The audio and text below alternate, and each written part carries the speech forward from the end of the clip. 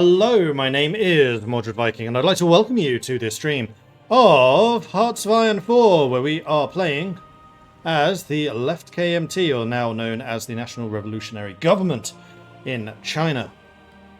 And things so far are going pretty well. We've taken out the League of Eight Provinces, we've taken out Hunan, we've taken out Anqing, we've taken out... Oh gosh, who is it that's over here? That's Hunan. Guangzhou, that was it. We've taken out Guangzhou as well. So now we need to start thinking about Chongqing and Yunnan. And there are focuses to start that. So we need to plan the Western Expedition, which will get us the Annex War goals against those guys. But we'll do that once this focus is done. So we have the Soul of One Power, which gives all of our unit leaders significant bonuses. We still have doctrines available, but I don't want to do the doctrines because we are still reforming our army. Military reforms in progress to a reformed military force. So I think that last one gets rid of all the last penalties. I think. We are also still industrializing. So yeah, things are looking good. Now we know that Chongqing has a redonkulous number of units.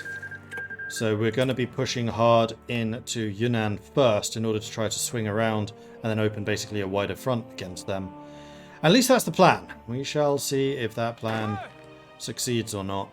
There are some more open territories down here in the south. Let's bring in the cavalry to do this. Alright, meanwhile, let's take a look to see where everything else is going on. So we've got the Russo-Ottoman Convention. Russian Empire declared war on Ukraine, so Germany's going to be fighting Russia immediately. Which is going to be bad for the Reichspakt, because now they're going to move all their troops away from France. Meanwhile, the Combined Syndicates of America do seem to be winning the American Civil War. They've already taken Washington. USA is fragmented hard. AUS is losing ground. In fact, they're just one province away from Baton Rouge. PSA is not doing too bad, but if all of this falls to CSA, then it's game over, man. Game over. Russia declared war on Georgia. Sweet Georgia. And Georgia joins the Reichspakt. For 2 decades, Germany and Russia have been at peace. Despite the animosity felt by the Russian defeat in the Great War, the price of 5 years of foreign and civil war was steep, and neither side wanted to pay it again. Not everyone was convinced that this would last. Today, the skeptics were proven correct. After years of military rearmament and revanchist sentiment, Russia has repudiated the Treaty of Brest-Litovsk and proclaimed their intent to forcefully reverse what they described as the German overlordship over Eastern Europe. As Germany and her allies mobilize against the long-feared threat, Russian artillery strikes have been reported on German positions across the Russian border. The inauguration of the Second Great War in a generation to shake the continent of Europe. Means Russia won't be engaging in Manchuria until World War II is over, at least. Yeah, so basically, my war is going to be us versus CoPro, and then maybe Russia, while Third International reigns supreme in Europe. I don't see them losing that. They have so many countries on their side. Like Netherlands, Brazil, Sultans of Egypt declared war on the Ottomans. Okay, that one starts as well. Sultan of Najd joins the Cairo Pact. CNTFAI. Did Ireland go communist? No, social liberal. Sweden. Finland went national populist. Well, Finland was fighting Russia, but it looks like that war ended.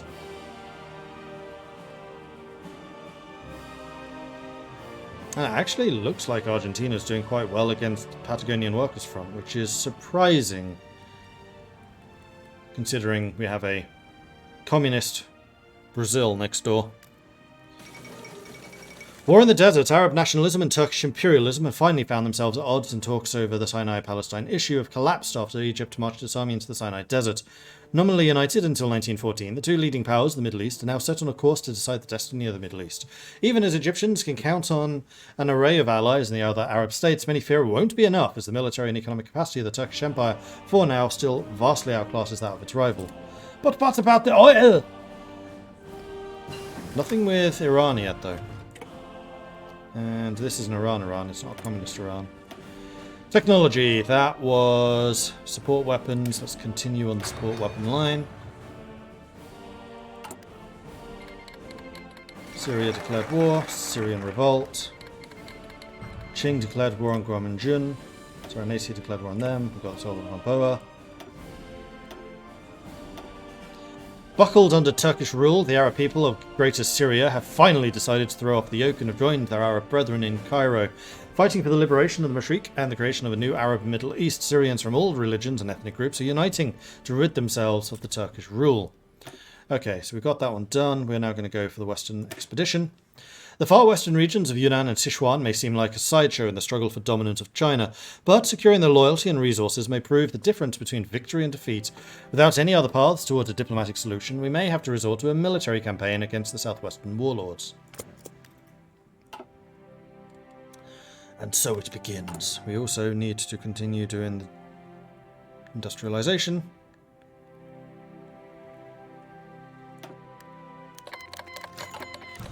Coming in France declared war on German Empire. Oh man, that is 2 wars basically immediately. Ouch. The 7th class of the Republic of China Military Academy, the class of 1938, is about to become inaugurated as the newest line of cadets in the National Revolutionary Army. While many new cadets are Chinese, there are also those of the cadet ranks such as Chang Chil-bu, who is Korean, and some Vietnamese volunteers. Wang Jingwei gave a passionate speech in front of the newly inaugurated recruits, citing that they were proud to witness the next generation of the National Revolutionary Army. The recruits then recited their oaths of loyalty to the National Revolutionary Army, echoing the school's motto for fraternity, sincerity and devotion without hesitation. Since its revival after the League War, the Academy's original gate description of "don't go into the door because you're greedy for life and fearful for death" has been rewritten. The recruits of Rampoa go to the Academy expecting nothing more than to become martyrs for the revolutionary cause. While there are certainly those who question the immense role of the military in the Kuomintang's politics, many agree the emphasis on a robust martial spirit will be the key to unification. If China is to be unified, she must be led by a revolutionary patriotic cadre, greater and mightier than any other warlord armies. We fight to free China! And we are still gaining command power, that's good.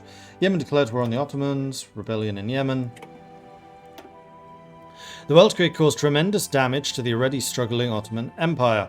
Large sections of the Arabian Peninsula were cut off from the Sublime Porte's rule for years due to the successes of the Arab Revolt. Another blow to the Sultan. Ethiopia declares war on Eritrea. And war in Western Europe, while long anticipated, the outbreak of war between Russia and Germany was a dramatic shock. The last time there was war between the great powers of Europe, it quickly spiraled to include the entire continent.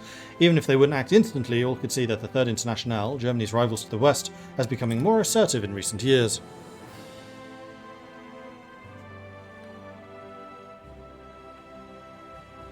This seems like a very early Weltkrieg. It's still 1938. Yeah, and that's going to be bad for Germany because they've had less time to recover. Eritrea revolt. Ethiopia's own again in the Weltkrieg, the prized coastal possession of Eritrea, is now in open revolt. Disgruntled by oppression, disrespect over taxation, and now war, the oppressed Muslim and Christian forces of the nation have rallied under one flag and wish to free their country. The Emperor of Abyssinia has already reacted with outrage, and the Eritrean War of Independence has begun.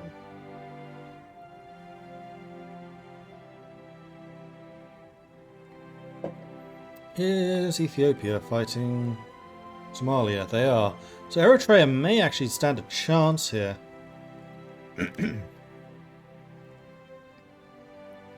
How long is this focus? 56 days? Russia has declared war on Afghanistan. Well, that should distract them a little at least. The fall of Boston. A careful application of force was sufficient for syndicate forces to dislodge the defenders of Boston's inner belt. After furious battles in the port, the city's defenders were forced to retreat across the Charles River towards Everett in a humiliating defeat. Both soldiers and civilians are in disarray. Hey, Miss Dunny. CSA took 11 states. The United States of America have been annexed.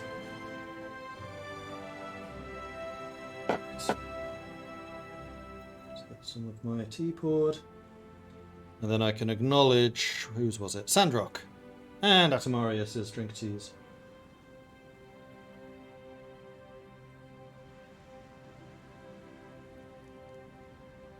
Stop dripping.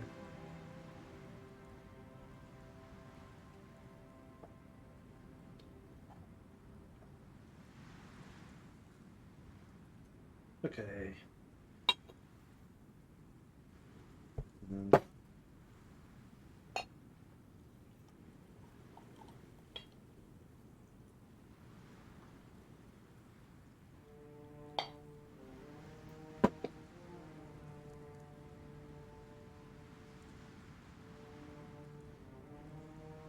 Cool. I suspect that this is still going to be incredibly hot.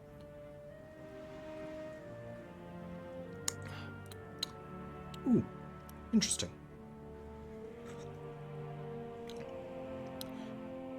There's more of a herbal or floral flavour to it.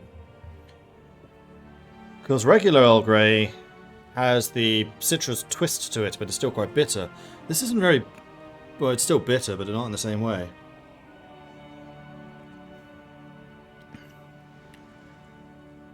What is that flavour? I recognise it. It's like lavender or something.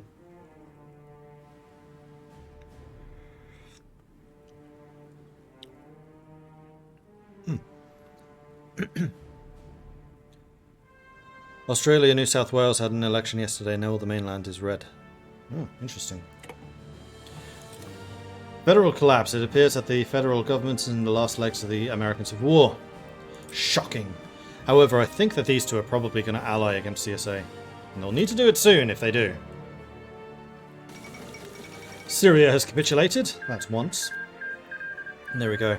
AUS and PSA have made peace with the deal of the devil.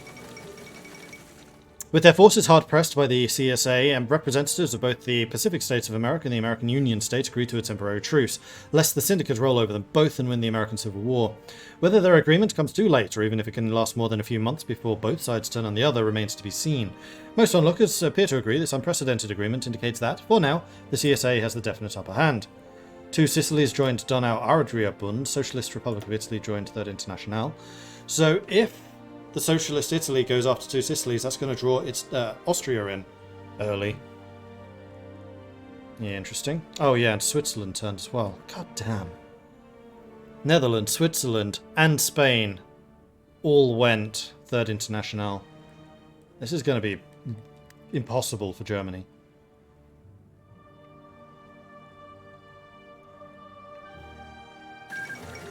Serbia took one state. Imro have been annexed. Macedonian government goes into exile. Iran declared war on the Ottomans. Signed in 1913 under the guidance of the British and Russian attaches to Constantinople and Tehran, Shatt al-Arab Protocol has supposed to solve the centuries of border conflict between the Ottoman and Persian Empire by delineating the Tigris-Euphrates Delta. Claiming the treaty is unjust and favouring the Ottomans, Iran has issued an ultimatum to the Turks, demanding a large swathe of land to secure Persian interests. Constantinople has ignored the ultimatum, claiming that 1913 protocols were already too generous. Receiving no answer, Persian troops subsequently started the bombardment of Pau Fortress, indicating open war against the Turks. So the Ottomans are also going to be hard-pressed. That's another potential German ally gone. Right, we are January 39, so we could get that if we wanted. You know what? I think so. Let's make sure our weapons are up to date. We're going to need them. Armenian uprising. Serving under Ottoman military occupation for close to 2 decades, the Armenian resistance has used the war between Constantinople and Tehran to reassert Armenian independence, driving out the Ottoman garrison and raising their flag in rebellion. Although many question the viability of the revolt, stuck in between a rock and a hard place, their courage and determination has not gone unnoticed abroad, with many other nations in the Socialist bloc immediately recognizing their independence. Okay. Now, we're using these guys. These are just 8 combat width. We're also using these, which are 19. We are still actually short artillery. Yeah, we need to get more. And our guns are getting more and more expensive. I don't think I want to refit. I think we just want to keep the ones we have and just make more, because we're going to need them.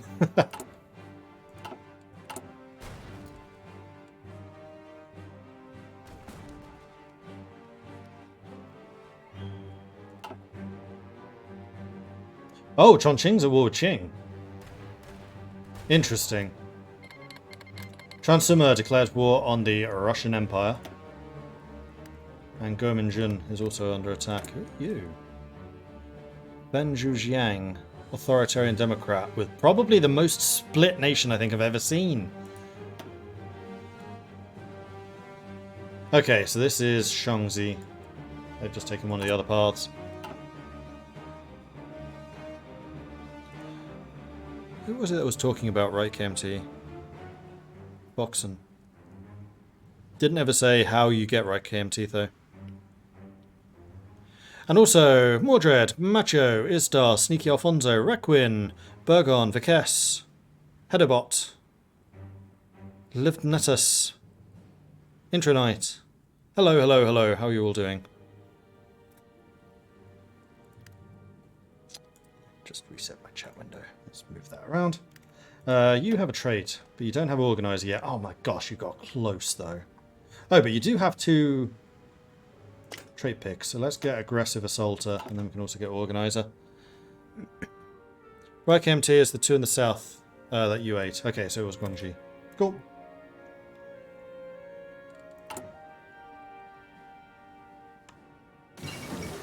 Georgia has capitulated.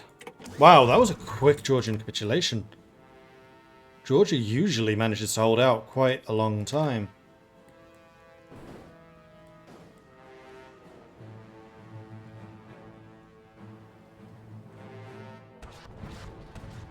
Yep, Germany is losing ground hard.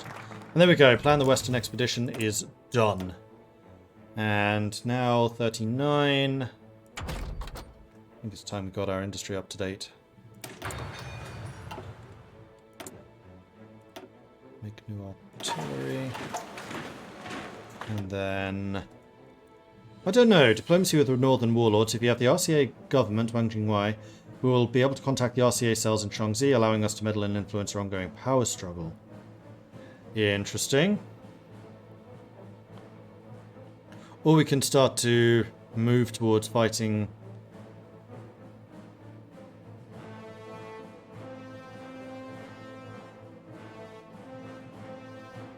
the government in the north.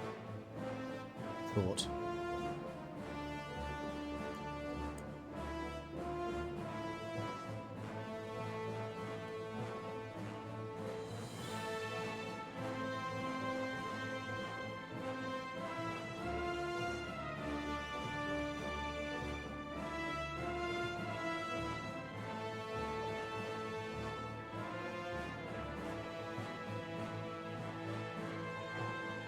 How do I do that, though?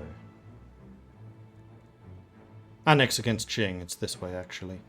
So yeah, let's go ahead and do this. If we have an RCA-led government, Guomindang, change in popularity of radical socialism 5%. Before they die. The war for northern China requires careful consideration of the politics of the region. One area in particular interest is Shaanxi, which is known to be the neutral clique, home to Yan Zhishan and Fen Zhuxiang. We are presented with a choice to force them to open or consider opportunistic nature of their leader if they are aligned with another government. Let's do it. And let's also begin the war against these guys.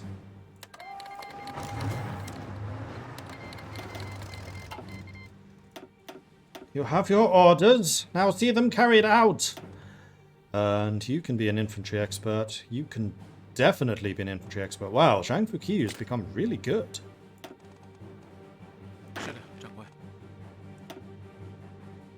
8 logistics. Wow. Yeah, you're really good as an irregular officer, actually. 8 logistics for just having lots and lots of troops. You are one of the few people that I would actually really like to see get skilled staffer. I'm guessing you haven't leveled up much yet, because you've only got one guy. And then you, sorry.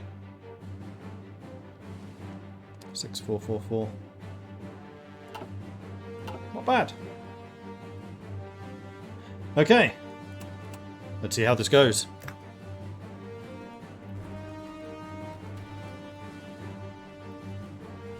So far, so good.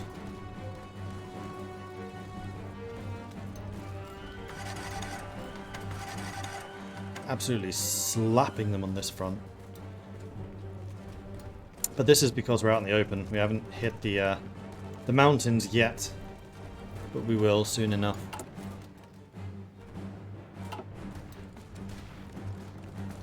And now the army experience can start to climb rapidly once again. There goes Munich. Bulgaria joined on our Adria Bund. Oh, they joined Austria. Okay, that's actually a good thing. Kind of depends on what Serbia does. Straddling the banks of the Isar River, North of the Bavarian Alps, the city of Munich is the seat of the Bavarian administration and is a centre of art, sciences, architecture and culture. Under the reign of Prince Regent Luitpold, the city saw an explosion of artistic and cultural activity. And so falls the heart of Bavaria. That usually means that Austria joins, as they get a little bit concerned by the rising power of the Third Internationale. And there it is. Danubian Federation joined the Reichspakt. Some military minds in Europe had believed that any inevitable continental war would be over in a matter of months due to the powerful new technological advances. I mean, it still might. However, any lingering delusions about the scale of modern warfare have quickly vanished in the face of the torrid tales of brutality coming out of the conflict-ravaged Western Europe. Wouldn't be a Weltkrieg without them.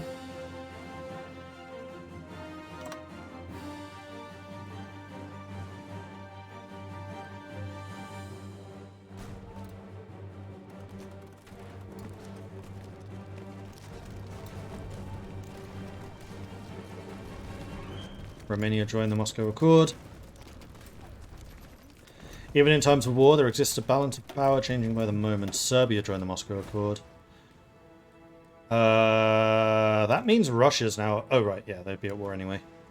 So Romania and Serbia are fighting against Austria. For goodness sake, this just gets worse and worse. Ah!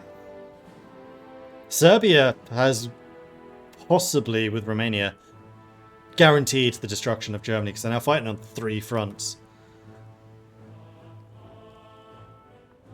So yeah. This is going to be Third Internationale versus Russia versus CoPro. Reichspakt is just dead. I hate fighting Yunnan, it's such a grind. Well, so far they've gone a lot quicker than Hunan. Hunan was the grind. Fighting over Changde was horrible.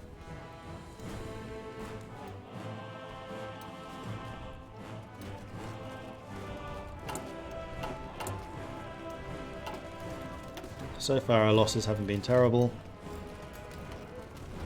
Qing's lost 12k, Yunnan's lost 11. I am now doing more than Qing has, though. Because I just have a lot more troops. I think, really, the difficult one's going to be these guys, although actually that's a lot of flat land. Maybe not.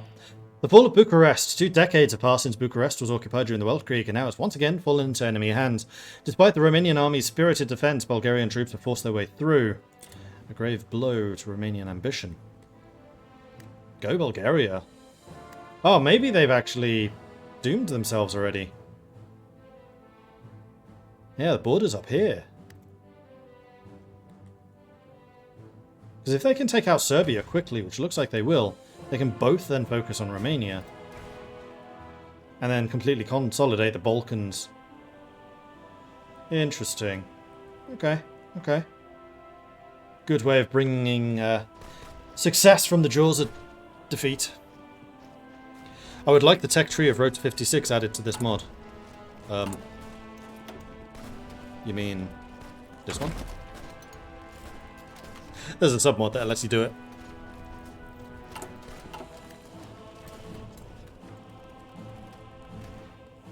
Because yeah, I agree. I too would like to see the tech tree from Road to 56 added to this mod. They really need to improve the tech tree. That's 3 things I would like to see from this mod. 1, a custom tech tree. 2, Russia actually implodes and has to fight to unify, kind of like China and the US do. And 3, Austrian miners to get focus trees. Flanders Wallonia has capitulated. The Flemish Walloon government has gone into exile. The main forces have capitulated to the coming of France. That means they now have a solid border with the Netherlands.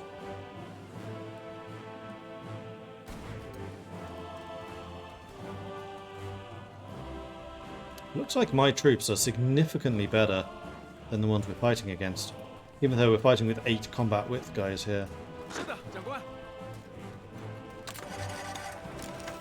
And 11 of you are facing the wrong way. Syndicalists take over Austria. God's sake! I forgot about that. South Africa and now Australasia have also gone CNTFAI. Sorry, I've gone Third Internationale. Which means the Entente is going to be so much weaker. And the Entente's not going to have America. Because it looks like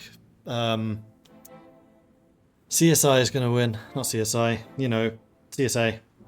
Although CSI winning would be kind of hilarious. Yeah!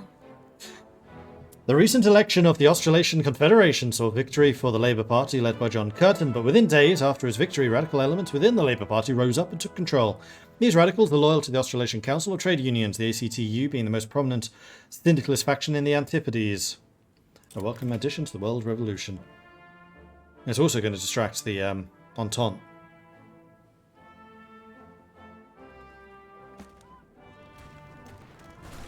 That is a surround, because I don't have military access through them. Speaking of surround, how are the integrations going? 45%. Because once they hit 50, they get cored, I thought.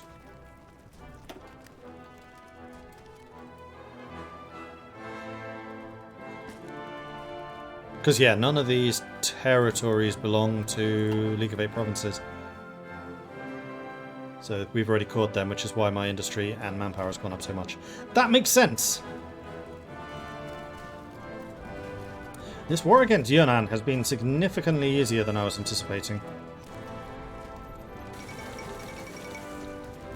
Serbia has capitulated.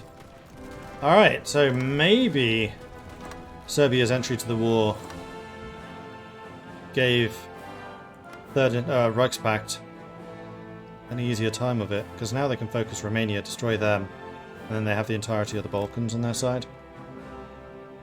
But this push against Germany, like Frankfurt's already fallen, they're across the Rhine. I mean, obviously they took Munich. That's not going to go well. Diplomacy with the Northern Warlords, there we go. So we've now tried to influence Gaomijun. That gets us an annex against Qing, but I don't think I'm quite ready for that one yet. So let's go ahead and assert our independence from Beijing in order to try to build up our war support so we can go military, war economy. So we still haven't done that. Our government's independence from Beijing has been self-evident for some time. Declaring an official declaration of independence, whilst only giving us support within our government, will show our opposition to the Qing monarchists. This act will remind the world that we are not just the Kuomintang, but instead the nationalist government and rightful heir to the Shanghai Revolution.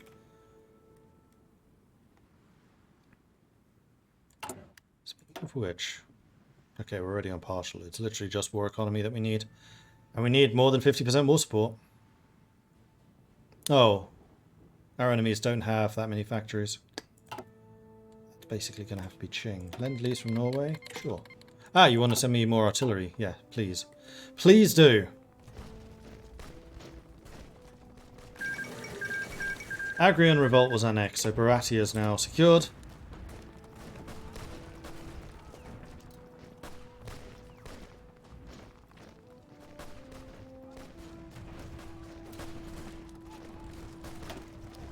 I guess my war against Chongqing means that Qing can move more of their troops north to face off against Yunnan.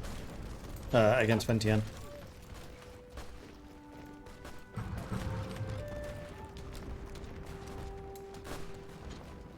We're attacking Kunming, but not with much success. Once we take this, we can hit them from 4 different provinces. Yeah. If we're not actually losing that one, that is. The Dutch want to send me some stuff. Yes, please. Dominican Republic has been capitulated. Oh, no! But anyway. Right, so we can now get another army reform, which we definitely want to do. We can offer an alliance with the Gaomijun.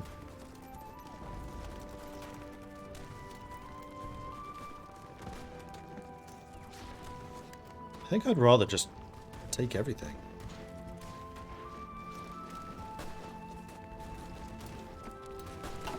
Haiti has joined the Reichspakt.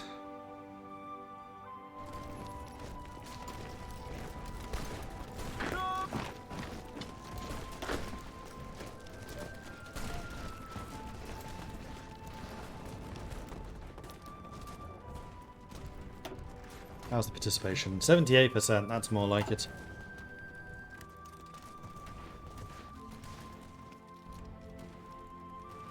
What are you focusing on them? That's not your job.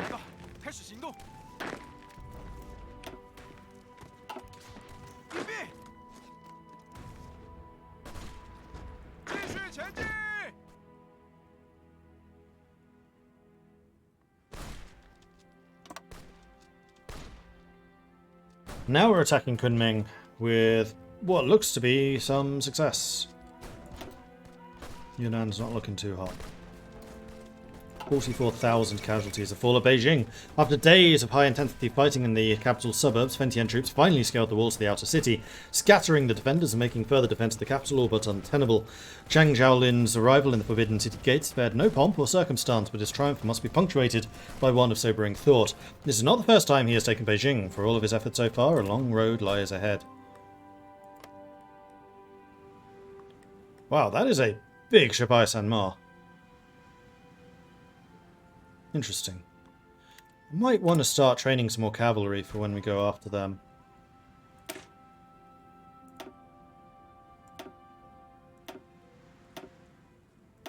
No, let's go with 10 combat width.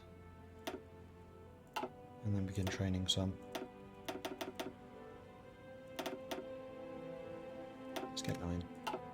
That'll bring us to a 10 unit for the cavalry guy. And you've all gained experience. Organizer, yes. Logistics wizard, here we come. And I need you to hit level 6, then we can get thorough planner as well. Which would be pretty amazing. What do you guys got? You can get infantry expert, which we definitely want you to do. No, I can't, because I have no command power. It's rising so slowly. And you also got organizer. Cool. That's what happens when you have big armies.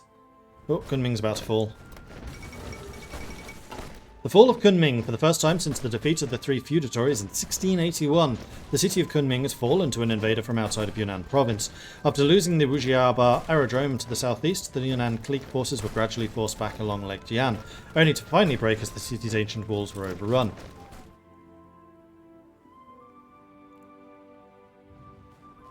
We are actually making decent inroads, even with our crappy troops. The Italian National Republic declared war on the Danubian Federation. Iceland. Iceland? To whom? Norway. Go Norway. It's over. It's so over.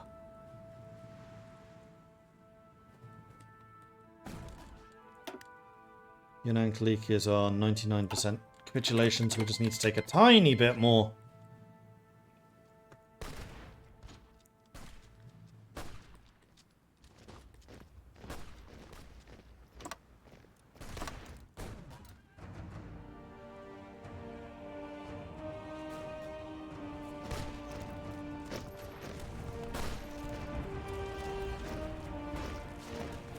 And having Kunming means that we have access to the railways. Although we don't actually have a railway network connecting us to the rest of the country. We're going to need to double check our railways. Yeah, there's no connection here. Romania has capitulated. Okay, so the Baltics at least are no longer a problem.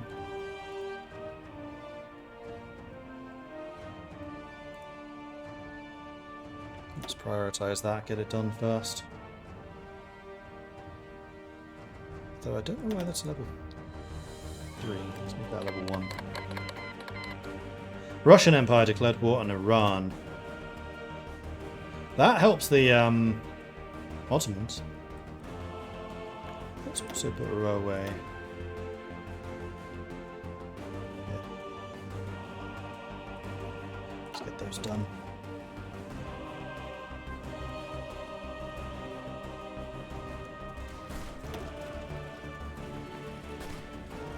I must say I'm a little bit surprised by how quickly we're overrunning these guys. I guess the army reforms are counting for something.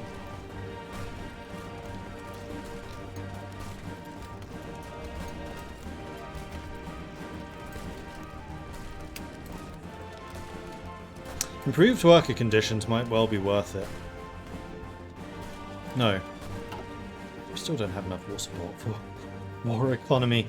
Even though we've been at war since basically the start of the games, it's like, no war economy for you.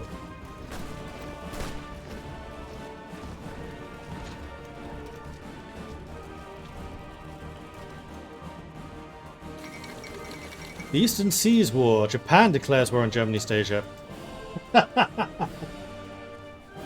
Over the last century, Asia has become a continent largely dominated by Western powers, though those exact powers have changed from London Paris to Berlin, the fact that this remained unchanged, much to the ire of Tokyo. Now, though, the status quo threatens to shatter as the Empire of Japan and the German Empire go to war.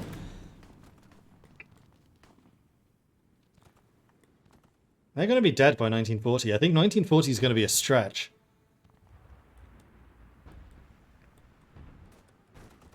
And there goes Yunnan. Cool. Yunnan clique has capitulated, and on the day that we asserted our independence from Beijing, lovely jubbly. Let's take the lot. Submit those demands, nothing else to do. Confirm. Okay, so Yunnan has been taken. We're now going to move these guys. You know what, let's just make this border.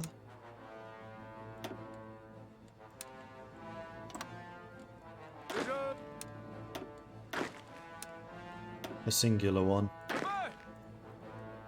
And just push for the north.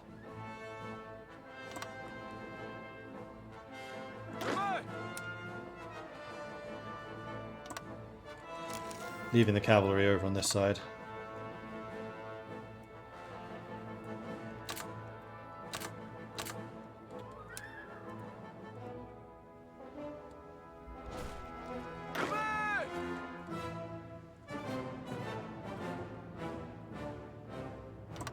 There we go.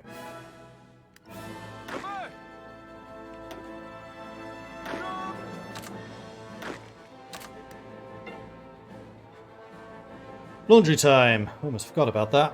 Okay, so our troops have moved north to new locations.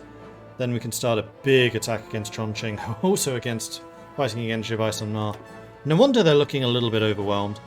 So we can develop our capital, so Jinling gets a building slot and stability. We can establish the civil service. By taking this focus, we raise the compliance throughout the territory of national revolutionary governments, which will help strengthen our integration efforts. Is that permanent? That is permanent. Ooh, I would definitely like that. To endure in the long run, the nationalist government must be more than a warlord clique or a party state. A civil service that is independent of both the Kuomintang party apparatus and the army must begin a formation even at such an early stage as this. I mean, it's not really an early stage anymore. We control 3/4 of China. Anyway, I'm going to go and put my laundry into the dryer. I will be gone about 5 minutes. I will run an advert while I'm not here, because I might as well, because I'm not here. So if you need to grab a drink, stretch, do what you got to do, and do it. I'll see you soon.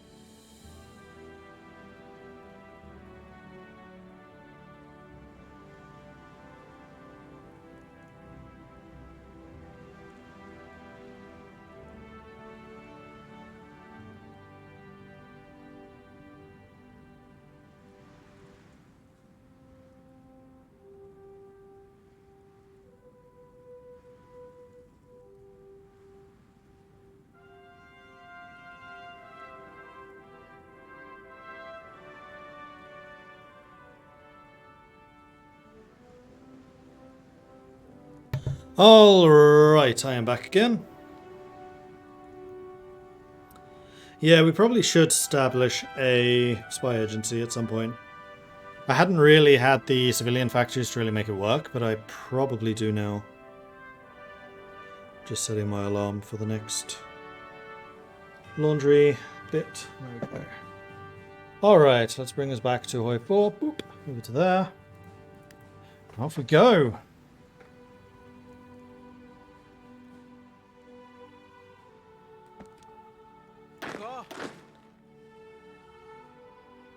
Many of you are taking the train. That's good. In fact, I think I want all of you to take the train. Communist France declared war on the French Republic. I don't think I've ever seen it go that way before. Baratia wants to send me guns. Argentina took 10 states. Patagonian Workers' Front lost. I think that's the first time I've ever seen them lose. I mean, they still have Brazil in the Kuomintang side, so it's not really a problem, but yeah, interesting. Recovery rate. It is usually hot where we are. Could also research motorized. Let's do that. How are we doing for supply? Everything is still being horse driven. Okay, so we were talking about getting an intelligence agency. Is one of these getting an intelligence agency?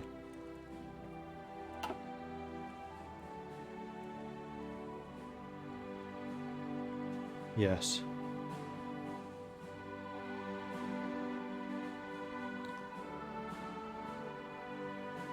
Additional effective version. Oh, that's the propaganda thing, which we still haven't done. Yes, I think we'll probably do that. Once we've got the civil service established. We'll go for the Shanghai Underground to get the free intelligence agency. Well, actually, it does... Yes, it does cost. Oh. Free is better. I can wait a bit. 70 days, that's fine.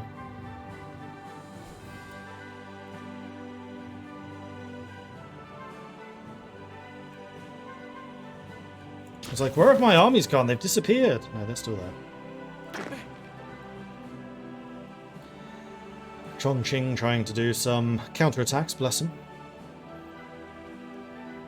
These guys are getting quite a bit of experience. I actually wonder if I want to make them into 10 combat widths at this point. I think I will. Li. Gonna make sure that's what those all are. No, they're not. Well, they should be.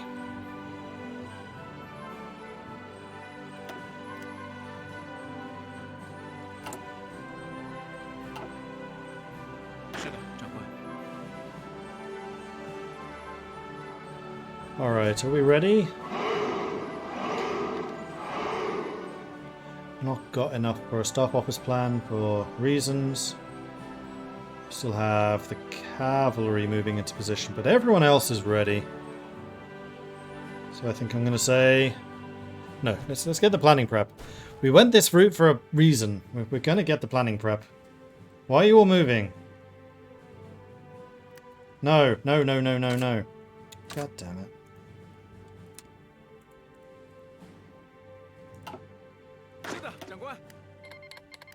Ah, you're kidding me. Just attack.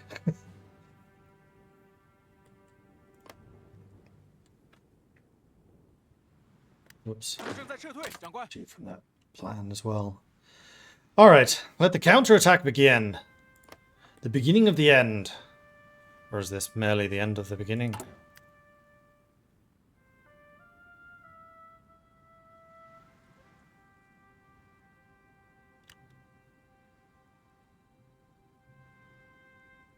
I would definitely like to get lessons of war. Costs us 200 experience though. So we need to make this fight against Chongqing last a little bit so we can get that. Unfortunately for them, I don't think it will. Because... Oh no, we're not across the river yet. We will be soon, but not yet. Frequently insulted as nothing more than Wang's lapdog by his political rivals, the Kuomintang politician Chen Gongbo has recently published his magnum opus in Revolutions and Thought. A decidedly Marxist politician, Chen's work has attracted controversy from the more liberal-leaning left leftist members of the Kuomintang, who were unwilling to combine Sun Yat-sen's ideology with Marxism. While he might have been a member of the Chinese Syndicalist Party in his youth, Chen Gongbo has long distanced himself from Chinese Marxism. However, he frequently employs syndicalist terminology and believes that history reflects materialism. Denying himself to be a Marxist, Chen's views can only be described as eclectic or Marxist-orientated. Written during his exile in France, but finished upon his return to China, his latest work, Revolutions in Thought, describes his Weltanschauung, the idea that matter and motion were fundamental constituents of the world.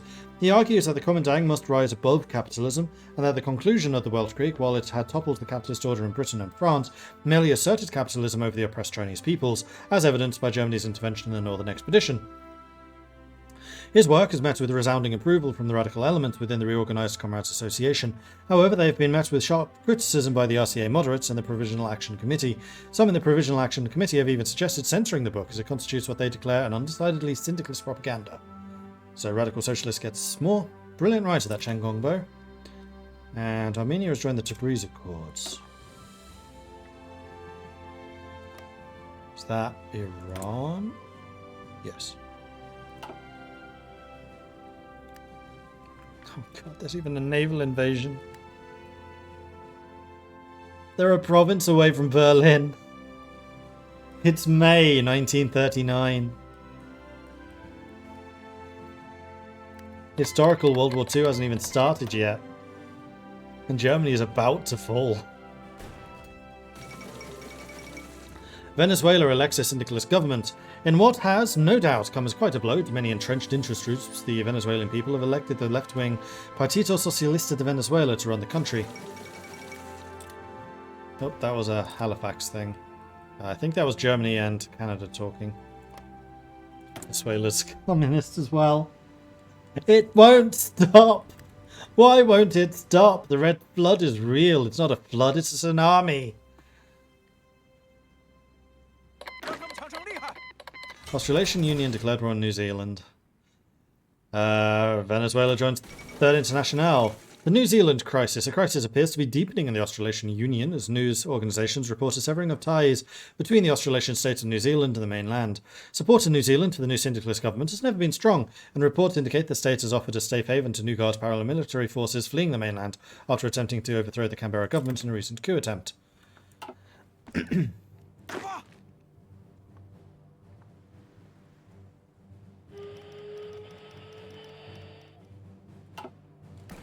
Military factories. Ah, we've got all of the artillery production going now. That's good. So what do I need? More guns? Actually say probably more artillery, because I want to increase the amount of artillery in our units. Because we have so much tungsten. Morocco, the Empire of Japan have ended their hostilities. Morocco and Russia. Morocco. Okay, so Morocco's out.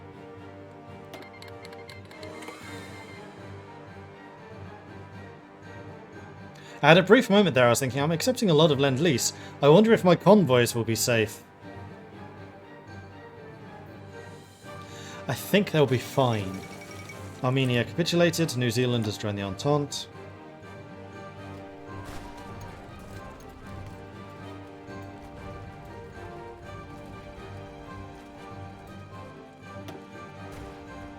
$41,000 losses suffered.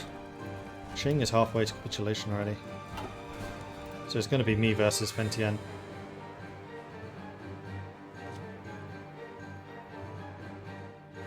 Although that may just be because of Beijing. Yeah, I think that's just because of Beijing. They still have Shabai Sanmar, which is honestly kind of more scary than Qing at this point. What are the factories like in that conflict?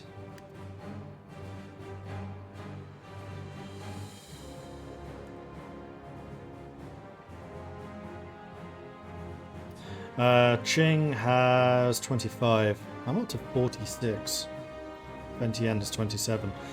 So those two are actually very evenly matched. Yeah, really even. Interesting.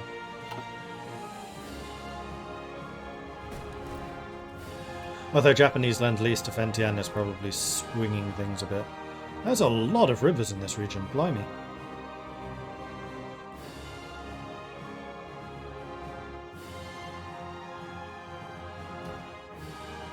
part of this one, which I'm guessing is the Yellow River.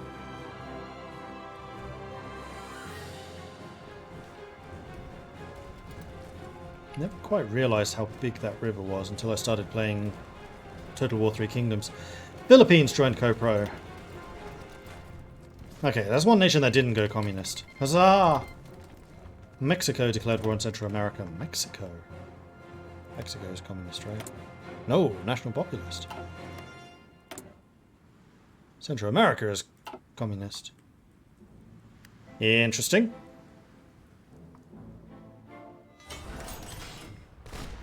Alright, we're on the outskirts of Chongqing. They are still very much holding this river. We should get quite a lot of river fighting capabilities from this. Ah, and our railways are complete. Are there any other railways that we need to link? I mean, there's no supply going up there whatsoever.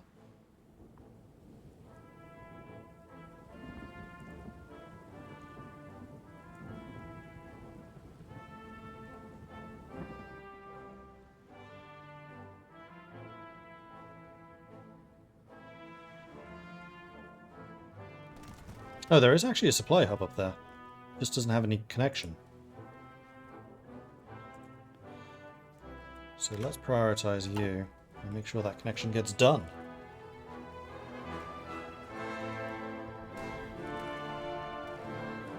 Because we are suffering a lot of attrition, but that's mostly just because we're fighting in the mountains.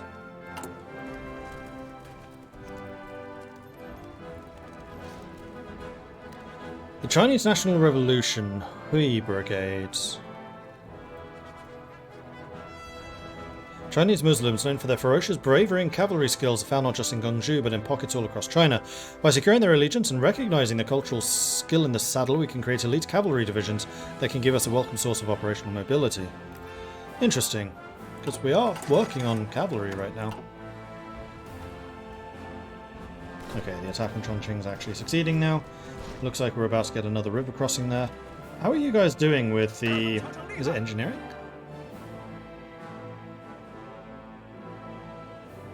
Yeah, I think it's engineer that's river crossings. Yes. Engineering. Affirmative. Oh yeah, you've almost got engineer. We've also got mountaineer as well.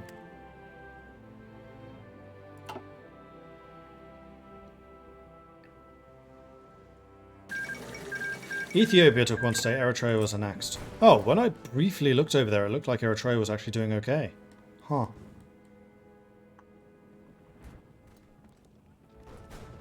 I had meant to comment on that fact, but I didn't.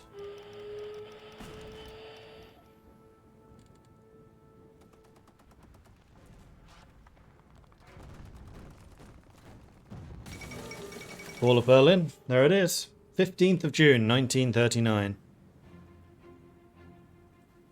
Reports from Berlin confirm the German city has been captured by advancing British soldiers after a long merciless fighting through the greater city of the Reichspakt. German forces put up stiff resistance, hoping to delay the British forces for as long as possible, but were eventually beaten back.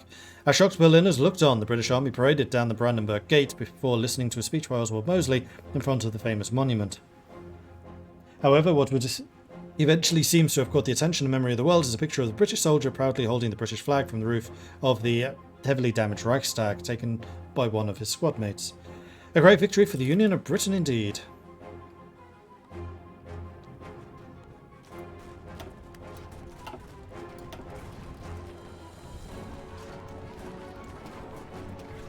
That's not the right one.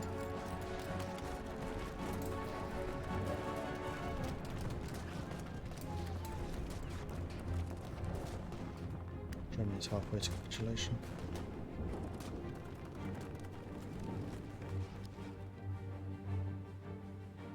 Haven't even been 1 million casualties yet. Establish the civil service. Done. So now we want to go towards connection to the Shanghai Underground because we are expanding rapidly. Soldiers must be encouraged to follow orders without hesitation and must be prepared to defend the revolution at all costs. Let us rebuild our former propaganda department so we may reach out to the masses and to our armed forces. Let us show China that we are indeed the only ones capable of achieving national salvation.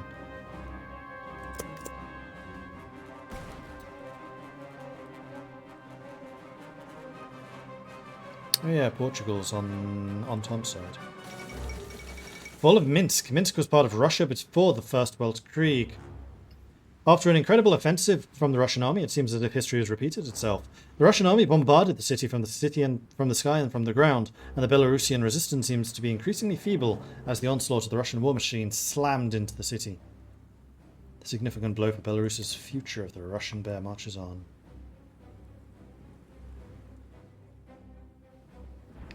Chongqing has fallen. 55,000 casualties. 36 inflicted by me. So we are doing more damage to them than they are doing to us.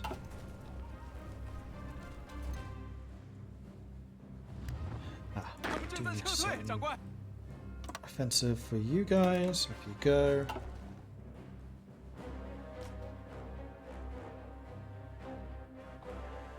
Also, we have a bunch of political power that we probably should spend.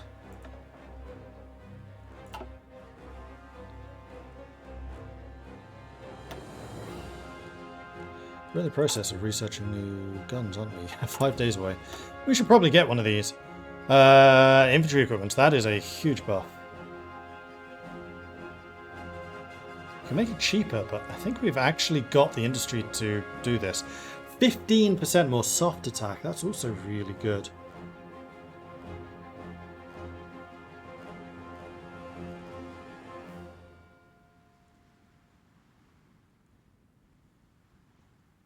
Reliability would reduce the attrition rates from fighting in difficult terrain.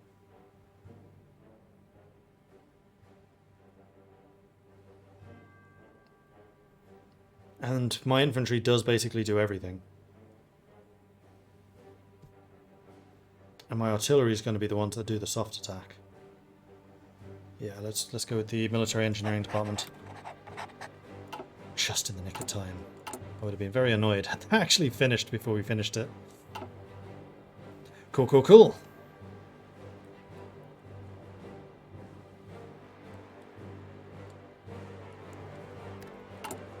There's another supply hub that's not connected. Oh yeah.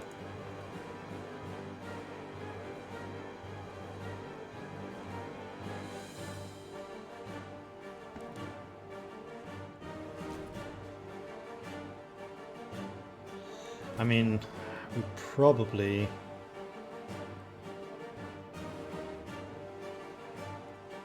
want to boost these guys to level 2 at the very least.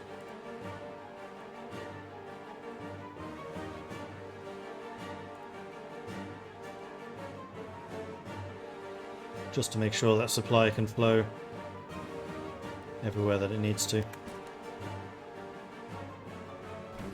But that's the most important bit.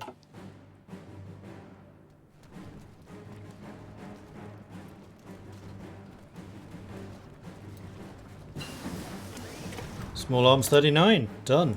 Alright, let's get that upgrade going, which now does have the additional bits.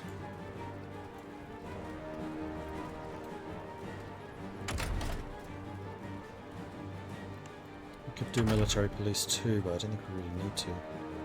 Ah, how about we do these? Yeah, let's do that.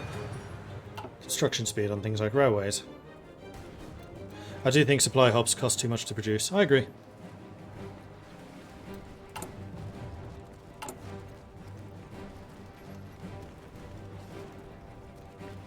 Basically the same as 2 factories. 2 civilian factories, which are already expensive. Have a supply depot in the zone near the front that is not connected. Oh, this one. Well spotted. Factory 2.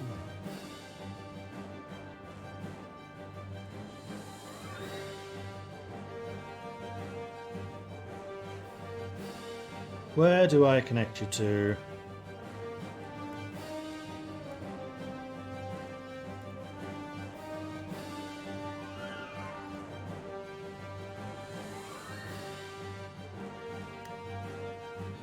Alright, mass railway construction throughout China. Let's get it done.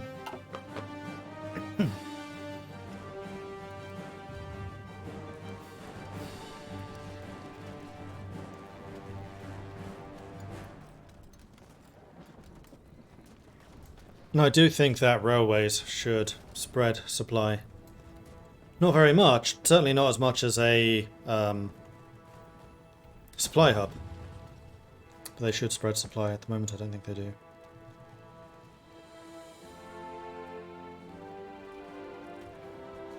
Although then you would see railways probably in every single province, so I kind of understand why they didn't. One in Daxian is not connected. Daxian. You're gonna have to give me a clue. Oh, here.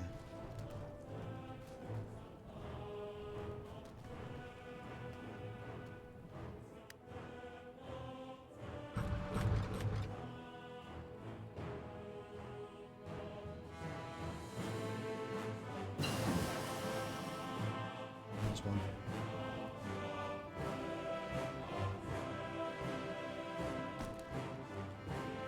Concentrated Industry 3. Let's go and get improved machine tools. Do we? Yeah, we already have 38 research. I think we actually got that one early. Greece declared war on the Ottomans. Don't think I've ever seen Greece entering this war. I mean, I understand why. Ottomans aren't exactly looking too hot right now. And there we go.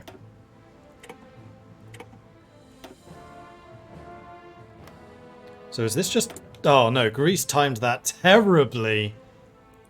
Because now it's just going to be the Ottomans versus Greece, and the Ottomans can focus entirely on the Greeks.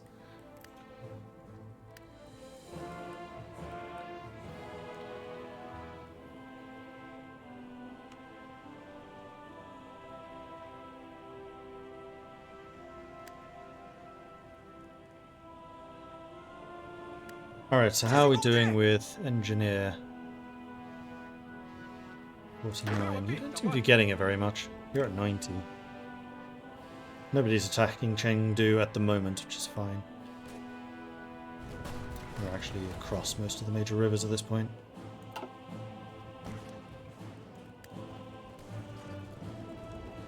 Come on, guys. It should be obvious that I want you to take this. Oh, no. That's not our enemy's land. That's these guys. That's Qing, in fact.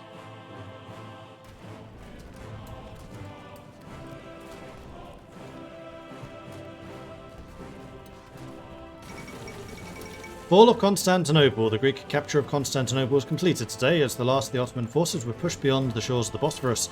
The capture of the city was relatively swift and, compared to previous sacks of Constantinople, merciful.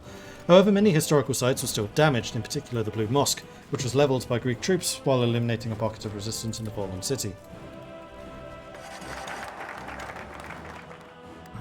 There's the propaganda administration. Now we just need the connection to the Shanghai Underground. In the heart of the most egregious examples of foreign imperialism over China, there remain plenty of those sympathetic to Republican and nationalist causes.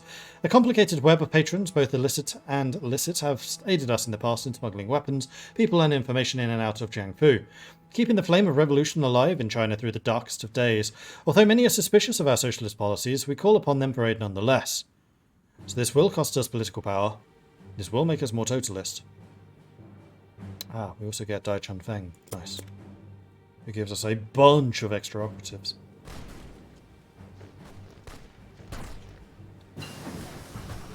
And there it is, the Opal Blitz. And with that... we can now get the supply range.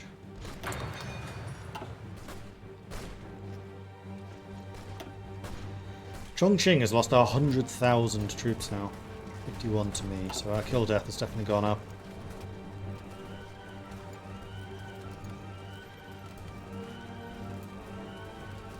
Oh, they're last standing. Interesting decision. I mean, it will stall the lines for a bit, but it also means they'll be taking a huge amount of strength damage. Ow.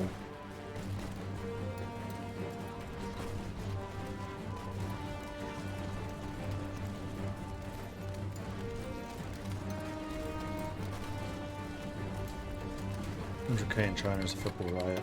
Yeah, this is still between warlords though. And not a particularly big one. They just had a lot of divisions.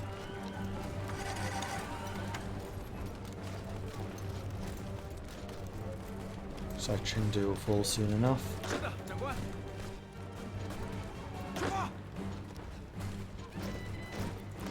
You're gonna get to like 94% engineer, I think. Just shy. How long am I playing today and what am I doing for the next stream? So this is going to go till 5 and then I'll be streaming again at 7, which will be world building. The world building channel. And there we go. Chongqing has capitulated. I want all their stuff. I can't have all their stuff.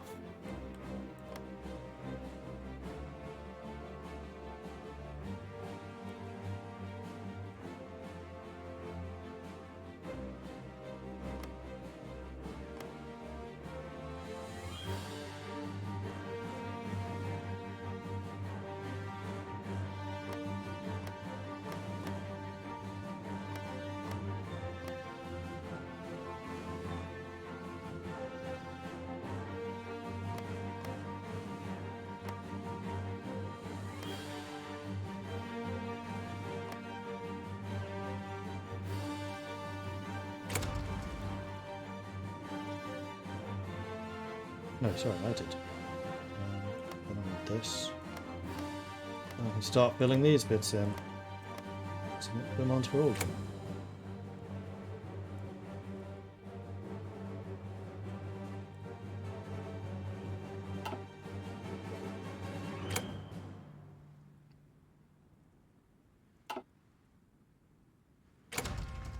There, I got it. I really don't understand how this works. Like, why did I get that? I can also demand this. And because I have so much more points than they do. I get it. Yeah, I have more points, true. But they still had like a 20% war participation. Like, by what should have happened, they should have got this. I really don't understand this peace system.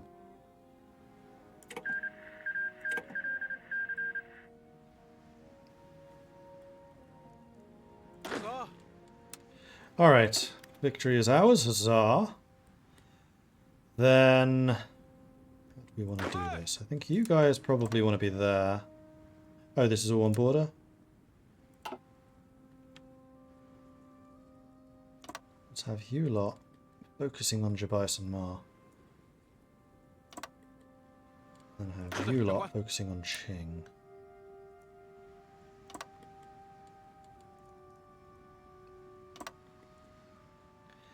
And then the cavalry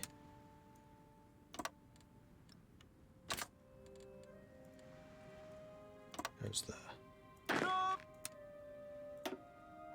And just make sure you have no orders. Right, let's get our people into position. And then I think we basically just continue pursuing this war and just go straight after Qing before Fentian takes too much. Ah, I can get motorized now. You know what? Yeah, do. I need to start buying in rubber. Nah. We've actually been doing fine with our transport systems. Up in Jabai it might get difficult, but down here it'll be fine. In a move by many seen as inevitable, King Edward VIII today announced via radio address that he has abdicated the throne in favour of his younger brother, Prince Albert.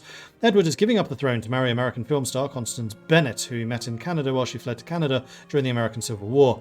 Twice divorced and currently still married, Bennett is seen as unsuitable for a king who is head of the Church of England, which does not permit divorcees to remarry, and Edward was unwilling to give her up for any reason. One king is as worthless as another.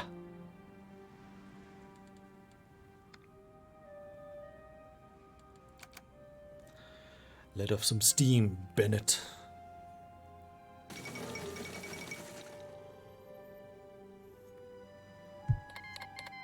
Bulgaria declares war on Greece. Fall of Amsterdam. Last hurrah. As the Venice of the North, Amsterdam has long been admired for its beautiful canals and ports. The city's golden age of finance and trade may long be gone, but the city remains a timeless European treasure of prosperity and the arts. Unfortunately, Amsterdam has now become a battlefield, with refugees fleeing in all directions. It's been reported that after a fierce engagement, the Dutch defenders have declared Amsterdam as an open city, following a successful campaign from the German forces. No, they took it back. The fall of Vilnius. Best known as for its old town, one of the largest surviving medieval towns in Northern Europe, Vilnius is a place of some of Europe's most excellent architectural styles. Gothic, Renaissance, Neoclassical and Baroque stand side by side with each other. However, dark times lie ahead for the city's inhabitants as the city was engulfed in the Battle of Vilnius. The Russians attempted to encircle the city as the desperate Lithuanians mounted a desperate breakout in the hopes of escaping the siege. The great Lithuanian city has fallen? Okay, so once we've done that, then I think we will probably complete the revolutionary mission and go after Qing.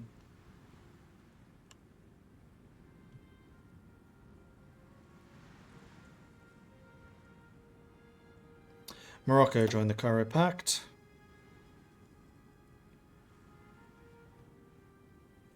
Ah, war support is now high. I might be able to pop, especially because I got Beijing back.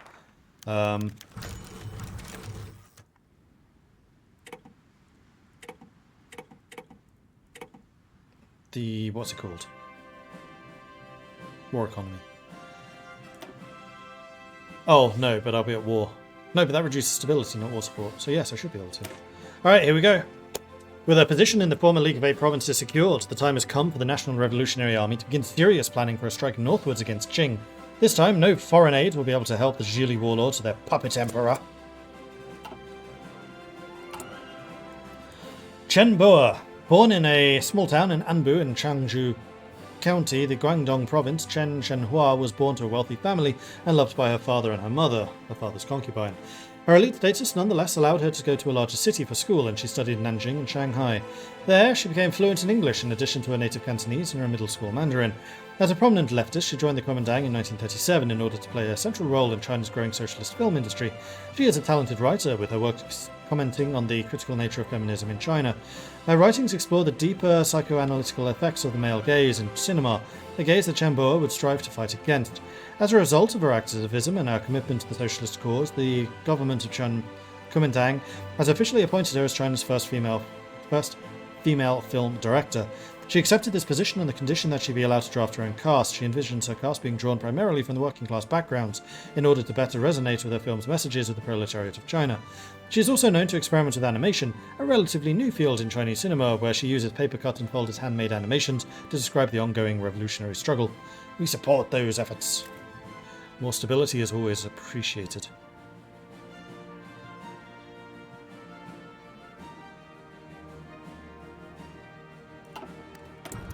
Meanwhile, the cavalry is here. Good. That means that our cavalry guy can finally start getting some decent experience.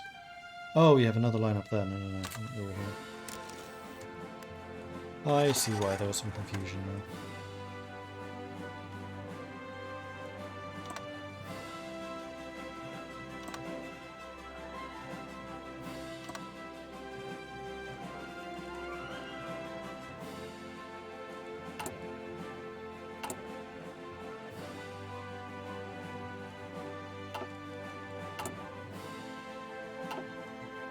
Meanwhile, those railways are getting built nice and quickly.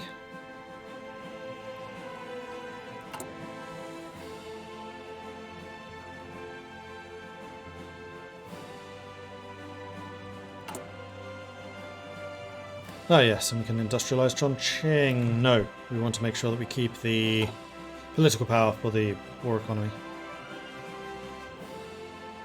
Because after this, we'll probably go straight out to Vendian.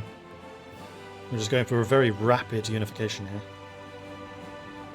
Though I suspect that this fight will take longer. This is the biggest enemy we've come up against so far. The death of Lu Xun. A tragedy has emerged in the Chinese literary world today as the great leftist writer Lu Xun has died perhaps as a result of his long-standing habit of being a heavy smoker. Just last year, he developed chronic tuberculosis, and for the past few weeks he's been in declining health. The nationalist government officially offered their condolences. Lu Xun began his literary career as did any other Chinese intellectual of the pre-Republican era, by studying the Confucian classics in preparation for civil examinations. Lu Xun's father and grandfather were caught in a bribery scandal that saw his grandfather imprisoned and his father falling victim to a cruel addiction to opium. After attending school, where he became exposed to Western ideals, Lu Xun travelled to Japan in 1902 on a government scholarship and began translating various Western works into vernacular Chinese. After witnessing a photograph of a Chinese civilian being beheaded by a Japanese soldier during the Russo-Japanese War, and seeing the utter apathy in the eyes of the Chinese bystanders, Lu Xun was convinced that China was in need of salvation. By the time the Jinhai Revolution arrived in 1911, he had ascended to a position of scholarship in Beijing.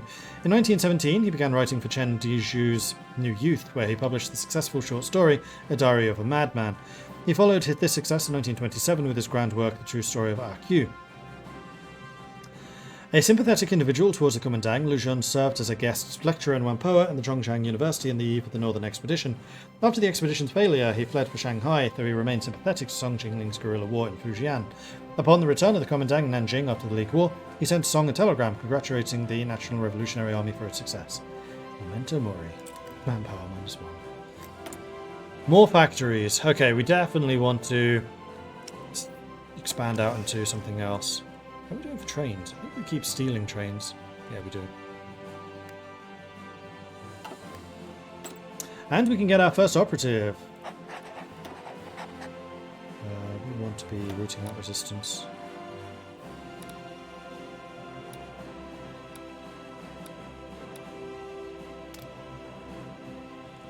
And I think we should probably also be developing some of these, particularly anti-partisan. And we don't have a free spot. It's probably going to be Gumenyu that we get rid of. The Fall of Riga. The Baltic government's gone into exile. The Riga, the Pearl of the Baltic, has fallen to Russian forces as of today. The vibrant trade hub plays a role as the critical economic and financial centre of the Baltic Sea. While the Russian army has pledged to maintain a peaceful occupation, fires rage throughout the city, and refugees have been attempting to flee by sea. Looking grim for Riga. Denmark has capitulated. These are uncertain times.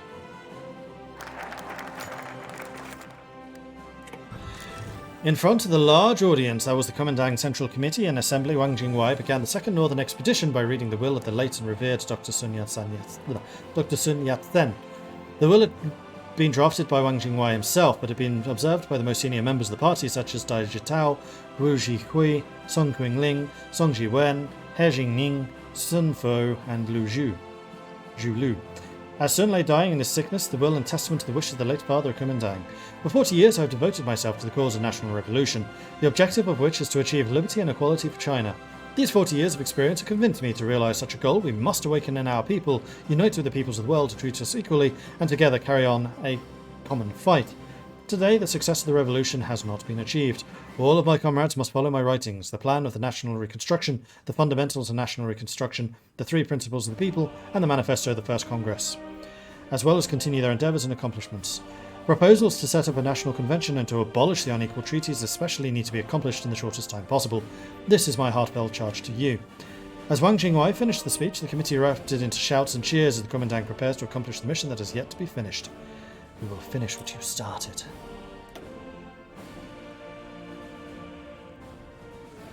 Okay, those are all done.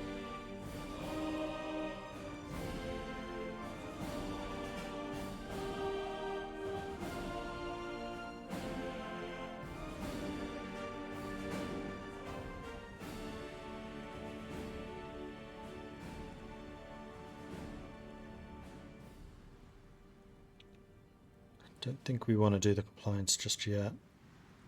Maybe this is time to... Yeah, let's get the popular support. While China is not anywhere near ready for full elections, the nationalist government has begun forming the institutions that democracy will one day make it... Actually, no, let's go for developer capital. Let's get those factories going. To strengthen our foothold and increase popular support within the masses, let us turn away from military affairs and focus on developing the infrastructure of our national capital. Not only will this help develop our native industry, but it will also help build our legitimacy with the people. does give us stability, which is needed. How's the rest of the world looking? Oh, Russia's at war with Iran. I hadn't noticed that. Ukraine is holding steady. Not many of the others are. Germany is in free fall. Austria's doing okay. And the Papal States and 2 Sicilies are doing quite well. So in the south it's doing good, in the north not so much. And as soon as Germany falls, it's game over, man. Game over. What about in America? How's that going? We have guerrilla uprising. Actually, this is not going well for the CSA. The PSA is actually doing pretty well. Interesting. Anyway, it's time.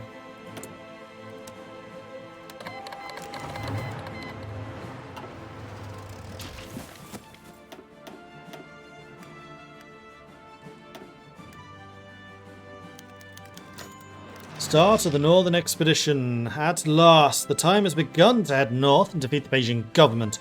Our army has begun moving, and several border skirmishes between the local forces and KMT partisans have already taken place. It seems our work has paid off there. With the start of the expedition, China's fate has been sealed. Whether the Kuomintang will ever fulfill Sun Yat-sen's vision will be determined by the victor of this conflict. Second time's the charm.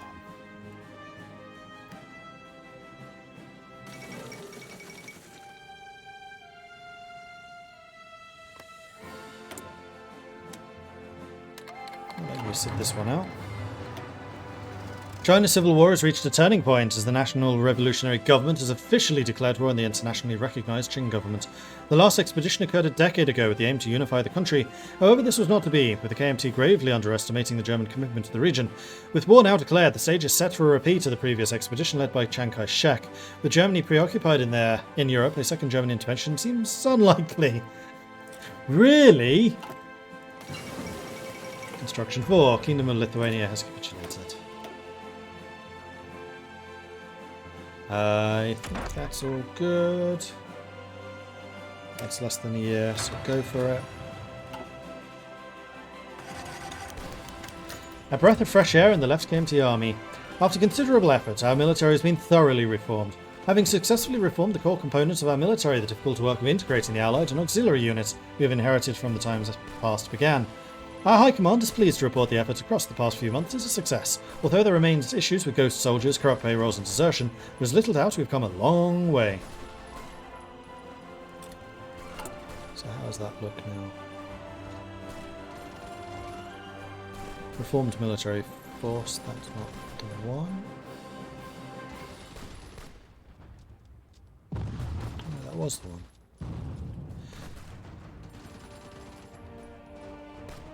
The army has come a long way since its chaotic and disheveled state mere years ago. Thanks to a great deal of effort and experience earned from the successes on the battlefield, its core units stand on the cusp of modernity.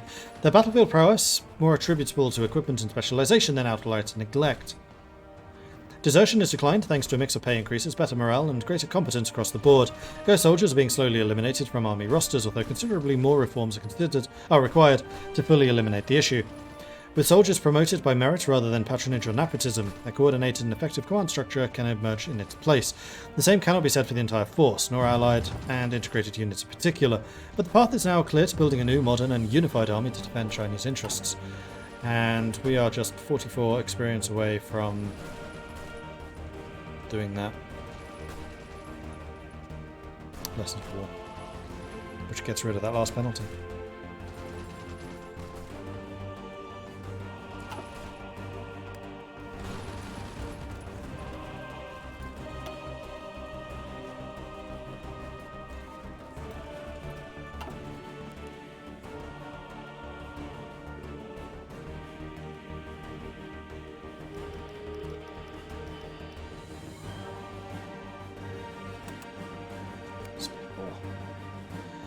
Allows me to keep a little bit better of an idea of what's going on. So these guys are definitely better equipped than what I've been fighting previously. We are fighting along a pretty long front now. You guys are idiots.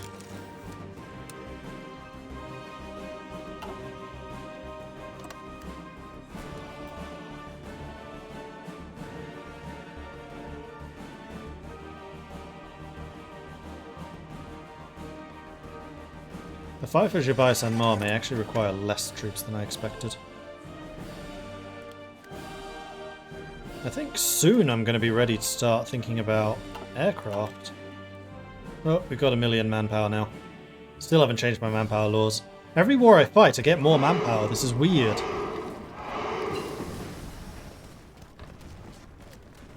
Yes, I got the infantry expert. However, war economy. They're not... 4% short. Actually, no, developing a capital then leads to build the national... Yeah, that's the war support. Okay.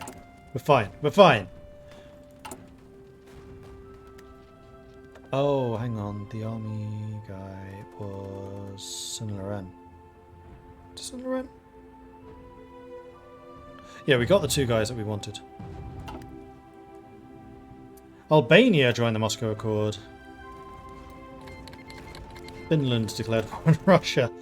Misreading the situation there, Finland. Blimey.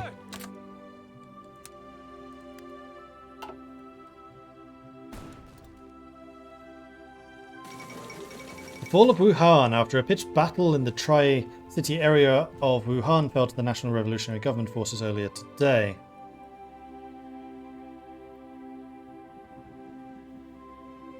Its defenders may have hoped to repeat Wu Waifu's successful 1926 defense of Wuchang and turn the battle into a prolonged siege, but a concerted assault in the absence of relief by river dashed those hopes completely. With the left KMT flag waving atop the governor's mansion and Luojia Hill, the National Revolutionary Government has struck a considerable blow against the Qing government and seized one of China's greatest logistical hubs alongside one of the most productive arsenals. Whether the 2nd of November 1939 will one day be viewed as a turning point or merely another battle, it seems certain to haunt the minds of the Jili leaders for some time to come. I mean, this was always going to be the weak spot.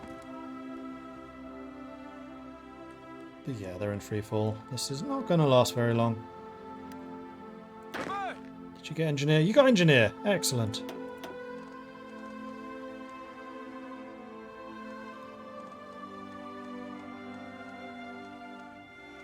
You very nearly got Mountaineer, but I'm not sure. Still some mountains to be fighting over. I'm looking for you to get Improv Expert. And how are the railways looking? Is this all interconnected? This is all interconnected. Yeah, we're fine. Plus there is also supply coming down the rivers, which is good.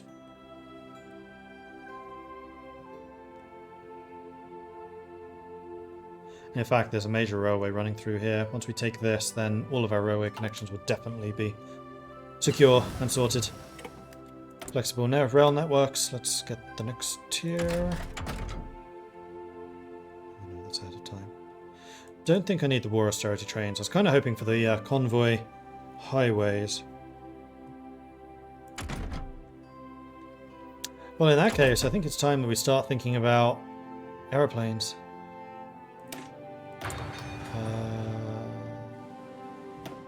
No, let's go for the medium. We need the range.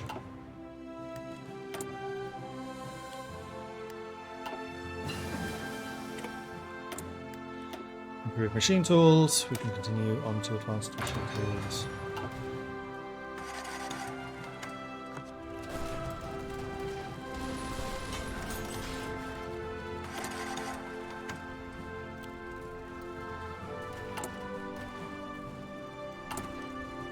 We've almost overcome the artillery deficit, so we can start thinking about adding artillery to our regular armies. Albania has capitulated.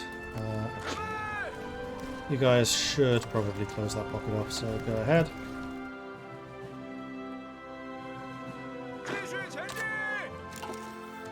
Stop assigning yourselves to neutral territory, please and thank you.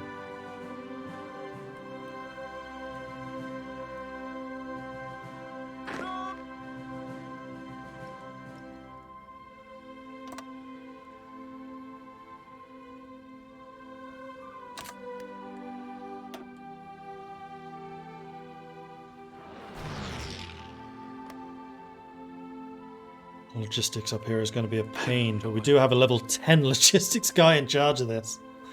Oh, beautiful.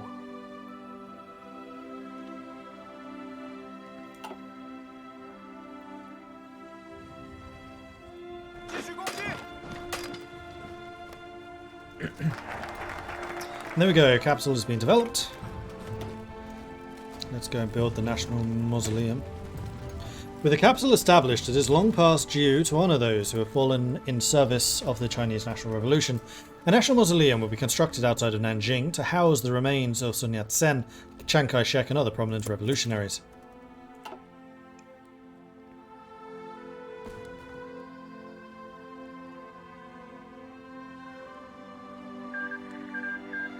Canada and Australasia have made peace, so Australasia survived.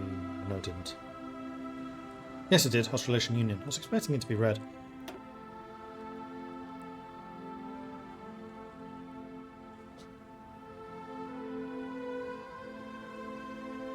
Oh, that's hilarious. The ones who inflicted the most damage against Qing is this guy. Not this guy, but this guy. That's a really impressive kill death. Well done. Kuomintang. Not war with Fentian. Don't put a line over that.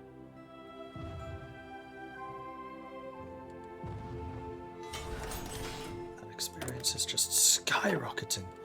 And that is going to mean that all of our construction is complete. So I think it's now probably time to ensure that our... No, this is silly. I think it's time for us to start thinking about factory development.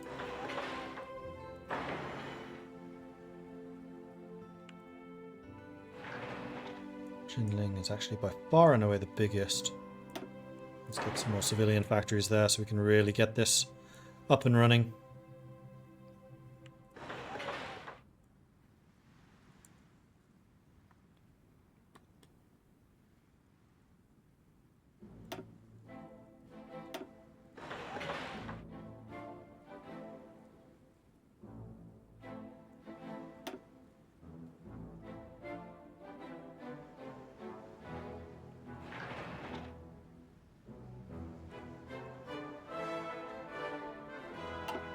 Going for a bit. Combat service support. Good. Let's go and get the next one. Let's go here. White Ruthenia has capitulated. Qing is basically dead. And in fact, once Luoyang goes, it's gone.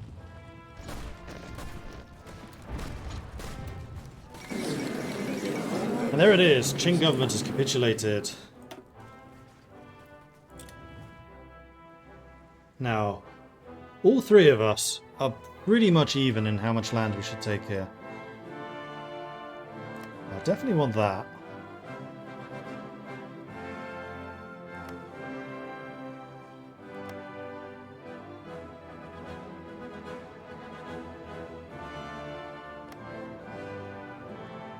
I want these bits. I do want Guangzhou.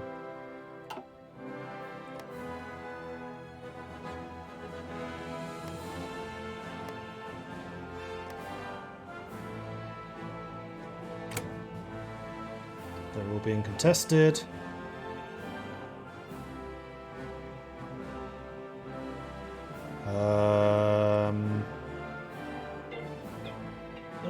One more time. Put that in front of me so I remember, because I want to get this peace deal done first. I'd say I probably want... The fact that I can't click on you to make it work here is annoying. Hebei. Probably Guangzhou.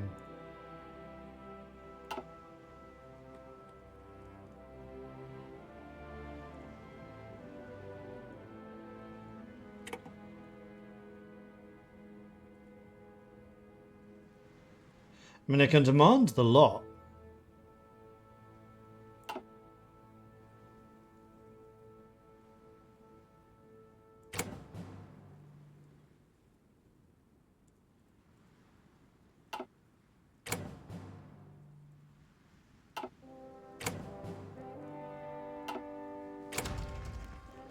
I just brute force it through. So they only got Baoding.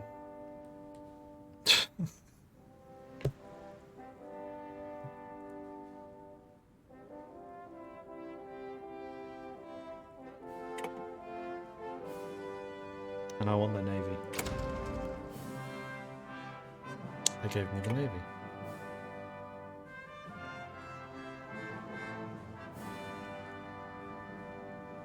Oh no, they did take some up here. They took Beijing, for example.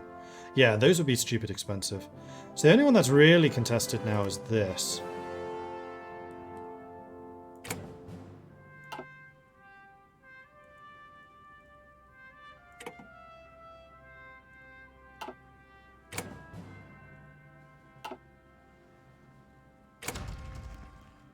Which I got.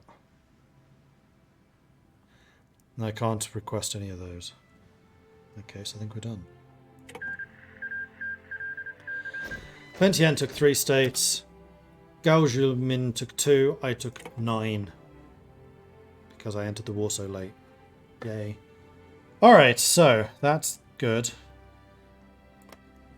Now you lot basically need to prepare for a fight against Vientiane. Or we go after Kuomintang. Is there a CB for going after them?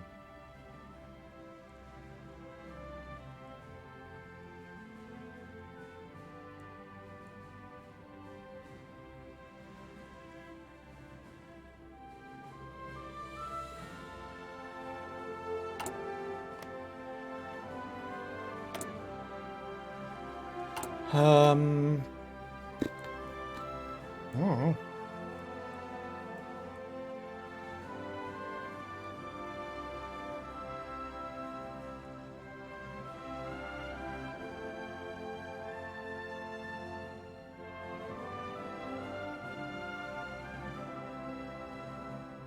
Wow, permanent attack bonuses against Germany, Germany's Asia and Japan.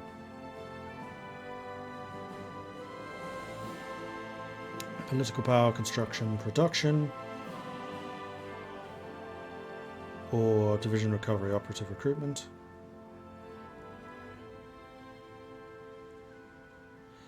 Or we can have our elections. Social conservatism and social liberalism, and we lose a bunch of stability.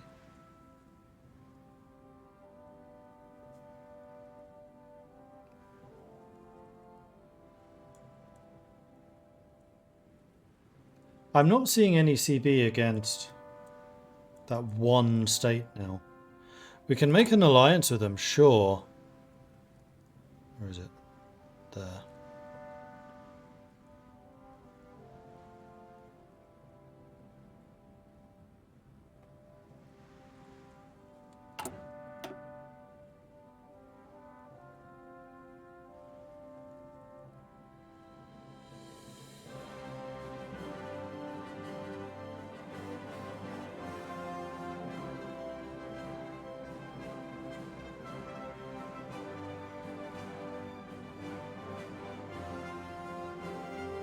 Xinjiang clique.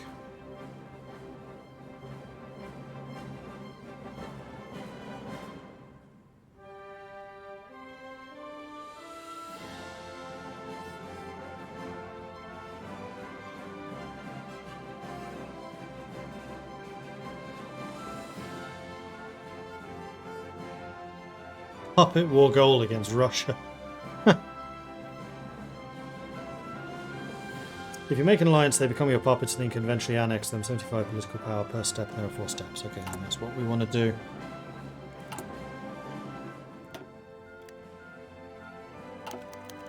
Kuomintang joins our ranks. There we go. Middle Africa Colonial Federation declared Ronkyuku land. Thanks in part to the similar roots between Kuomintang and our own KMT RCA, it appears that our goals have remained aligned over the years.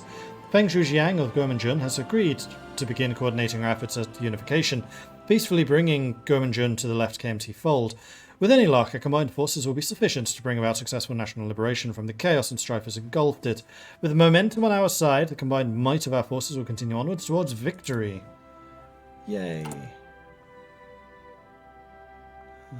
Then what?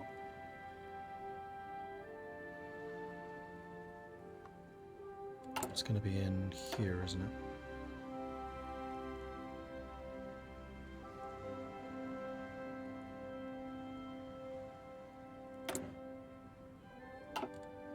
Well, I need to go and sort my laundry. So we'll deal with that when I come back. But I'll be gone for about 5 minutes. If you need to go and take a break, do what you got to do. I'll run an advert while I'm not here, because I might as well, because I'm not here. And yeah, we'll resume in 5 minutes. Back soon.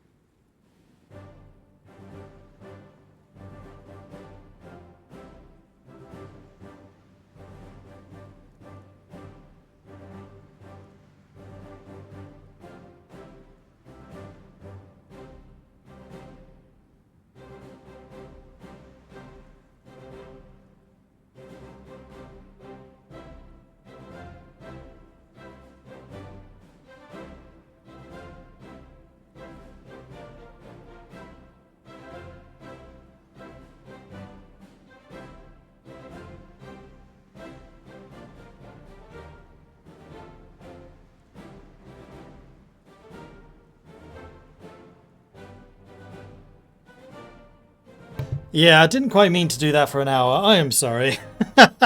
I'm back. Should really have double checked that before I left. My bad.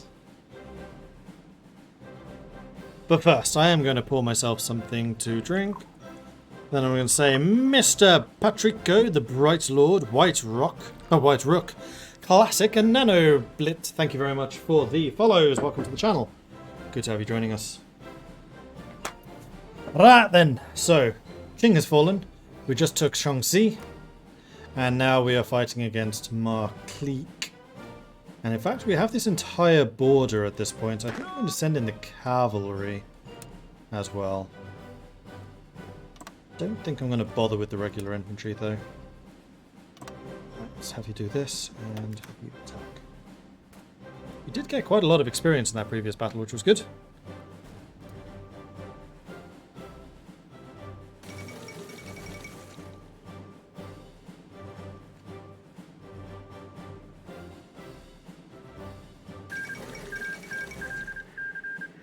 Sometimes I wonder if I would be better off if I put calming music on instead.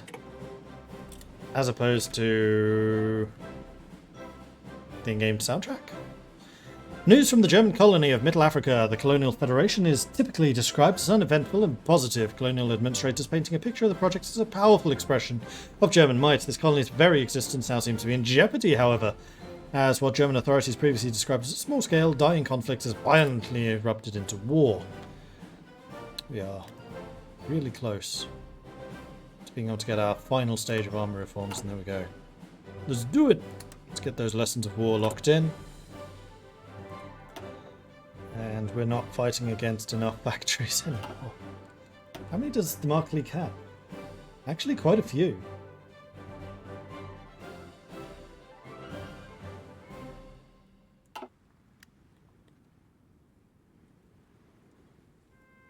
But they're going to be really up against it at this stage. Right, the other thing I need to double check is railways. Are your railways actually connected? Yes, but they're damaged. So let's have you connect these two.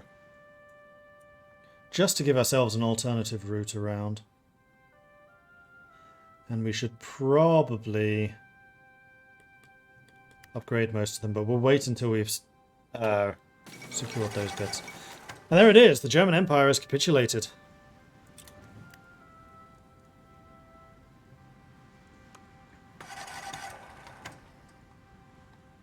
Haven't had the collapse of the Reichspakt yet, but we probably will any minute now.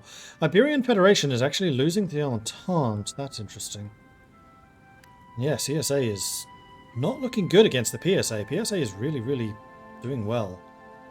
I managed to link that up. If they link this and this, then CSA is in a pretty good spot to kill the AUS.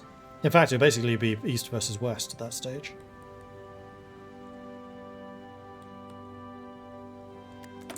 And we have some more military factories, so we've got a lot of motorized in play. I think I'm just going to doubling down on that.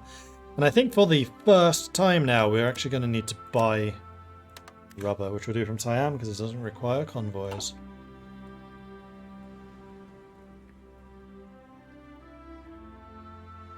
We're also going to need to find a source of aluminium in the long term. Going to France, no convoys, really? I guess because it goes over land? That seems a bit weird.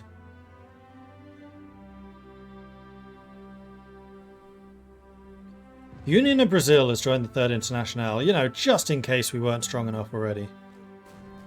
In fact, the lines that my cavalry are fighting over are kind of extended. Build the National Mausoleum, done. Let's have you decrease down to here. Have you increase to here, because you have a full 24. Cool. New culture movement, radical socialist support just goes up for free.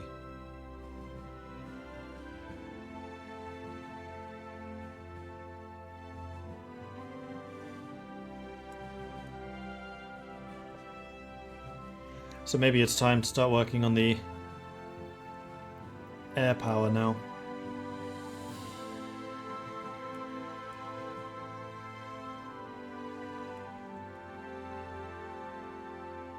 Or we can get more war support. Oh yeah, let's do this. Provisional legislative yuan.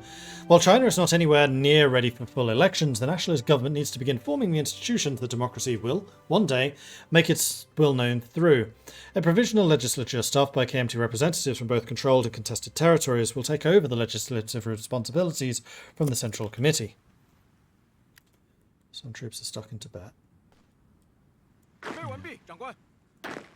Thank you. Oh, wait, no. This is what I wanted. Because you guys need to attack that. What did you get? Ah, you got infantry expert, which you... No, we already had, I just couldn't afford.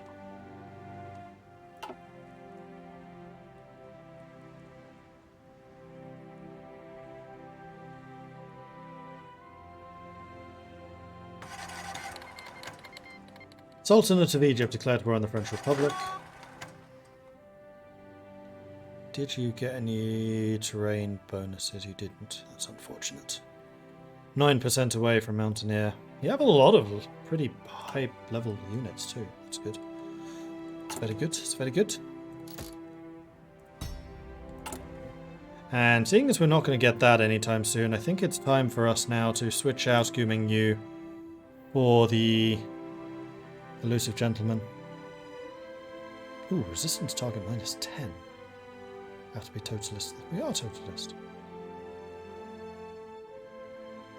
Oh no, we're radical. There's the totalists. Alright, let's get Dai Chengfeng in. And that is going to allow us to recruit 2 more of those. And we should probably think about expanding a bit more. But we'll have 4 agents, which is pretty good. Kenya's been annexed. QQ land has capitulated.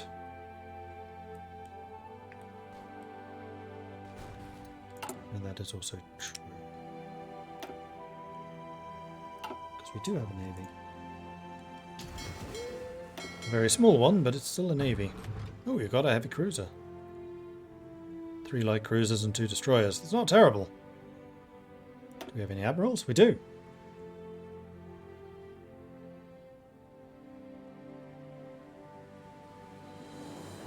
Who have really high stats for what they are. Because they also benefited from the +1, well, +2 stats from the academy we built.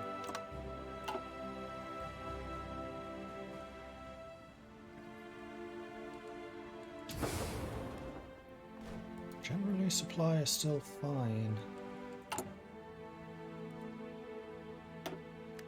You know what? You guys are having supply issues. Is there anything I can do about that right now, before we actually start fighting over there? Not really.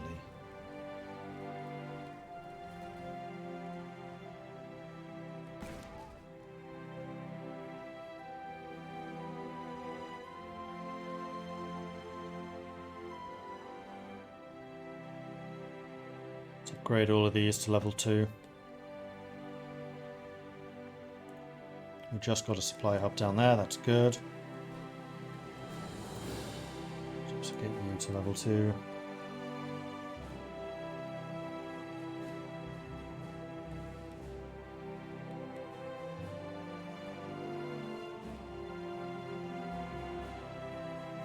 And there as well, just connect that just to give us another alternative way around, just in case the northern line gets cut, then we have the southern line as well.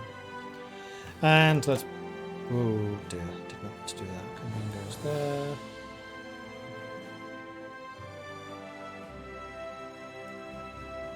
Command goes there. What I meant to do was get these done first. Go.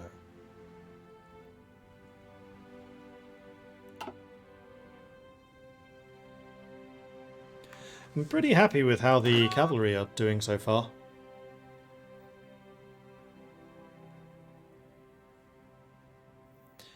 Getting a decent amount of experience now too.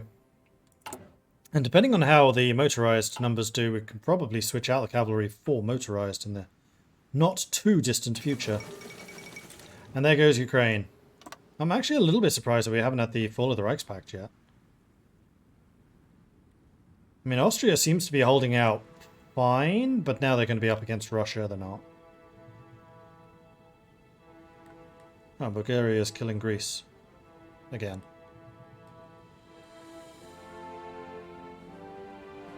And Morocco is with Egypt, who's also fighting the Entente. You know, just in case the anti-communist factions needed more distractions. Excuse me.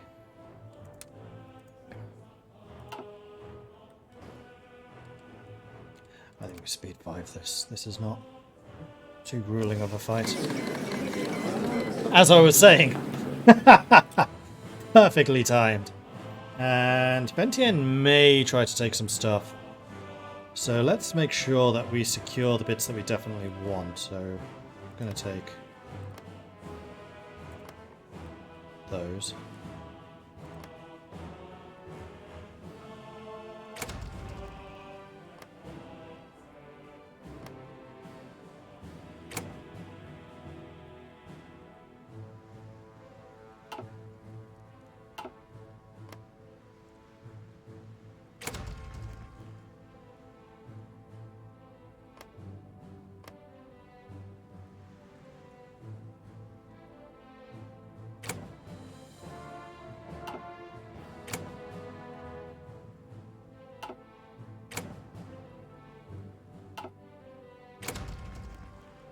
And I guess every turn that you control the land, the more expensive it gets.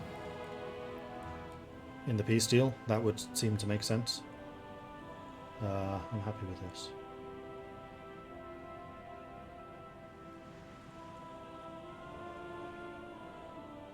Yeah, everyone seems happy with this outcome. Cool! I got 9, they got 5. Markley was annexed. And thus, China is now split in half between us and Bentien. Streetwise. Strength and resistance efficiency.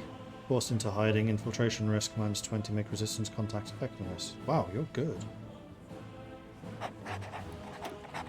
Neither of you are currently working. That's not so good.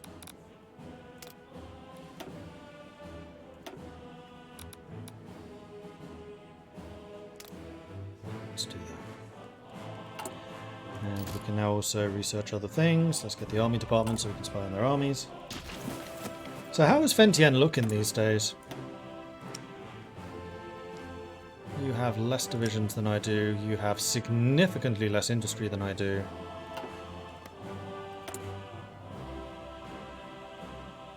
You are not guaranteed by Japan. Oh, I can see your focuses.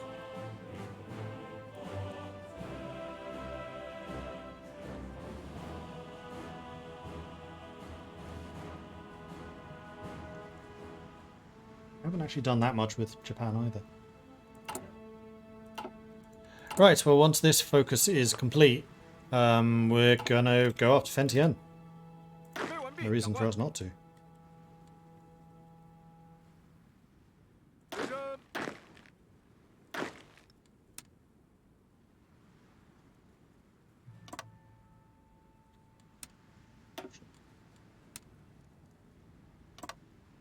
Hold down shift.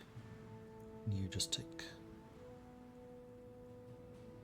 all of this.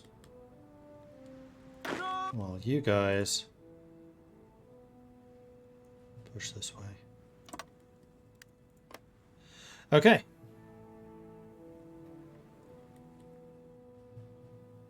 And then we should also just double check the supply route.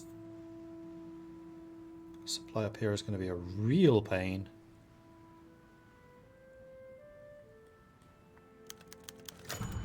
Diane Lan falls ill. He's only out 30 days though, and it will take at least that to get the focuses through.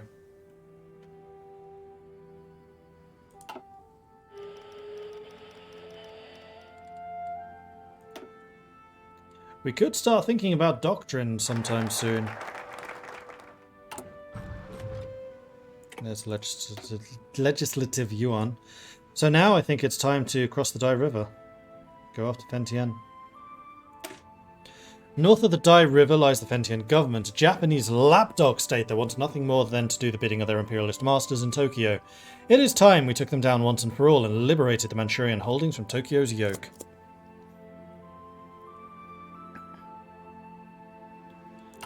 And we should probably... How's our gun situation? It's not great. I'm going to train another 24 of these. To hold the coast if we need to.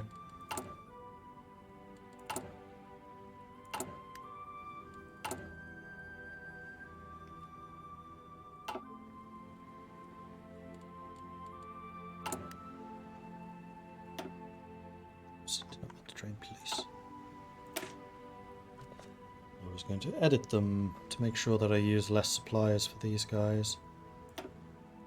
No, I'm not going to bother with that. What I might do, however, is delete you because I don't use you. Delete you. Delete you. And then you lot.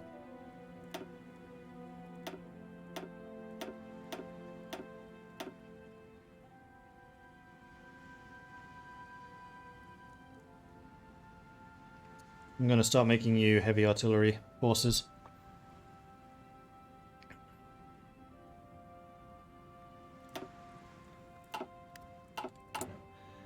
And I think I'm going to increase the amount of artillery I'm producing. Like so. And we're going to continue researching air power. Army department done. Tripolitanian Republic has joined the Third Internationale.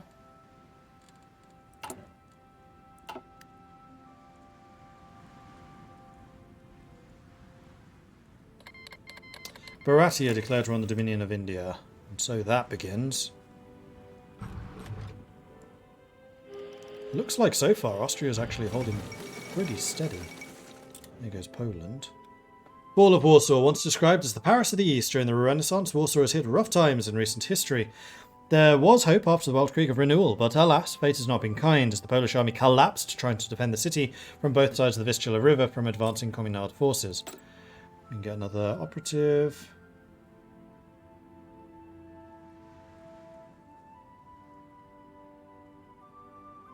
Infiltrator and military background. You are really good at infiltration. Blimey. So if we go to war with Japan, we should probably try to embed you in the Japanese territories.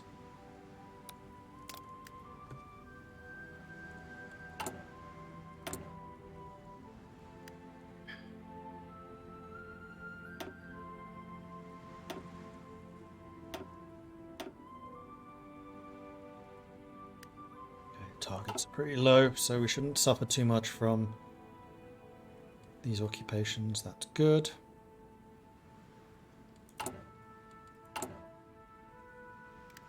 Fate of Tibet.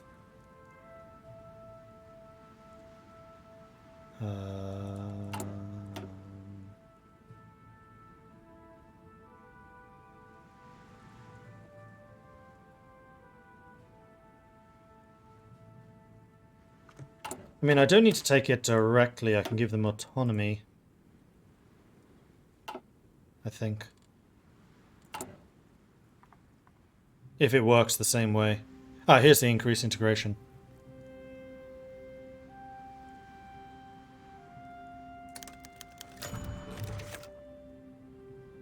Yeah, they become a puppet.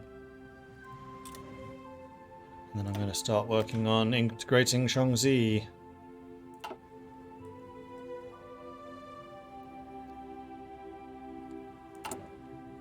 Oh, but that's different. They're not an associated governorate. They are actually a puppet. I see. That's different. Although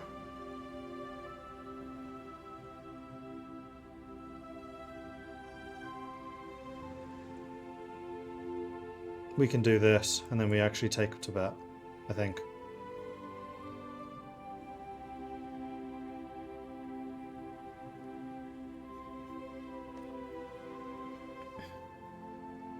Once we've done these two. Cool. Peru has joined the Buenos Aires-Lima axis. We are going to be going to war with them any minute now, which is actually kind of annoying. I should have saved the political power so I could go to war. Mobilization. We still haven't done that. The fall of Algiers. Reports from the old city of Algiers, capital of the French government in exile since 1920, tell us of its fall to the advancing Moroccan troops. Dai River.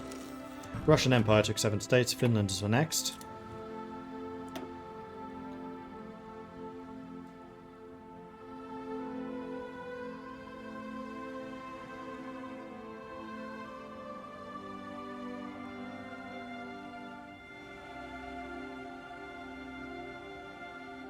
Unitary government.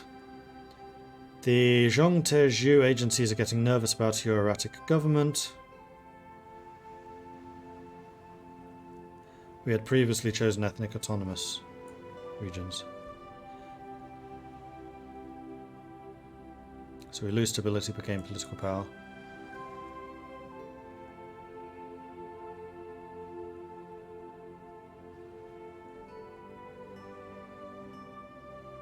Okay, so this is basically following up with what I had promised.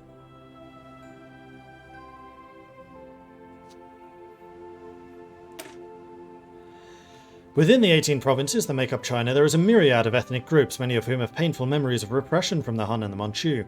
Rather than reopening these old wounds by ruling with a strong hand, we'll mend them by granting these ethnic groups a degree of self-rule within our nation. So we lose stability, but we gain political power. Fine. We can deploy these guys. Which will need a commander, which is gonna need to be someone who's good at defending and who's good with irregulars. So probably yeeting. It's time to yeet.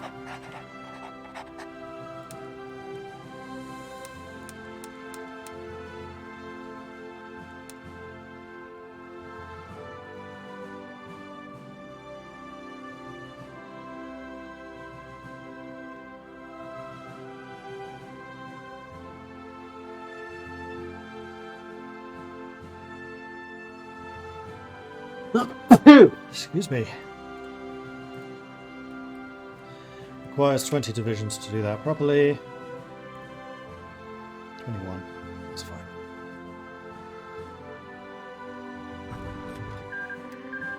Italian National Republic and the Danubian Federation have ended their hostilities. And I have my available war goal against Vientiane. Right, because we finished that. I think it's time. Wait, did you give Mongolia full independence, or is it a puppet? Cool.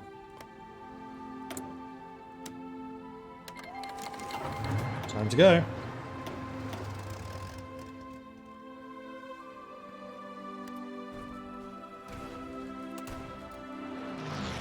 Man, their front lines are just crumbling. They're putting up less of a resistance than I expected. Fall of Vienna, the Habsburg capital, is lost. A few days ago, the Communard army pinned the remaining Danubian soldiers on the banks of the Danube, and rumour has it the Danubian royal family fled while they could. Now the city is completely controlled by the Commonwealth of France, its many artists and musicians living in apprehension of what will become of this cultural bastion of Europe.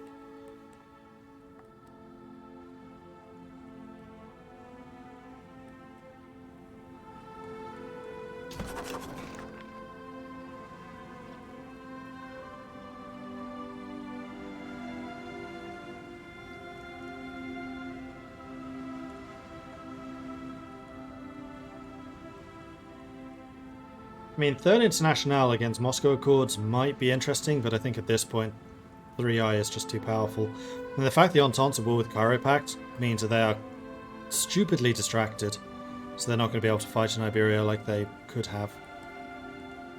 The only thing that might reverse this is if PSA joins Canada.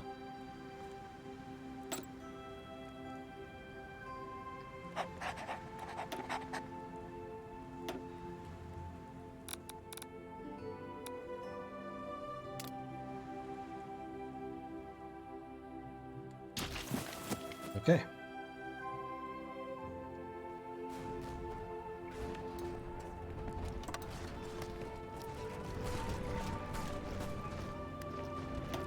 So even with a river crossing, why am I so strong?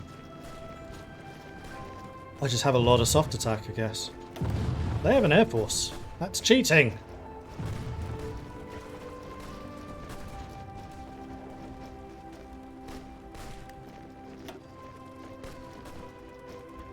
Yeah, I just have a huge amount of soft attack compared to them.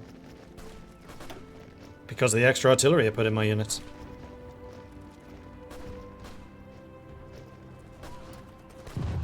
If you want to go totalist, just pick the opposite options and you get dice coup. Ah, okay.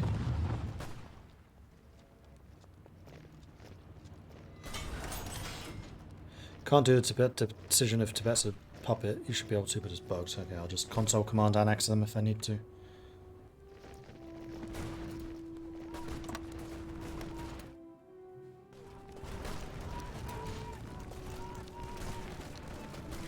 And there we go, Beijing is ours. War support is where we need it to be.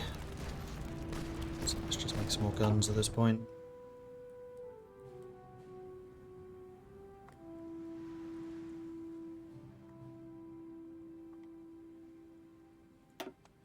What could you get? Nothing useful. Never mind. Hyderabad declared war on Baratia. You did get engineer. You have not yet. Advanced machine tools, nice. So we are now fully up to date with these technologies. We are going to need fuel. If we're planning to get an air force, which we are. In fact, we're going to need to use some more of our research slots on ensuring that we can get all of the aircraft upgrades. But we've had quite a few tech slots. More than I kind of expected that we would. So I think we'll manage.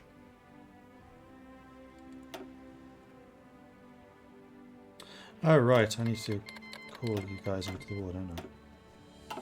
Otherwise you don't attack from here, which you kind of need to be doing.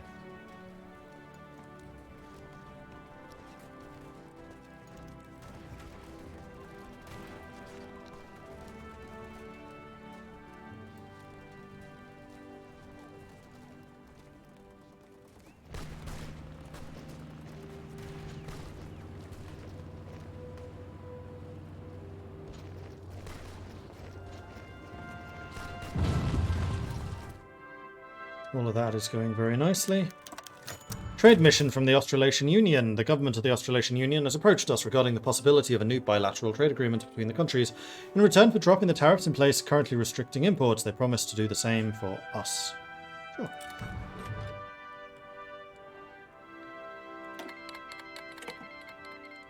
What am I short on? Artillery.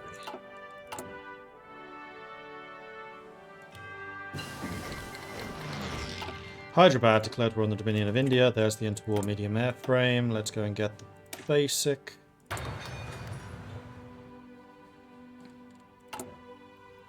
And we could start producing aircraft at this point. I think I want to continue working on trying to get these guys motorized, however.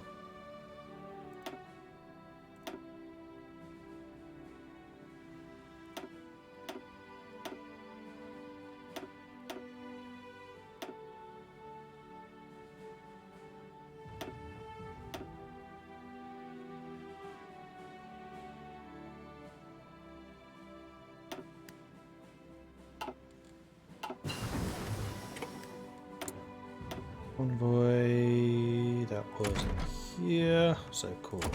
Alright, air power. I'm going to need you to start researching engines and guns. Which I'm guessing don't take as long as the airframes, they do not. Good. I think you mentioned not liking the Cold War modern mods before. Have you ever considered trying to win the Chinese Civil War as the Nationalist in the Iron Curtain mod? Basically ignores the excessive amount of equipment types due to being early China, and I think it'd be interesting to see how you managed. Link it to me. I don't think I've seen that one before. And it's not that I don't like the Cold War era mods, it's that I don't like Millennium Dawn, specifically. It has too much of a reliance on nuclear war, or at least it used to.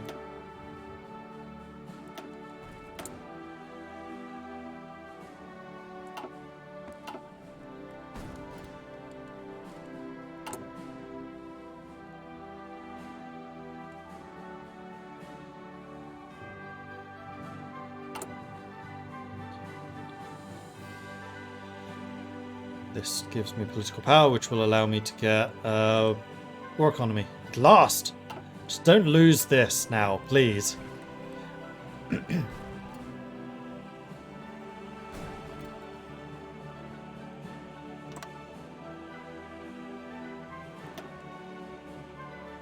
NTN are almost 50% capitulated. Ooh. No, you're not saving. It's okay. How long? 10 days. So on the 20th of May, we will be able to get war economy. At long last.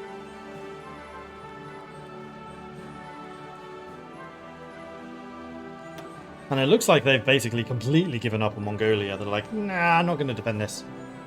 Our troops are needed elsewhere.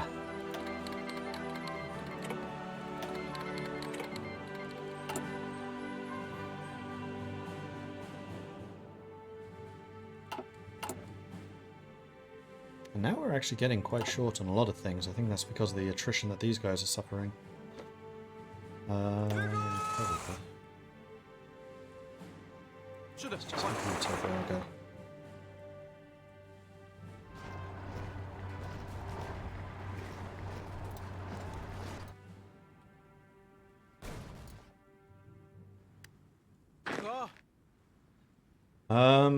Do I want you...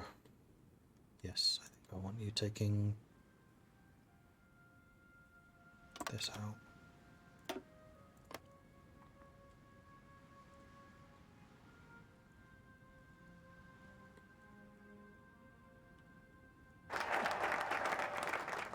Ethnic autonomous regions, done. And that gives me what I need. I still can't do it because they don't have enough factories. We've been too successful. Alright, let's go with the urban syndicalists.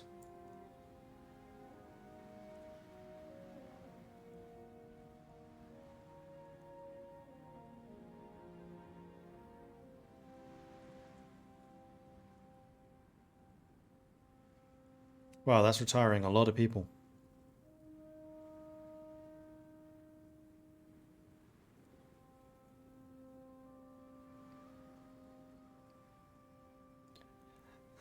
That upgrades several territories.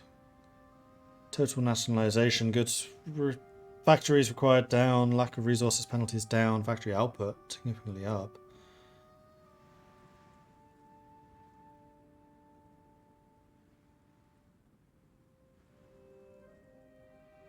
Ooh, lots of factories in state.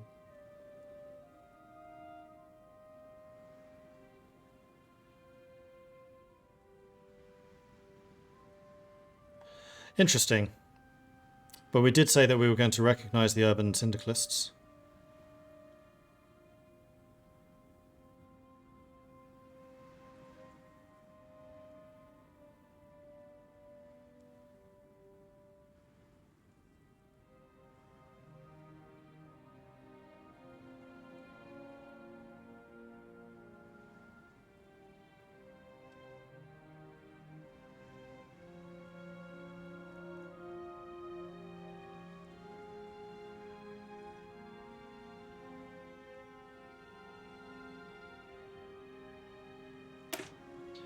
The support from the syndicalists, be it aid from foreign states or local groups rising up to stand up for their rights, was vital in securing our revolution. In light of this, we'd like to allow them to have greater voice in the organisation of labour as well.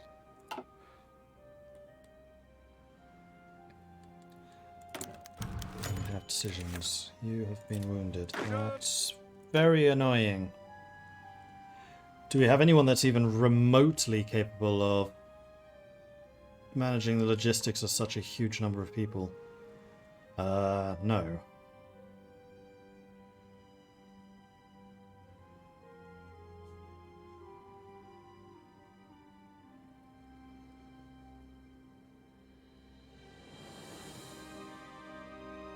I think Ling Bao is going to be the one to do it, though. At least in the short term. We just need to remember to replace him.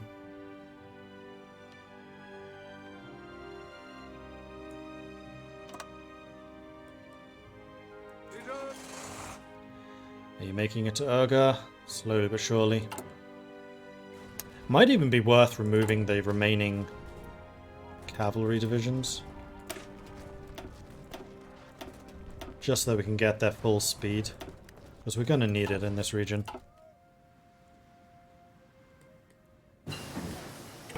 Improved computing machine. Nice. Let's get some more plane stuff going. Let's go for guns. Because we're definitely going to need an air force should we fight against the Japanese.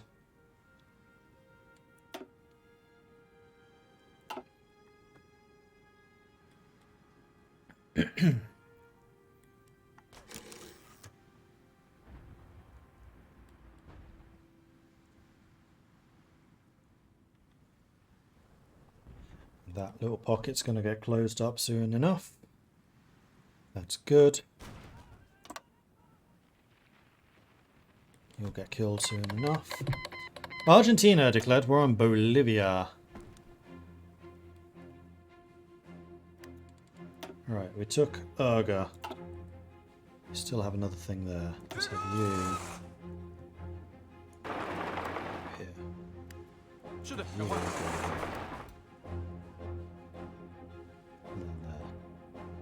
Okay, then you go there. And that should be all of the victory points in Mongolia. I really don't want to be messing around in the Mongolian steppe for longer than I have to.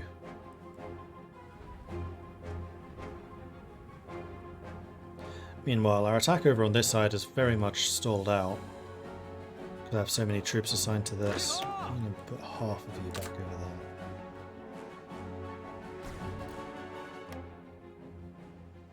And instead, I'm going to make you responsible for this line.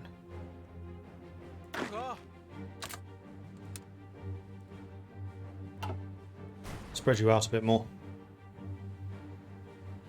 Possibly dumb question of my own. Do I DM the mod link somewhere or just put it here? Very rarely interact with streamers. If you're on our Discord, then stick it in the Pacifying chat on Discord. That would be the easiest for me to see. Because I won't do it during the stream.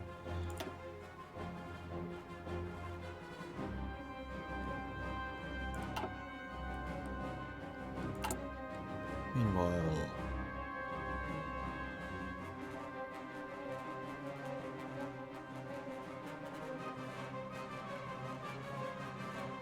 we can continue industrializing.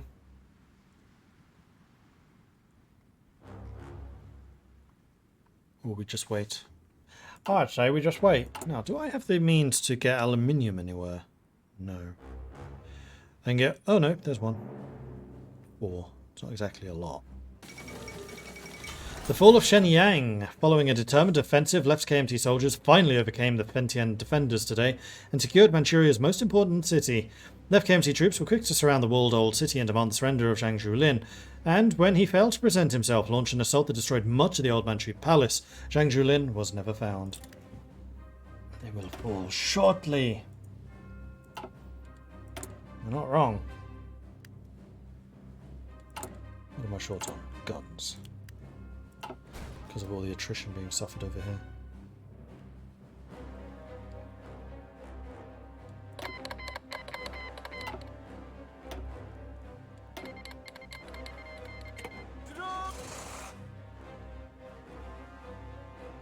There's the truck I sent here. He's moving.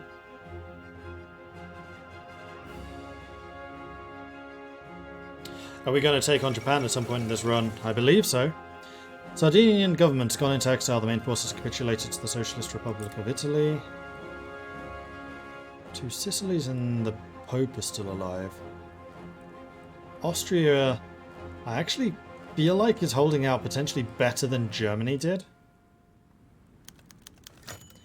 Our efforts to integrate Chongqing. We have long enjoyed our autonomy as an independent province.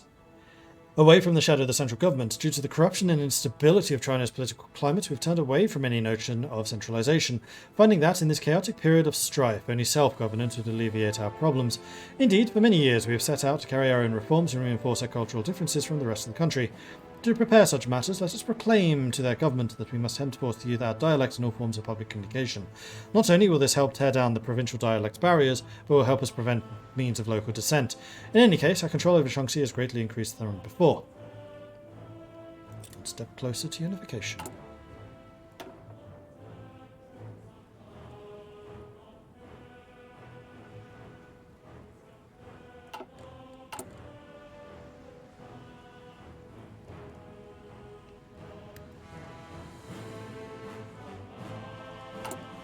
Cool.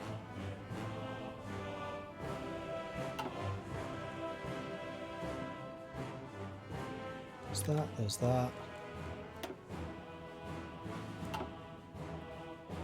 Still need to take this. Halfway there. Although your fuel reserves have run out. There's no fuel out here. Because the supply is such garbage. There it is, collapse of the Reichspakt at last. Japan and Haiti have ended their hostilities.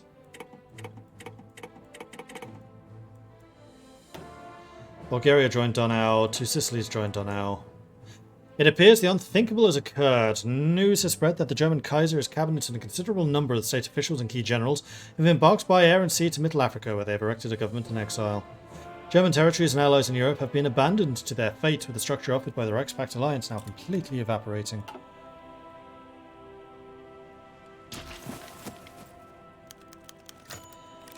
A new day for the left KMT. Oh, wow.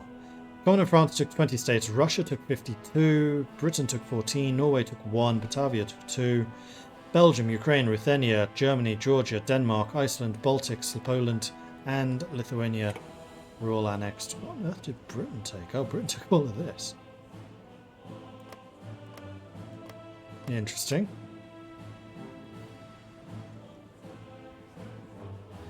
And the Dutch took out Belgium, of course. China's military has taken a severe dive in quality over the last few years, despite the abundance of veteran officers produced by the Warlord era. Many have achieved their ranks through nepotism, corruption, or favoritism, while others, even competent ones, exploit their power for their own needs.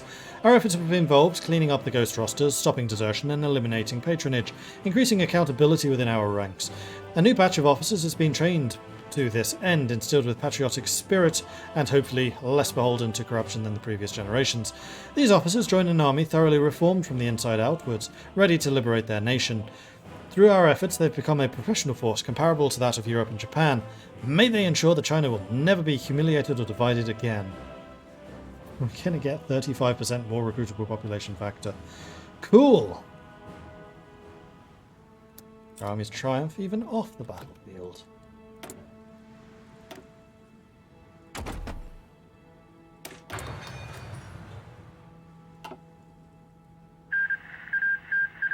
Poland, Trans-Morave peace. Poland and everyone. Italian National Republic joined Moscow Accord. Interesting. So Moscow, 3i, Austria.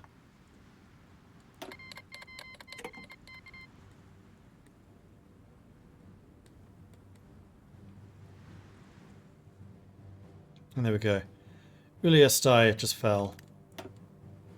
Still not out. The hell do you still have?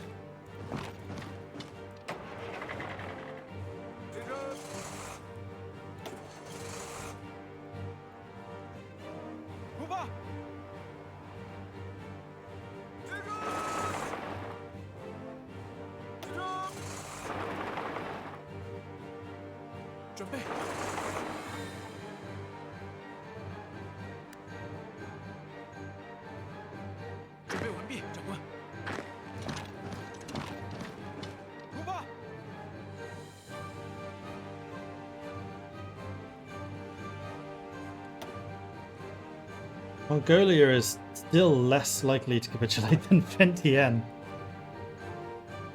What is happening?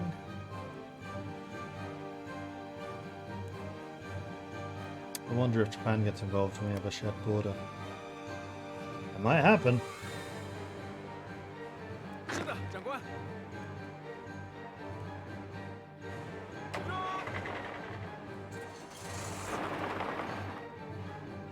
Oh, there's one. What you're about to take.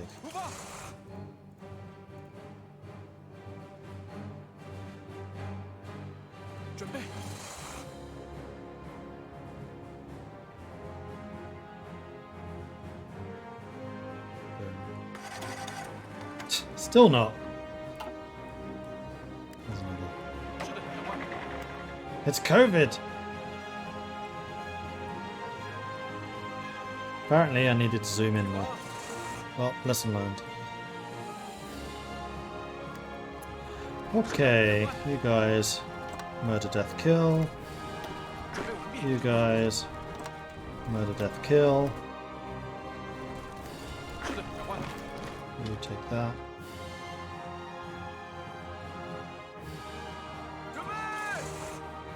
Come on, guys. Get COVID.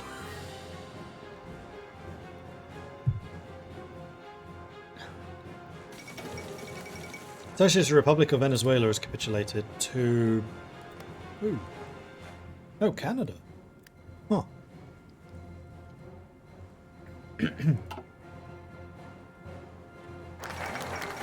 And there we go, Mongolia finally fell.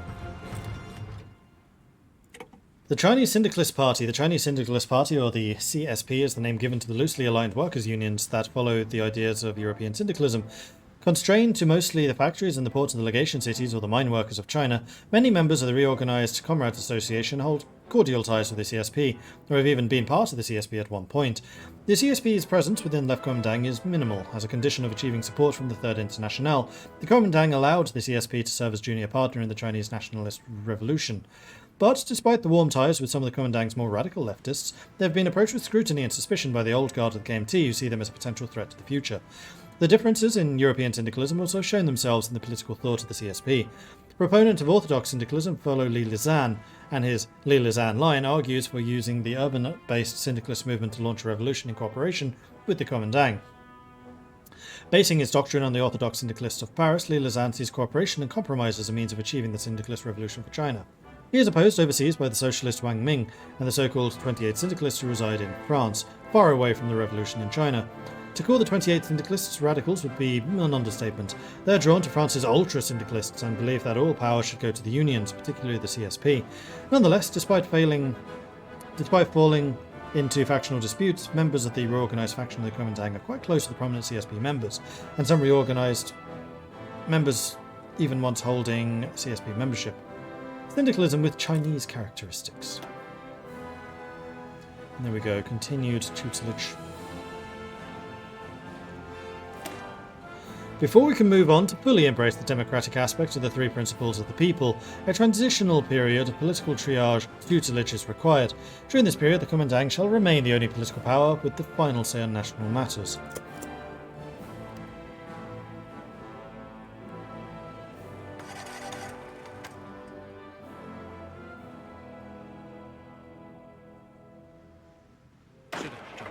Now I need to say, you lot voting for this. Carry on.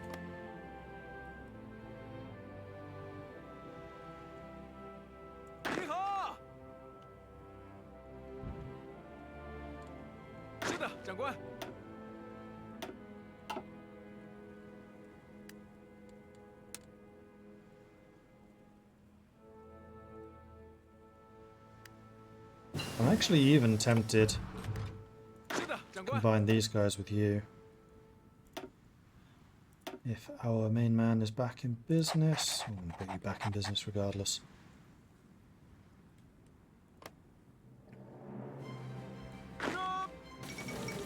The fall of Rome. Today, a general commanding Italian force has secured the surrender of the Eternal City. For days beforehand, Italian troops had fought through the suburbs, and while some of the swampy areas were still under papal control, the major highway through the centre of Rome, the Vatican City, was completely locked down. What do I do? For the first time, actually, want you watching this front. No, the one time when you didn't create that on your own.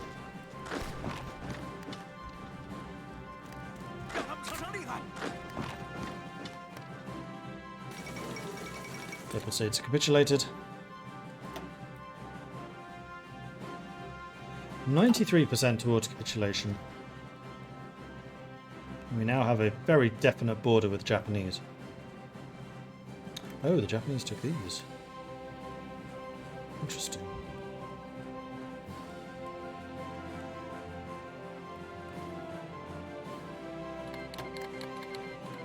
Aha! Improv expert. Because he finally got Mountaineer. Lovely. We have level 9 attack now. Very good, very good.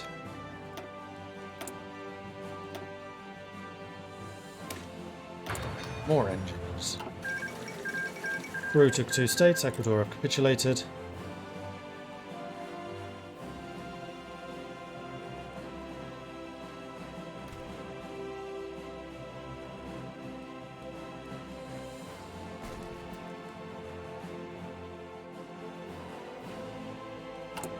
How are we doing for motorized? Still a little bit low.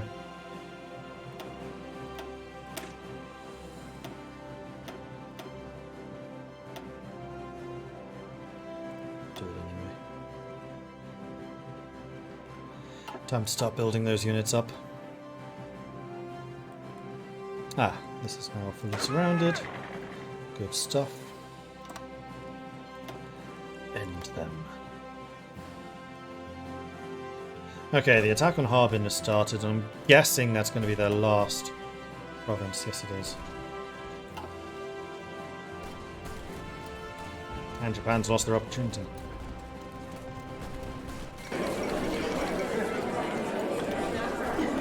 Bentiang's capitulated.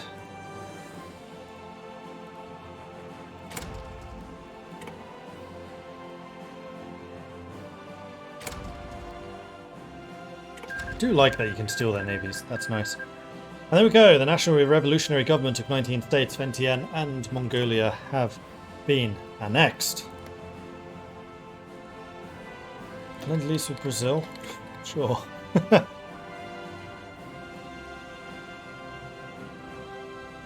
Given the Red Flood, will I be starting a new run after unifying China? Yeah, probably. I don't think there's a huge amount left to do here, because it's going to be 3I and me versus Moscow, basically. They're not going to be able to resist that. Maybe the PSA could swing things, but it looks like the CSA is starting to fight back a bit.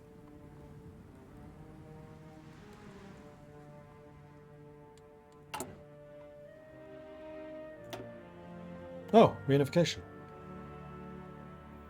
National Revolutionary Government will be known as the Republic of China. Gains China United, which gives us political power plus 25%. And we can start doing land reform. Demand Xinjiang Li cliques submission.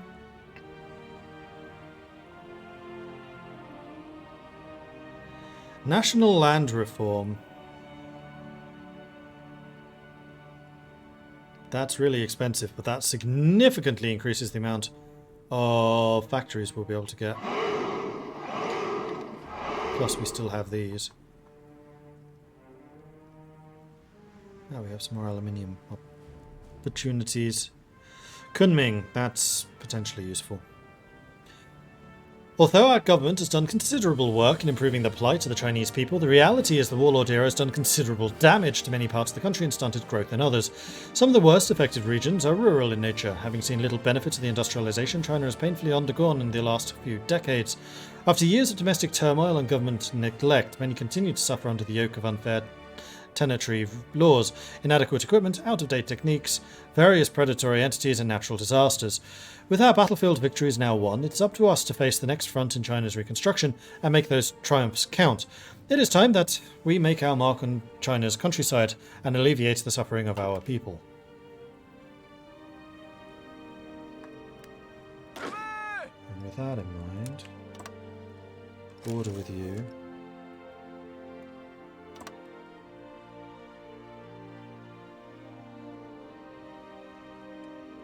Just cancel everything. I want a border there. I want a border there. I want a border there. I want a border there. Does China have anything? Oh, Japan have anything else? No. Then I'm going to go with 1, 2, 3, 4 of you. 1, 2, 3, 4 of you.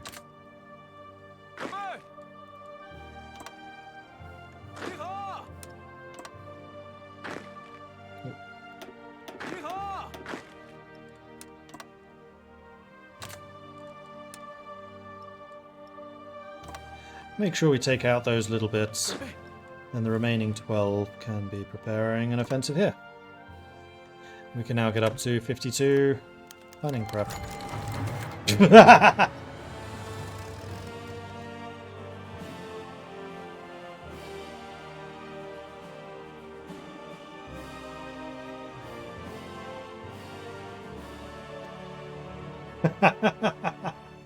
Just too late by a day. Alright, cool.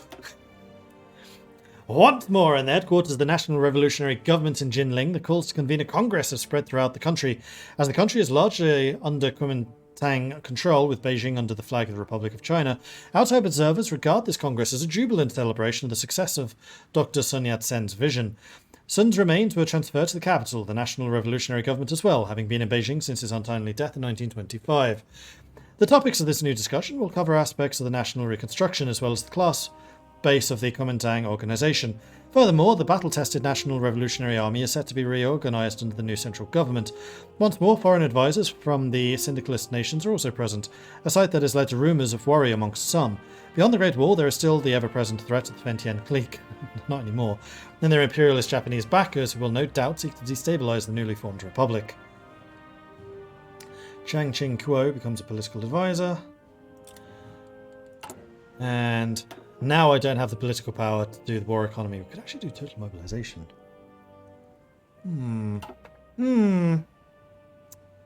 Yeah, location cities are definitely looking rather tasty right now.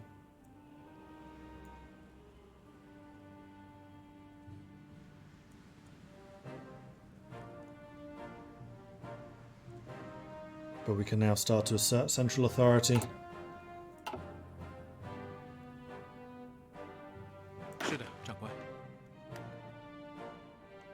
Wow, we have a lot of troops moving around. The other thing I should double check is the state of railways, which is actually really good. I'm not surprised by that.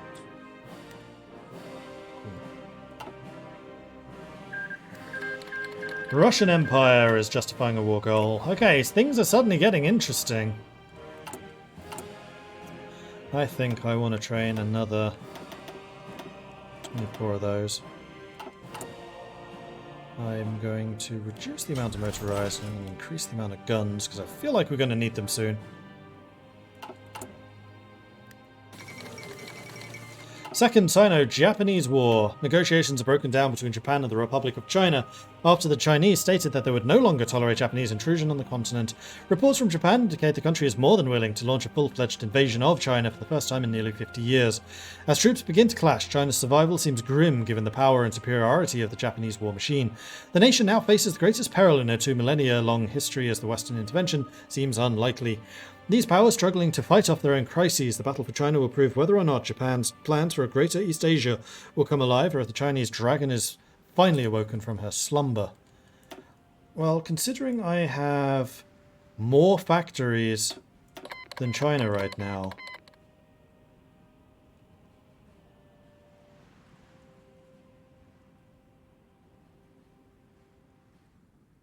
and probably more divisions. Maybe not. Legation cities are on their side. That's gonna be interesting.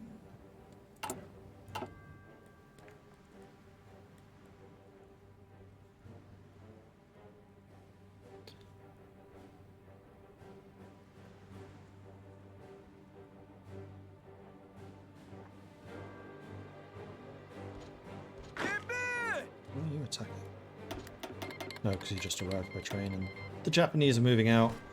Yeah, there's going to be some early overruns just because they have caught me while I'm repositioning, which is a little bit annoying, but honestly they're going to need the time.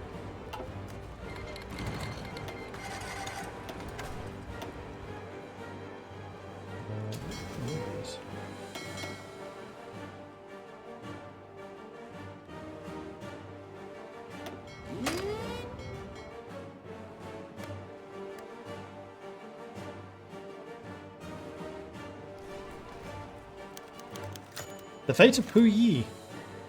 When he was deposed as a child in 1912 and put into the de facto house arrest in the Forbidden City, few thought Puyi would ever be a threat. After all, the monarchy was deeply unpopular and the fledgling republic had far more pressing problems to deal with than a hapless toddler. But alas, strongmen came and went, starting with Yuan Shikai, and many ignorantly attempted to hoist a monarchy upon the people. The Germans, in all their arrogance, insisted on restoring Puyi to his birthright, as snuffing out the Xinhai dream could be any more complete. But the Republican dream of freedom did not die with the end of the Northern Republic, and now, with our Republic at least restored across China, there leaves one final matter to attend to, as we turn the page in China's story. Puyi has grown into a vile, wicked man, taught little practical skill and sadistic, childish personality. Also, our propaganda says. The reality of the man is he has been a puppet his entire life, and Wang Jingwei has already ruled out a public execution of the deposed emperor as excessive. There is little for our government to gain besides unneeded comparisons to Lenin, so there remain a few options. The first would be to simply exile him to whichever state is willing to take him in. While this would effectively wash our government's hands of the matter, some question would be if it would pose a major security risk. Another possibility is to keep him confined in the Forbidden City under house arrest, keeping him out of sight until he dies forgotten. Many, however, feel this is too similar to the unpopular articles written after Puyi's first abdication, and also allows for the effective embodiment of reactionary evil to go unpunished for his treasonous deeds. The final and perhaps most radical proposal would be to attempt to rehabilitate Puyi. This would entail a substantive effort to retrain the man to live like his fellow citizens as another comrade in a larger revolution. So we can exile him, we can place him under arrest, or we can show him the glories of socialism. This is an interesting one. What do we think? What shall we do with Puyi?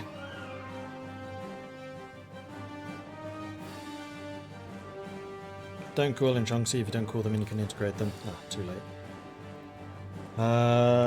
Which? Because we were already integrating them during the war against Fentian. I think you can. Exile. House arrest.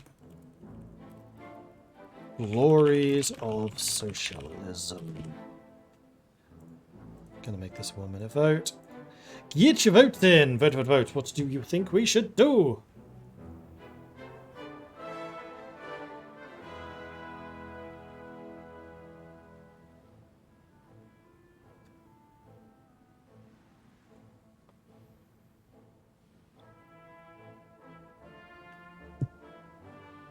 Actually kind of curious about that. What happened to Puyi in reality?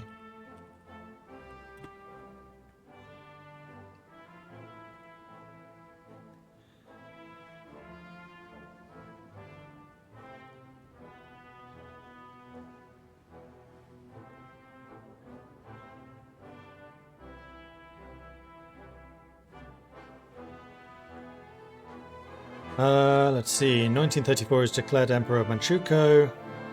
Reigned over the new emperor until the end of the Second Sino-Japanese War. Third stint as emperor saw him as a puppet of Japan. Largely resided in the Sultan's palace.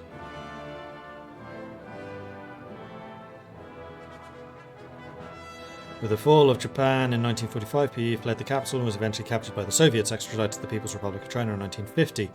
After his capture, he never saw his first wife again. She died of starvation in a Chinese prison. Puyi was a defendant of the Tokyo trials, was later imprisoned and re-educated as a war criminal for 10 years. After release in 1959, he wrote his memoirs and became the titular member of the Chinese People's Political Consultative Conference and the National People's Congress and the People's Republic of China. Time in prison greatly changed him and expressed deep regret for his actions while he was emperor. Died in 1967, ultimately buried near the Western Qing tombs in a commercial cemetery. So yes, they did indeed try to change him.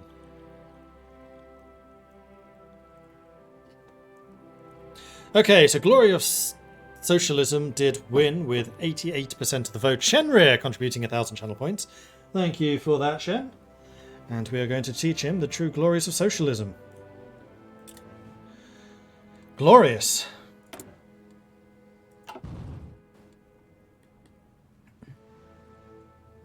Okay, we are at war with the legation cities. Are we going to be able to take that out? No.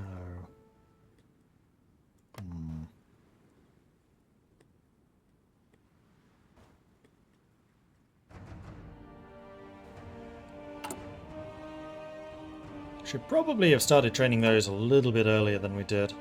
Hopefully we can contain these.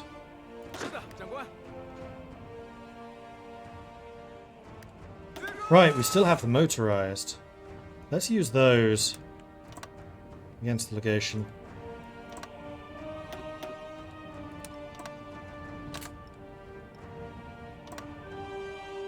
They do still have some more land down here, but I think that's going to be harder for China to really... sorry, for Japan to really do anything with.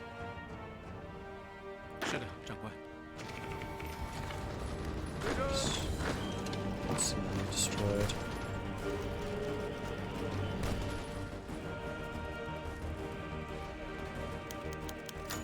Adopting a national anthem with the unification of China proper under the sword and the flag of the Kuomintang, efforts have been made to consolidate nationalist rule with a proper Chinese anthem. While some radical socialists within the government have proposed the Internationale, translated in vernacular Chinese by the syndicalist in exile Chu Chibai, this move has attracted backlash from the members of the Central Committee who believe that the lyrics of the national anthem must reflect the principles held dear by the late Premier Dr. Sun Yat-sen. As such, many are in favour of adopting Professor Cheng Mao-yun's Three Principles of the People, which traces its lyrics to a speech Sun Yat-sen gave in 1924. Alternatively, a suggestion has arisen from the Chinese musician Huang Zu, with lyrics taken from a poem written by the prominent right-wing Kuomintang ideologue Dai Jitao. While still not as popular as the other two options, the song has also been suggested to be played at the raising and the lowering of the national flag. So the three principles, the Ying Tenai Xanea, or the blue sky, white sun, and holy red earth.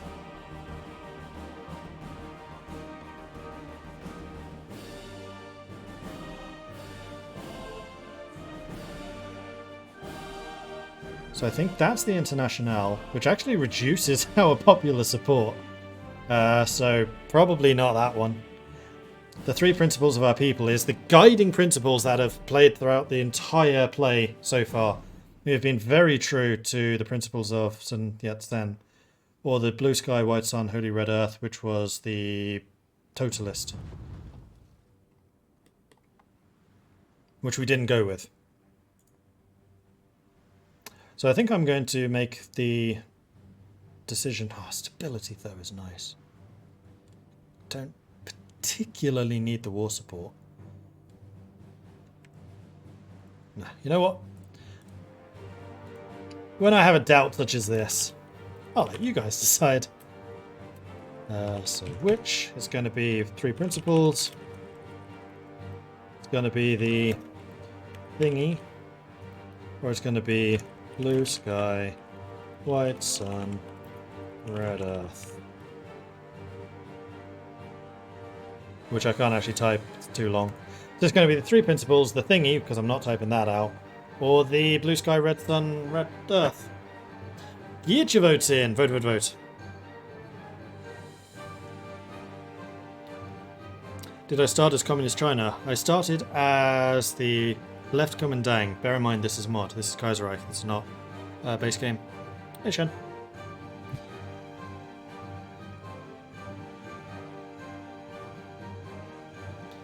And we are just two political power away from finally in 1940, after having been at war since 1936, gonna get war mobilization, war economy. At last. Finally. 4 years of war and yet we still haven't mobilized.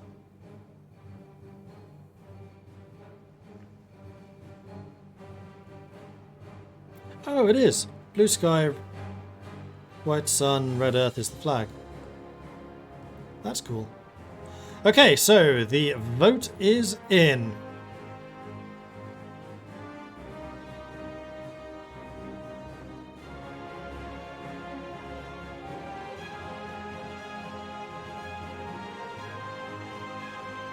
So we got the thingy, which came in absolute last with just 1% of the vote. We had the blue sky, the red sun, red earth coming in second with 48% of the vote. But ultimately it was the three principles which did win. Sandrock contributing 14,000 channel points. Thank you very much for that, Sandrock. But it is going to be the three principles. And then we go 100% war support, which is going to give us mobilization, attack, and defense of core, which is going to be useful against Japan. And then command power. Also means we're very unlikely to surrender.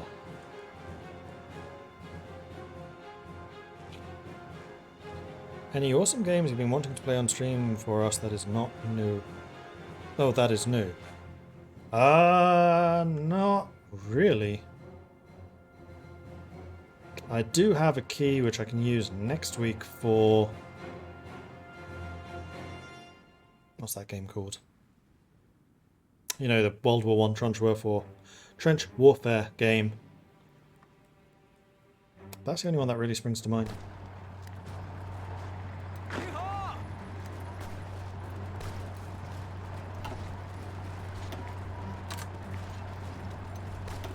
Alright, let's see where we can close the gaps where possible.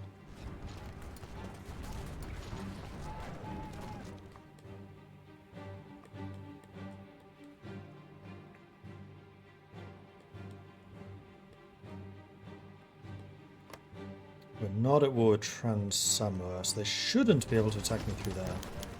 Military reconstruction. Confronted with the colossal task of the national reconstruction, one of the tasks of the repatriated National Congress is to reduce and reorganize the National Army.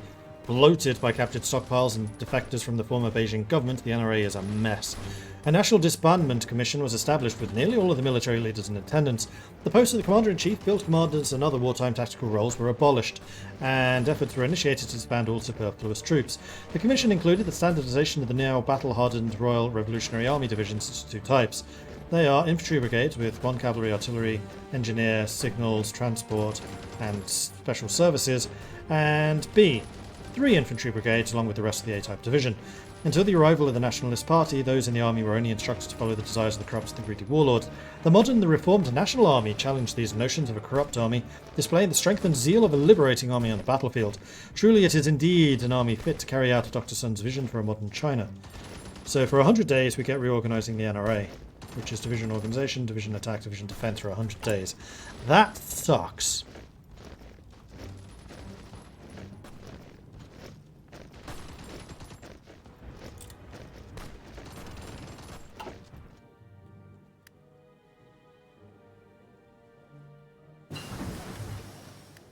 Light machine guns. Heavy machine guns. Or cannons. Cannons are really good, but don't become available for quite a long time. So let's go for the heavy machine guns then. Decision made.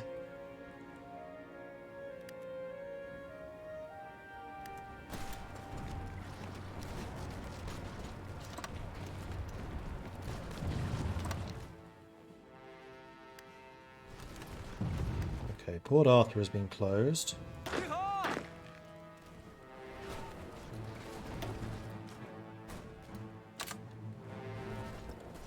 we now need to tell you to guard that as well.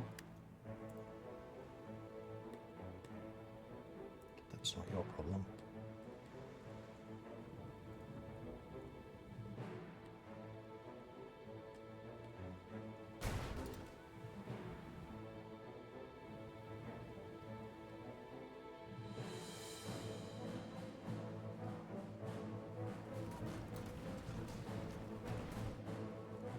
You're saying you need 58 divisions, you currently have 48, so we do need... well, I mean, we're training them.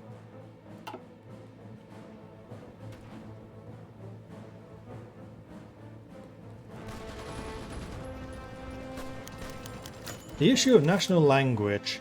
As Congress drags on, one of the main questions to answer is that of language. No, we're not. Those are going to be for the Russian front. Okay, we need a lot more guns.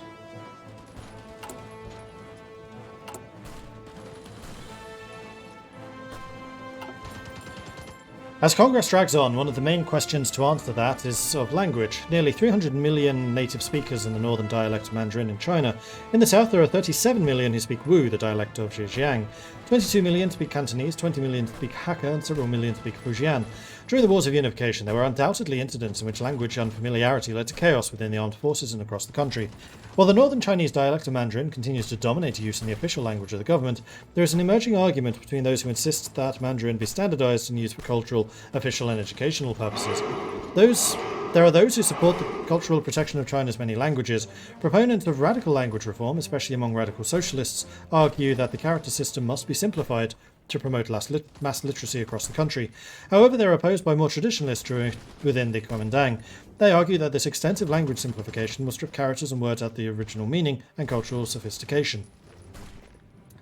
A compromise is reached, however, with the Ministry of Education first publishing a list of Goyen common vocabulary, which includes popular simplified characters and determines the standard phonetic system. Furthermore, it's also proposed the creation of a committee on the unification of national languages to organize simplified characters already in circulation as standard characters. However, this is far from radical character reform and does not seek to change many existing characters in Chinese Hanzi. We will certainly put some thought into this. It's time, finally. Let's get that war economy.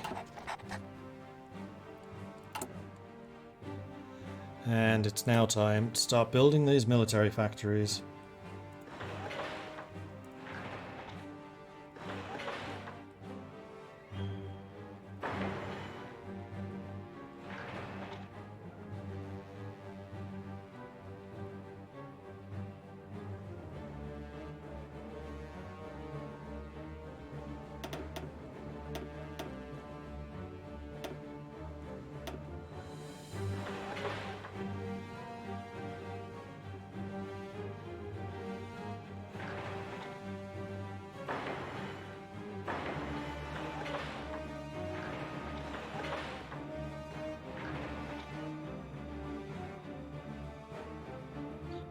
Alright.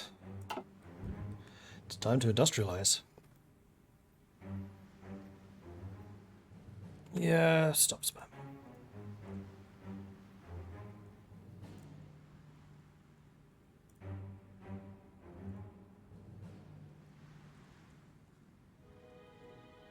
Thank you.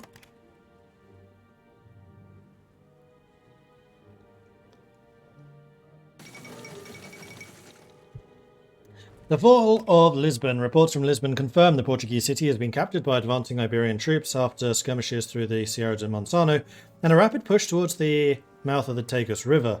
Portuguese forces put up a stiff resistance, hoping to delay the Iberian forces for as long as possible, but they were eventually beaten back. Tokyo Olympics! Blech. The 12th Olympic Games were planned to be held in Tokyo, Japan, yet circumstances have brought about their cancellation. As the Empire of Japan has found itself at war, funds for hosting the Games have been unavailable, while concerns over the safety of the athletes have been raised. For the first time since the Great War, the Olympics are cancelled. The Japanese government has attempted to lobby the International Olympic Committee to host the next set of Games, yet it is unclear if the Games will survive past this crisis.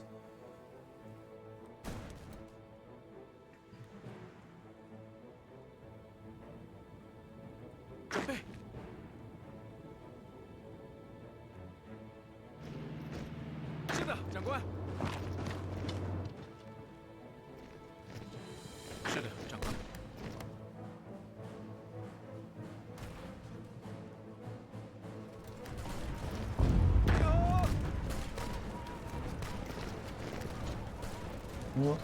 Japanese tanks have arrived. Right, that's a problem. I have no anti-tank capabilities. We're gonna need to research those. Health reconstruction. As the country begins to rebuild from the years of neglect by the warlords, the time has come to modernize the country's medical institutions. Improving public health is seen as fulfilling one of Dr. Sun's dreams for the country. As physically strong people cannot be conquered or face national extinction, these ideas of social Darwinism are popular amongst the intellectuals in Kuomintang, who see China as a country in danger. Akin to the End the ERA, the Kuomintang has supported a proposal of 7 campaigns to help local self-government prosper, one of which involves public health. The national government has approved the creation of a socialized health administration and hopes to provide government-funded welfare and care for the peasantry, who normally cannot afford or access medical treatment. While this plan is certainly good on paper, a country with the sheer size of China and one that lacks a highly trained medical professional class may indicate that such a plan will not be effective in the initial days. The newly created Ministry of Health has proposed the creation of a national health service and establishing demonstration centres under the government sponsorship. The ministry will invite foreign medical advisors to advise and train Chinese medical professionals. The ministry will then create a central field health station for the nation's capital as the technical headquarters for public health work, eventually growing into a national health service. At the local level, the ministry has created a demonstration centre such as the Tangshan Rural Health Station. These clinics are staffed by a single doctor and 2 nurses and hope to provide clinical treatment at the local village level and sanitation. Vaccination campaigns against common diseases such as smallpox raise the local population's health consciousness. Furthermore, there have been proposals to establish rural welfare centres to operate in former Jiangsu region to increase popular support, aid vaccinations, provide medical treatments and encourage sanitary practices across rural regions. Oh, field hospitals. Nice. I am also going to block transports. Just in case any of you get any stupid ideas.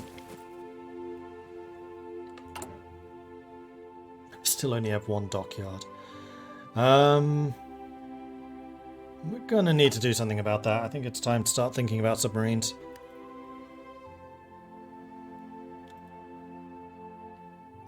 Pandaman and Cipollino, thank you very much for the follows. Welcome to the channel.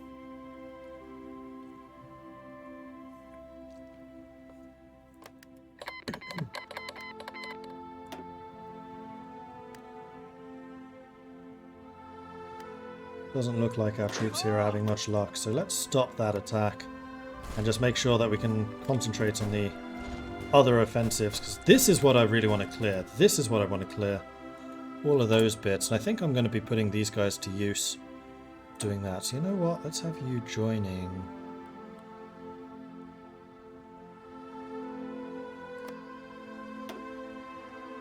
Done.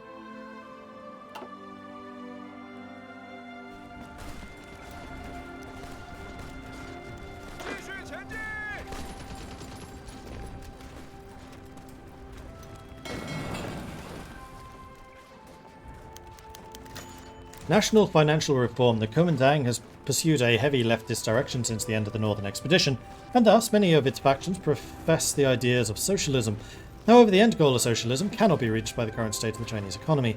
As such, the repatriated Congress has approved the Chinese Finance Development Commission, the CFDC, to develop state-controlled private enterprises and capital to generate the development of an eventual socialist economy. Led by the brother of Song Qingling, Song Jiwen, the CFDC, from the eyes of the Third International, would appear to be nothing more than capitalism. Indeed, it is an investment company created by the Ministry of Finance to sponsor the growth of railways, infrastructure and capital, with the eventual goal of helping China transition strictly into a socialist economy. The FDC was also led by Li Xinsheng, one of the 4 elders of the KMT. The ideas of state capitalism were supported generally by both major factions of the Kuomintang. Chen Gongbo has expressed his interest in the movement, but is more radical in his stance that the Kuomintang should proceed to nationalise foreign trade. Chen also argues that chartered private companies should aid in rural areas to promote the development of rural agricultural cooperatives to enhance China's agrarian output. He has dismissed criticism of his ideas as supporting capitalism by arguing that the Kuomintang's efforts as a vanguard party will constrict economic growth from becoming that of monopoly capitalism. It's not capitalism when we do it. It's fine.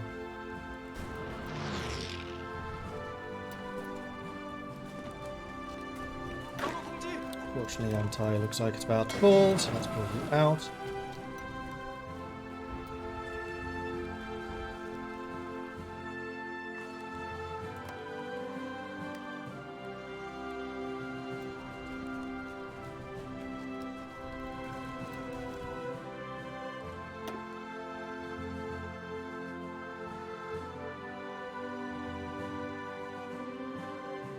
We're inflicting significantly more casualties on Japan than we are suffering.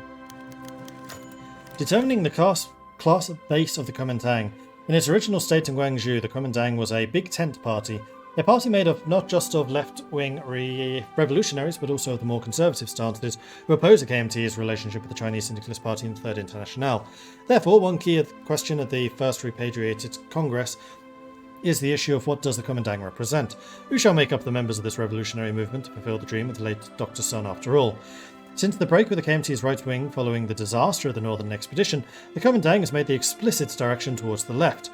While the party elders such as Wu Jihui argue the party is for everyone who isn't a warlord, the majority of the Central Committee has declared that the Kuomintang henceforth shall only represent the Chinese workers, peasants and petit bourgeois. Citing the 1925 Canton Hong Kong strikes, the official party stance acknowledges the existence of a class struggle within Chinese society. Unlike the Chinese Syndicalist Party, While the Kuomintang believes that the workers are the forefront of the revolution, it does not believe that they are a big enough force. The party's mass movement and class base are drawn from the peasantry and the petit bourgeois, handicraft, shop owners, intellectuals, students, and small merchants. While the entire party hasn't agreed on the idea of class struggle, the declaration of the class base will alienate the right Kuomintang from the left further. Their chains will be broken! One other thing I needed to do, what was it? Oh yes. Check to see where these guys are currently active, because they may not be needed in all of those places. No, they are. Especially over here.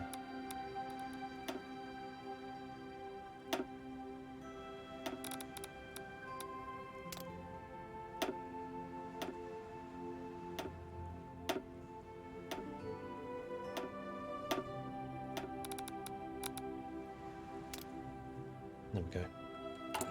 That should help control that a little bit.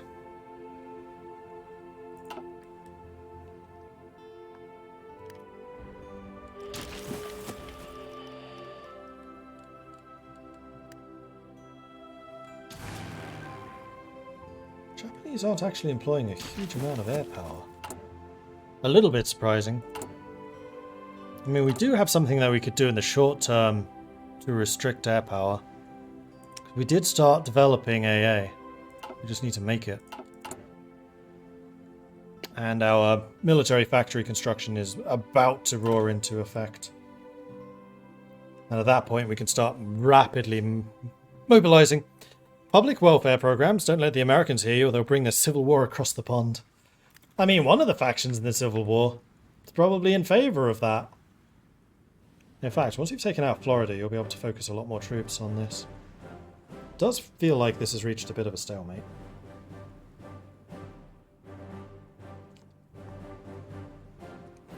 What's that actually looking?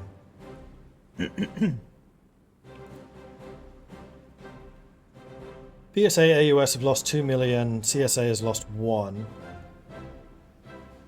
180 factories against 199. It's really close still. I would say in terms of number of divisions, these guys have more, but only just. 150 factories. Yeah, PSA is pretty good.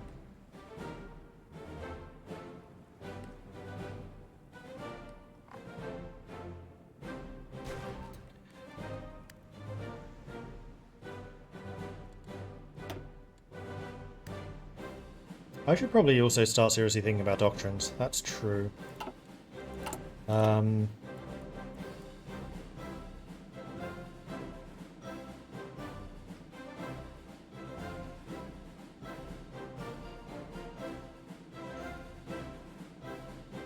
We don't have anything which is specific to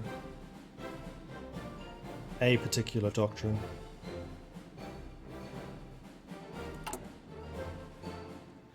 Speed, experience gain, organization, infantry attack and defense, experience soldier losses, planning speed, planning, command power, resistance target, and regular infantry organization.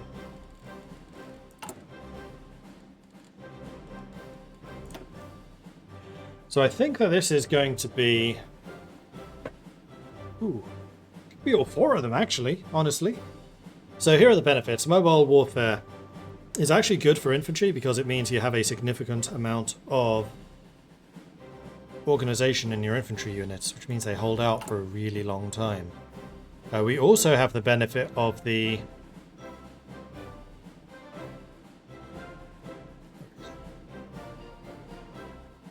Armored Division attack and defense and the Mechanized Division attack and defense.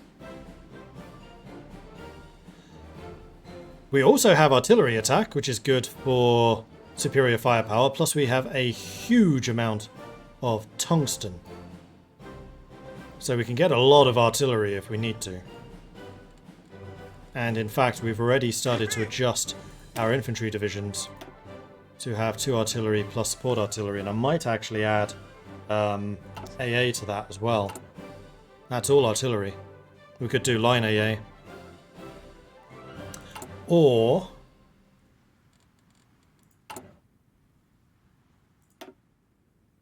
Grand Battle Plan. We already have max planning and planning speed. We have big infantry armies. We have big front lines. Grand battle plan could be good for that. Especially against the superior... Well, is it really superior anymore, though? Weaponry of Japan. I'm not convinced it is. Because we've actually managed to modernize remarkably quickly. And then mass assault. We have huge amounts of manpower. We have just big blocks of infantry with lots of guns. And once you go into deep battle, you can start to develop your armor as well. Although that would be into dedicated army units. If we go grand battle plan, I see Macho yelling about heavy tanks. I don't think heavy tanks really fit into our plans here. They would be dedicated armor, so it would be more medium tanks rather than heavy. We don't have the industrial base for it.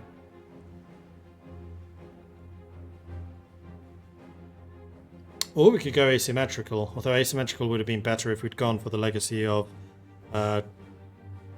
whatever it was called, the guerrilla fighting, but we didn't.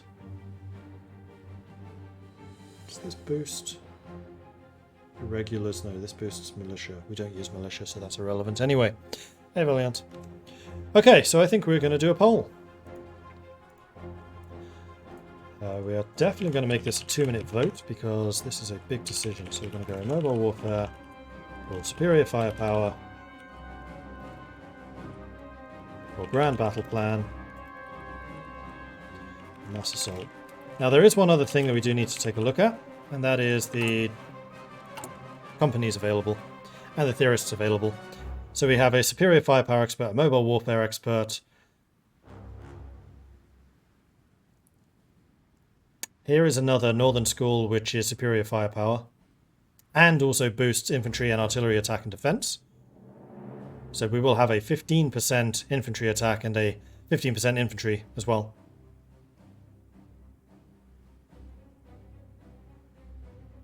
And there's a mass assault doctrine, which will increase speed. So we'll have a 15% infantry speed, or 15% division speed, and also 10% org loss while moving, which would also go well with mobile warfare, incidentally.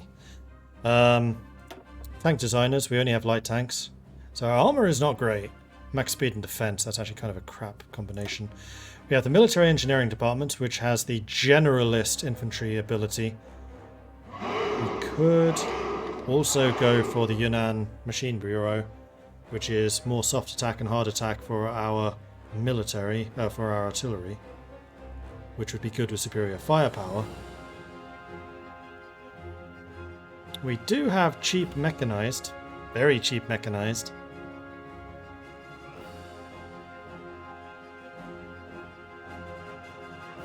And then we also have the plus 15% soft attack for mass assault. So that can go in any direction. I would say that mobile warfare is looking less and less likely. The other three just do what they do better. And then in terms of military high command, we have an armor specialist, who is not that guy, but we can train him as something instead. We have you, but you're also not in position. Yeeting we do use, so you can have the entrenchment speed buff. Or artillery expert. Actually, Cheng Quan is already quite good at this. And we have several officers who are artillery experts. Are you gaining artillery experience? I don't remember how that works. No. So we need to have at least 30% artillery, but if we go superior firepower, we can start to do that. And we have got artillery experts in the army that we can promote to generals. So I'd say of the four, mobile warfare is probably the weakest, but superior firepower,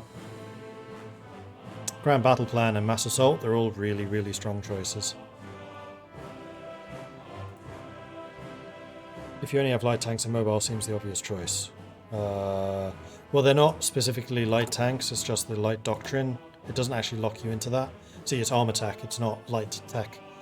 So our medium tanks, for example, have more max speed and defense, and it's medium tanks we would go for eventually, but it's a low priority considering the state of our industry. Alright, get your votes in. Vote, vote, vote. What do you think we should do?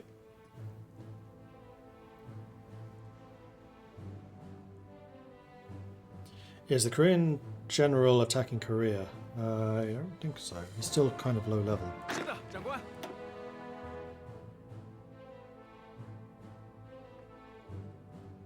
And he doesn't have any buffs for fighting in Korea.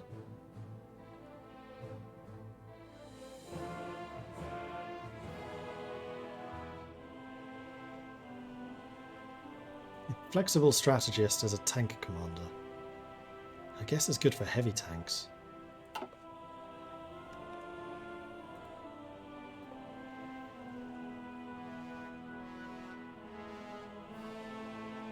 You get an event if you accepted the Korean general into your ranks and you win Korea. We did accept him, and we probably will win Korea eventually. Like, this is a war of attrition against Japan. At some point, and it's not going to take too long, our industry will outstrip theirs. In fact, in terms of countries, it already does. Which for Japan is a bad thing. Overall, they still have more. Actually, is that true? Yes, they do.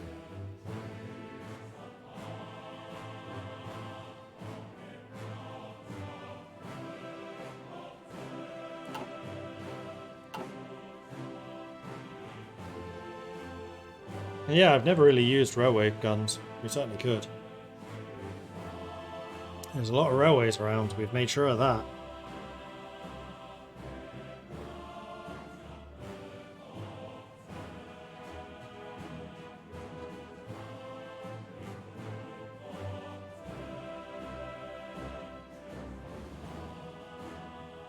Okay, the votes are in, and Grand Battle Plan came in last, with just 5% of the vote.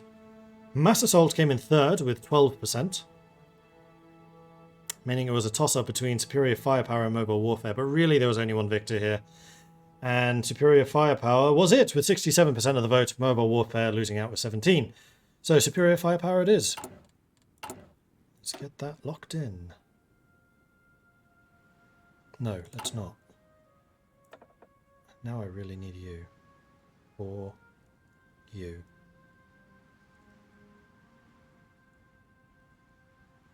Yeah, that's a Doctrine cost minus 10.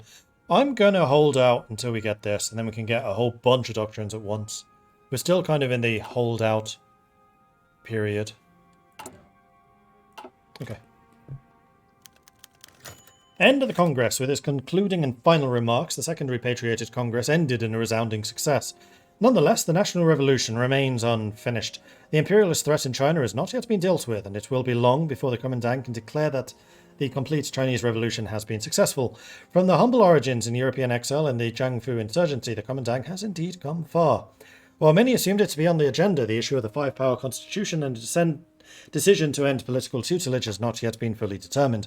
While some delegates express favour for extending democracy to the masses, many have agreed the time is not yet suitable for such an implementation. The Kuomintang shall now rule as the sole party in fulfilling the national revolution. So we gain more war support, and we now have a plurality of popular support. Stability and war support go up some more. And it is stability is the one that I'm a bit concerned about, because that is reducing our output.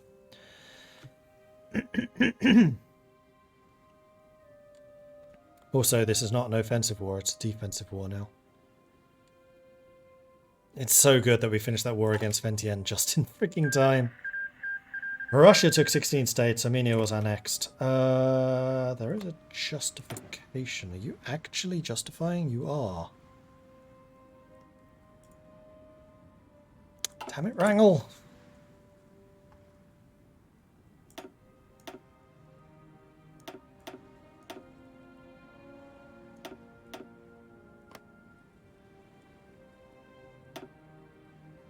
I don't want you joining anyone.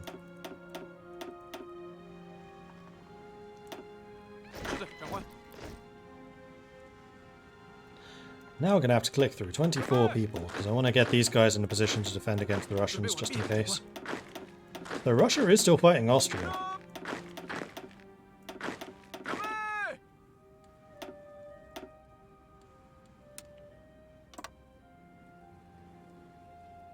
That is such a huge front line. Okay, who's going to be in charge? Someone with defense and someone with logistics. I think it's going to be Yeeting again. Although Huang Jiang is an artillery officer, we could start training him.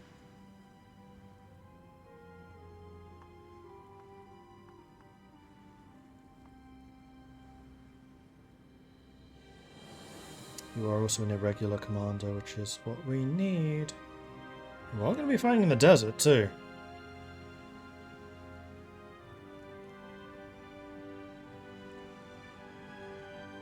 Yeah, this is a Yeeting. This is the Yeeting command. Make you the new green unit. Portugal has capitulated. The Portuguese government's gone into exile.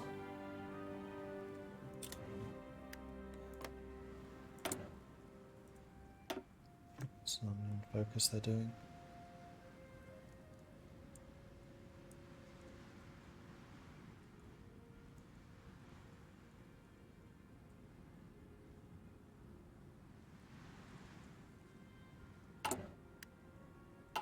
Alright, carry on.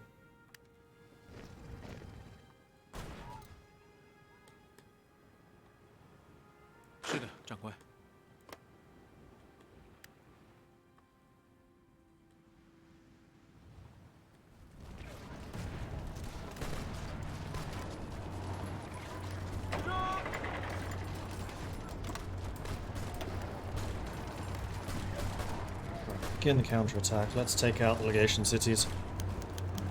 Xinjiang clique submits to our authority. Seeing few potential options to preserve their autonomy and believing us to be their best one, the government of Ma Xiaowu has agreed to recognize us as the legitimate rulers of China. In so doing, they have committed to harmonizing their laws with ours, provide troops for our wars, and commit to further cooperation in national affairs. In return, however, they practice preserve much of their old government, as well as the patronage networks that operate underneath. Warlord troops have always been known to be unwieldy, and the warlords themselves untrustworthy. Further integration will need to be discussed another day. For now, though, status quo works. Unfortunately, that gives me a bigger border with Russia. Oh, what's that?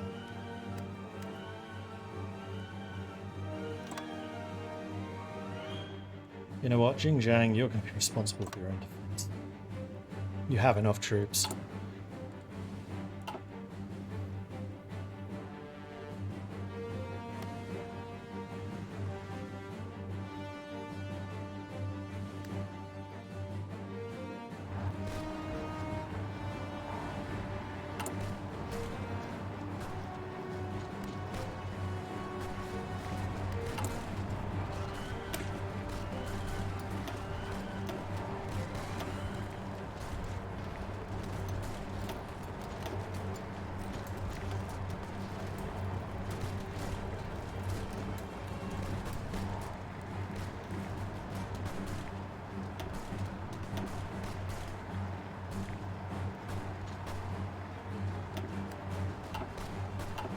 I think our motorized will be able to hit harder. Actually, what's the organization? 36. It's not great.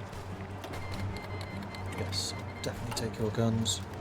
And in fact, although lend-leases are going to be difficult against Japan.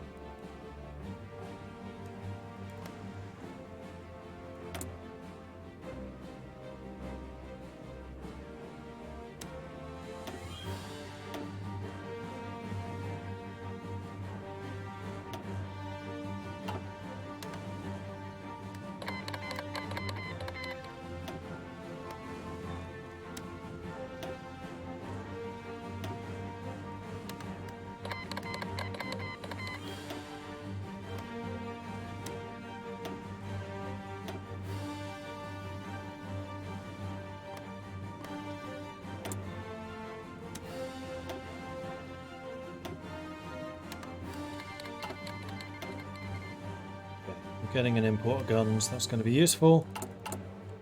We are still short. There's not a huge amount I can do about that because I'd really like to get another 24 of those guys in training.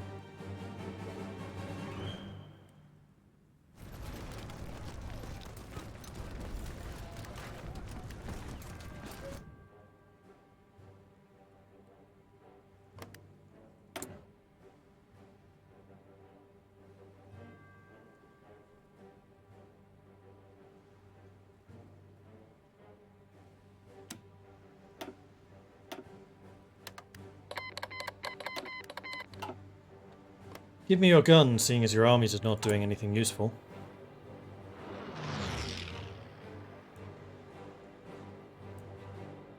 Oh, we could get the Hui brigades now, which would increase our cavalry attack and defense, although we're not using cavalry anymore. Justification for conquering Tuva, West Mongolia, for Russian Empire was finished. They do indeed want Tuva. Now are they going to act? Continue tutelage is done.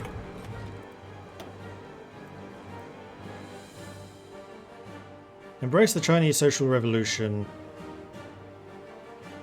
We lose construction speed with this, but we do gain production efficiency base.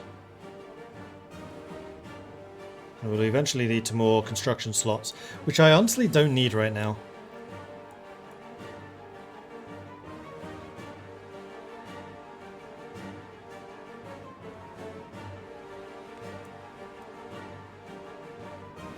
I think it's time for us to assert central authority. Yes, popular support, stability skyrockets. Compliance gains skyrockets. Let's do it. With the success of the Second Northern Expedition, the time has come to pacify the rest of China. Therefore, in accordance with Kuomintang's program, we must ensure the proper transition from military rule to nationwide political tutelage. Anyone who still stands in our way shall be swept aside. 20% stability would be huge.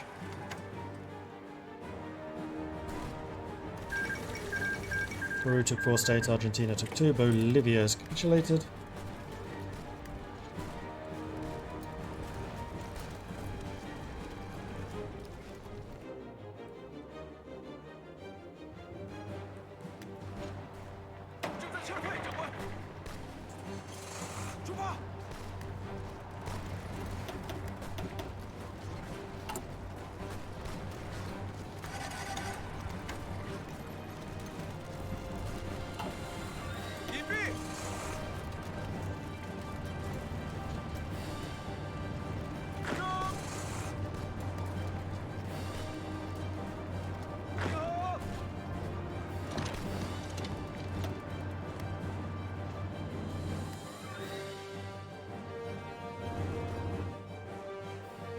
They have no port. They're going to die soon.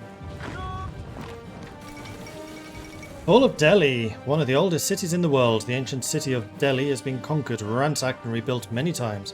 The earliest architectural relics date back to 300 BCE, a testament of Delhi's ancient history and city's resilience. However, the city of Delhi has fallen to enemy forces and the ancient city buildings are once again at risk of being destroyed.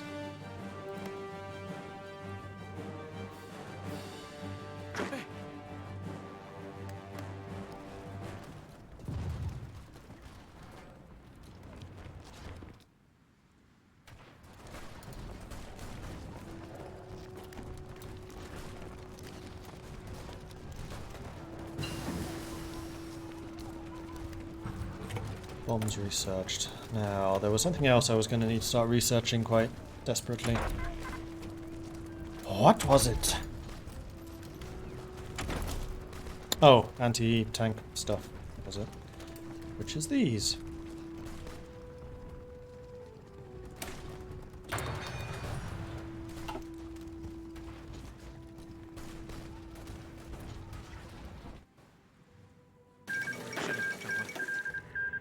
Treaty of Split. Coming to France took 28 states, Russia took 3, Union of Britain took 1, Helvetic Commune took 1, Danubian Federation was annexed.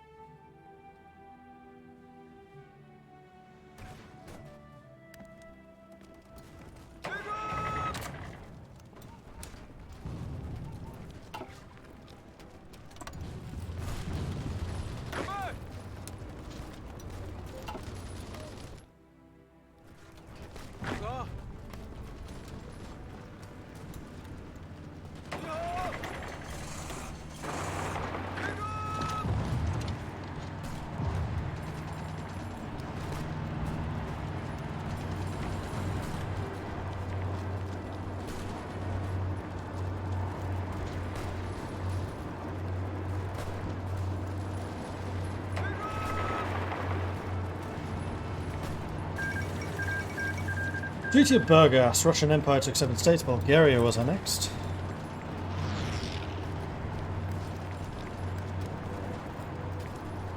Hoping we'll be able to win this fight.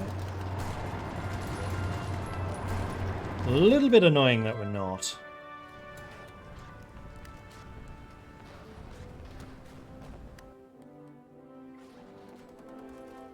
Oh wow, they're suffering serious supply issues over here. You know what? I'm happy with. I'm quite okay with that. Keep on suffering your supply issues. It's fine. Commune France took 5 states. Russia took 2. Transylvania took 1. Hungary was annexed. Hungary lasted longer than Austria. Fortunately, you are now going to be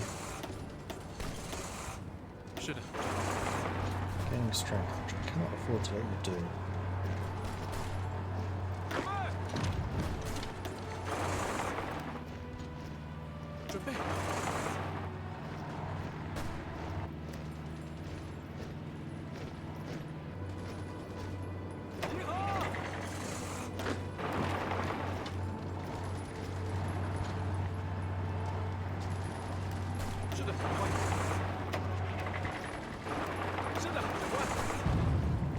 Killed one of them.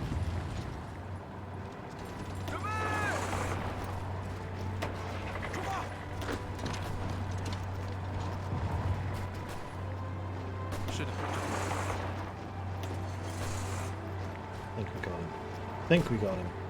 Think we got him. We definitely got him. Got him.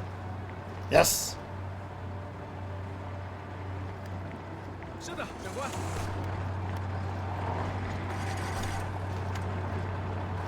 Just take Wrangel with you.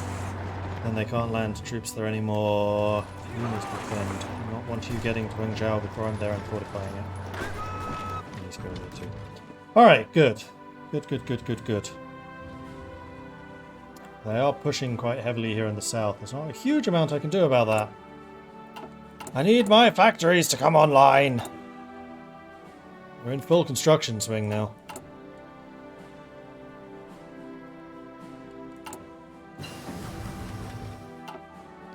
Basic medium airframe. Unfortunately, we're not really in a position to build planes anymore.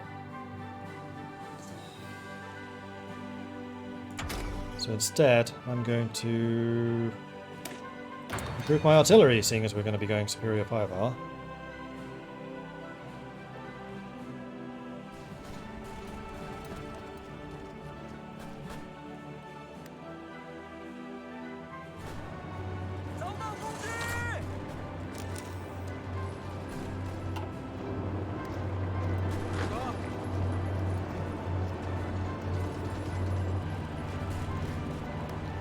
Okay, he's going to die because he has no support systems. Engines are done. I'm going to start doubling down on AA because I feel like I'm going to need to build those to help us against the Japanese aircraft.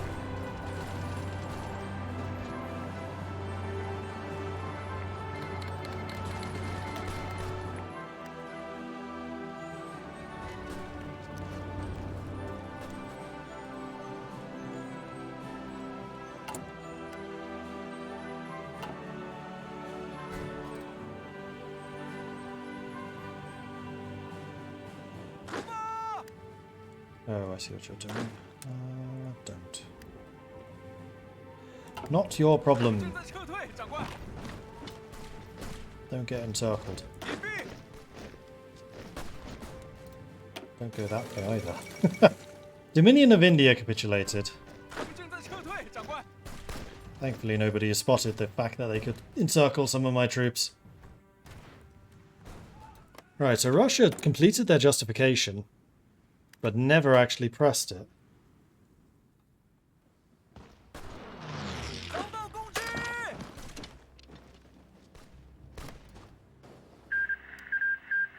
Canada and Hyderabad. So Hyderabad just took out the Dominion of Canada. Hyderabad took 17 states, Buryatia took 1, Dominion of Canada. Dominion of India, rather, has been annexed. I'll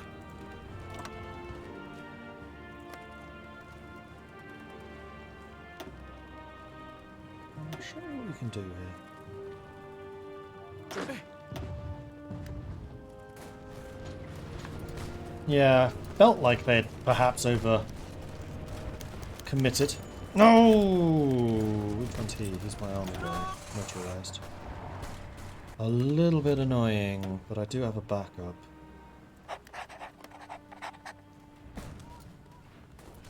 Thankfully it wasn't the purple guy. That would have been very poorly timed.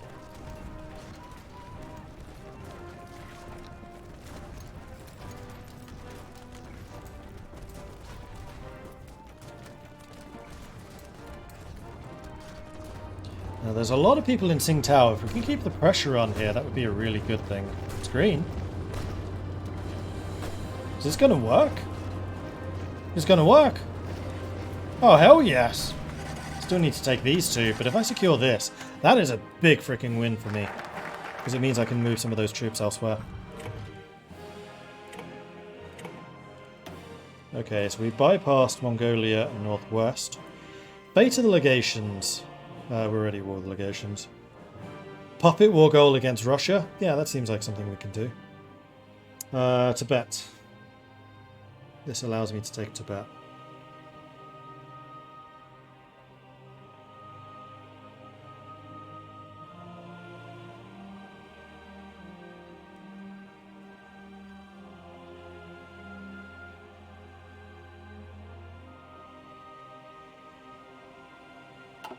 Which gives me 3 divisions.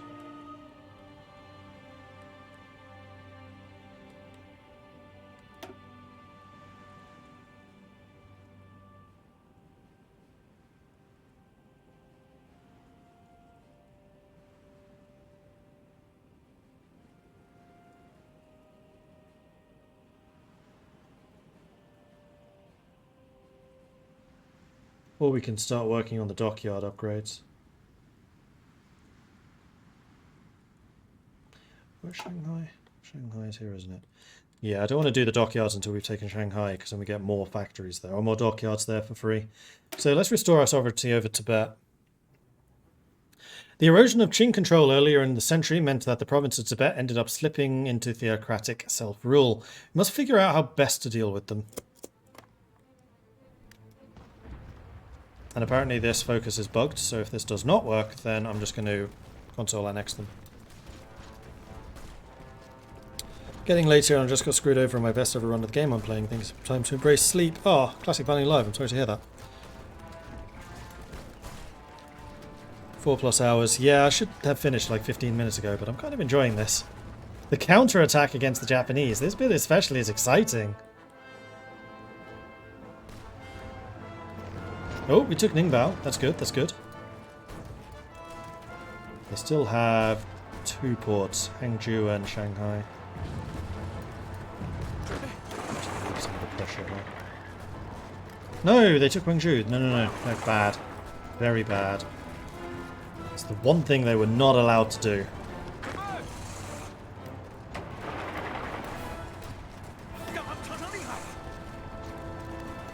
Stop.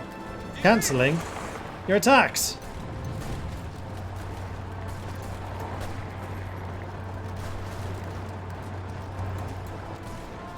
Okay, as long as he wins and takes it, it's fine. Are we not defending it because you've been told not to? You should be. You should be.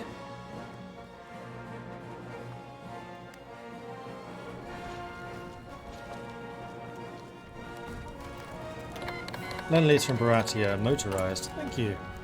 Oh yeah, we do need motorized pretty desperately. Tsingtao is not one of your garrison locations. I'm sure it is. Gotta protect that beer. Guns. We need more anti-tank, please. If we take this, we actually cut these 2 in half, which is a good thing. We will.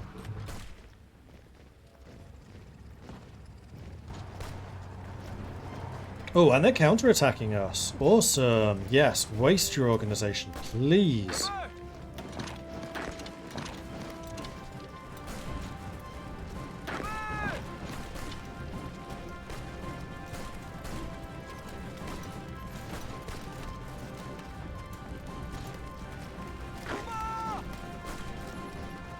killing 2 tanks here.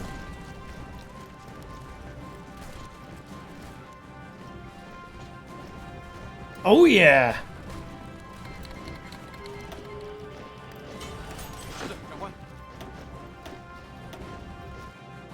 Alright, then these 12 are going to be assigned to a position down here. The intention of taking Shanghai. Awesome! Am I going to do anything about the massive Japanese invasion in the south? There's not much I can do about the massive Japanese invasion in the south. I'm just going to kind of let themselves push out too much, then I can use them motorized to contain them. I need to pick my battles. I don't have enough divisions to cover it all. Especially because of Russia. If I did have Russia up here, then I'd have another 24 divisions of light infantry, but I'm more concerned about them pushing south because contiguous borders. It's harder for Japan to reinforce that than it is for Russia.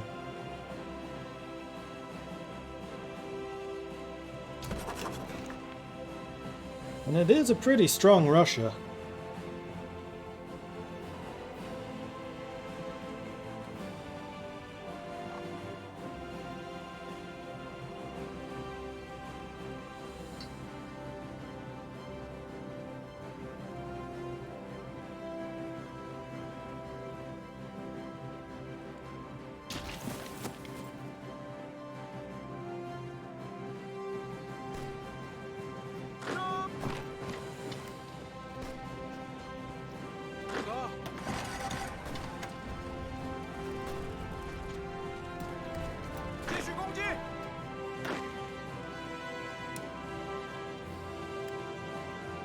Sure what he was fighting for. Our efforts to integrate Shaanxi. We have long enjoyed our autonomy as an independent province. We read that before. Comes a governorate. Okay, we're going to need to do something about the fate of Mongolia.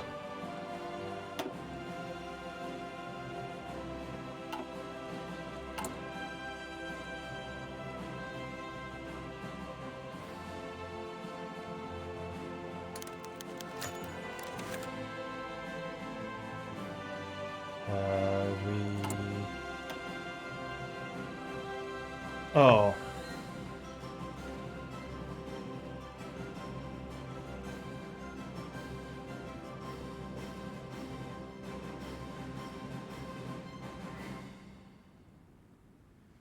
I'm going to just annex them because that would have happened with this focus.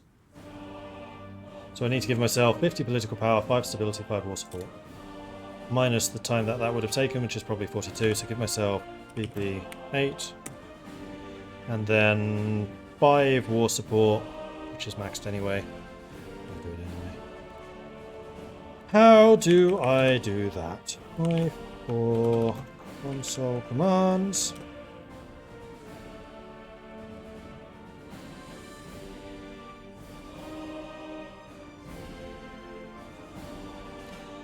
Come on! Doesn't usually take this long.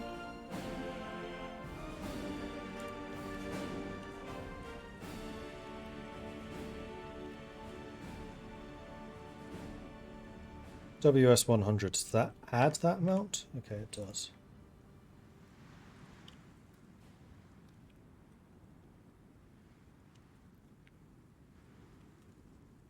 Perfect. Okay, so no downside to that. Let's also double check our operatives.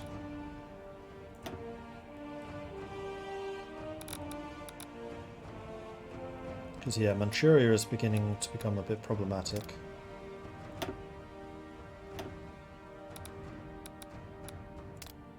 So let's keep some people over there, because I don't want them sabotaging our efforts.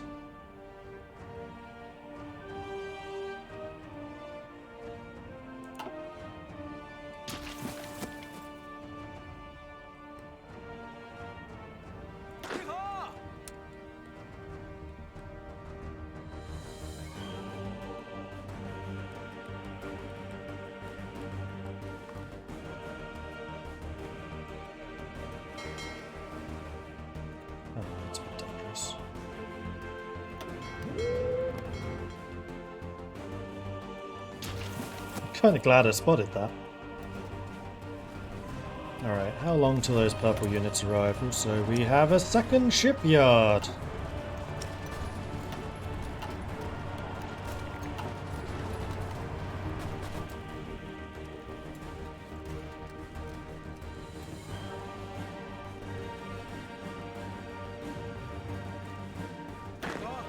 It looks like our constant offensives have really weakened legation cities. They are starting to take some strength damage.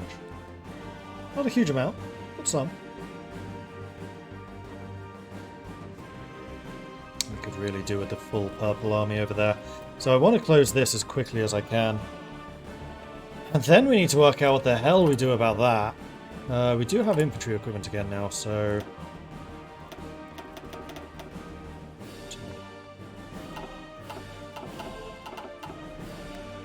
Start training another 24.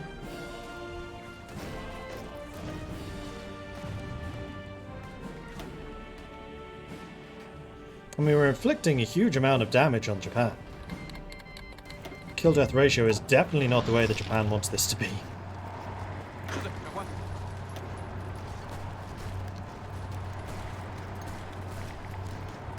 we go.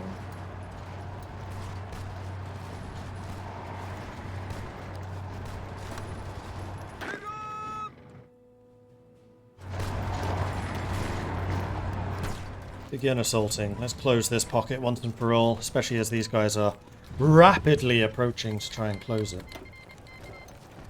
Or to retake it, rather. I don't want to let them do that.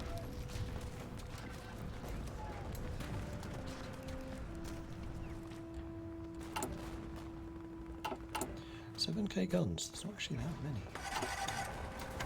Wow, we train these fast. Really fast. Cool.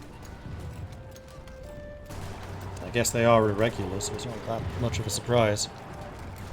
How's the construction coming along? Doing good.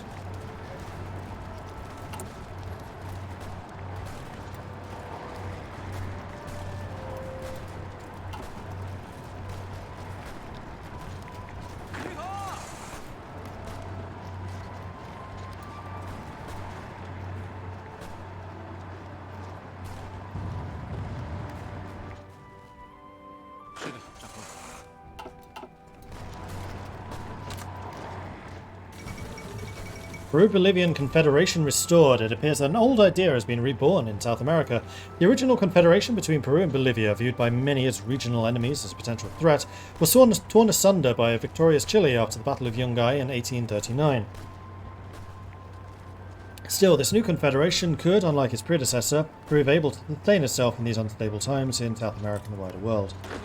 I'm going to take a risk. I'm going to remove these guys and send them down here. I'm not at war with Russia yet. That might only be because I was maintaining a garrison up there, which they can see, and it does dissuade them. But I'm getting a little concerned by how big this is becoming.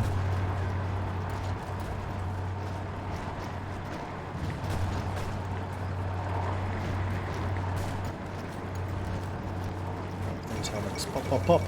Fall of Shanghai. It's been over 70 years since the Chinese person could stand on the Bund and truly call it their own, but thanks to the efforts of the Chinese troops, a new flag flies proudly over the top of the customs building.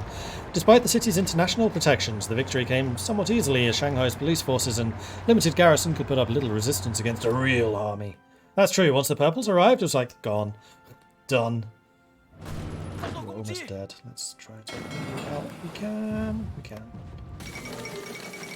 Legation cities, however, have capitulated. Fall of Hong Kong. Troops from the Republic of China have captured the old British Crown Colony of Hong Kong after breaking through the gin drinkers' line and landing on Hong Kong Island itself. I mean, not entirely true.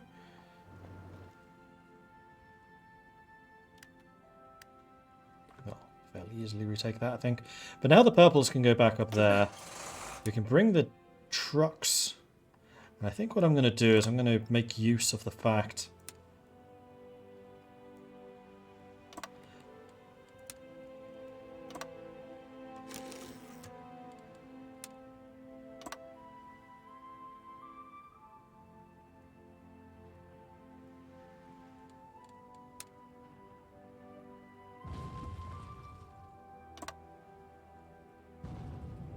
that they have pushed so far inland, so I'm expecting the coastline not to actually be guarded very heavily.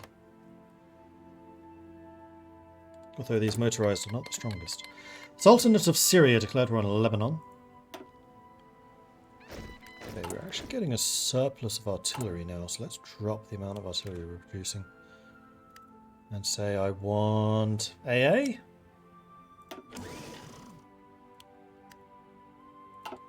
And then what I can do is I can start adding AA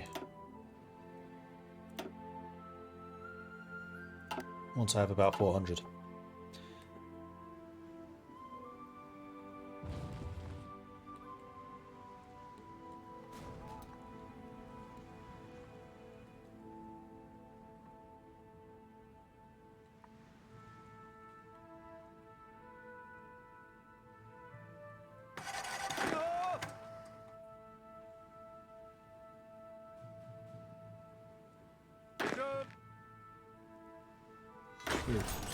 Take the train! You're miles away. And we have more factories, which I think is probably going to go for more guns. We are actually running out of steel. Oh, that's because they've been taking our south, which is where all our resources come from. Right, yeah, that's the thing. Okay, so that should have annexed Tibet.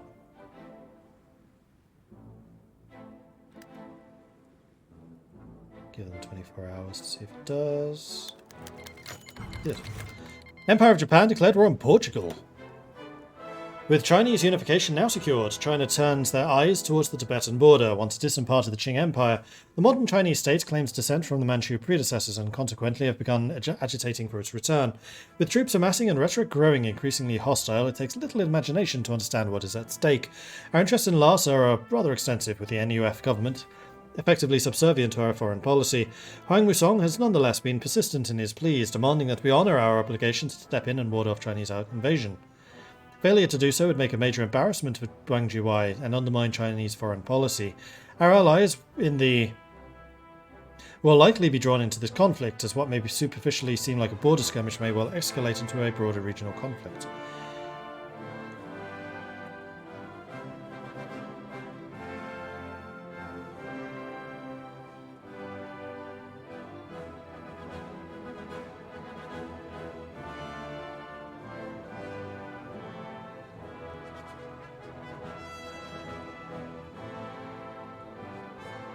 Do I think Bharati is going to survive against Hyderabad? I mean, they've actually pushed out, so maybe.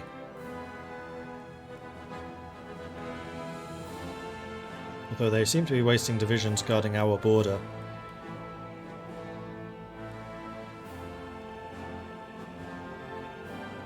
I don't know what to do here. One of these may turn it into a governorate, the other one may not. This is a warning to the Puppet Master of Tibet that China is about to attack. Right. Which is why this event is bugged, I understand.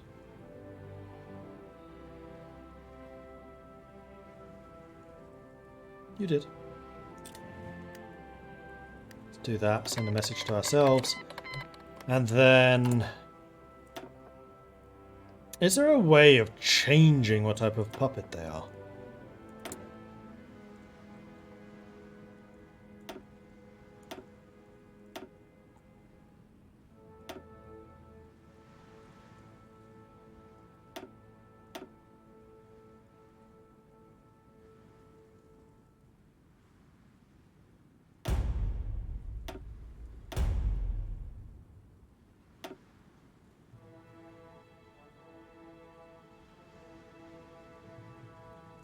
Qing is actually not too far away from being gored.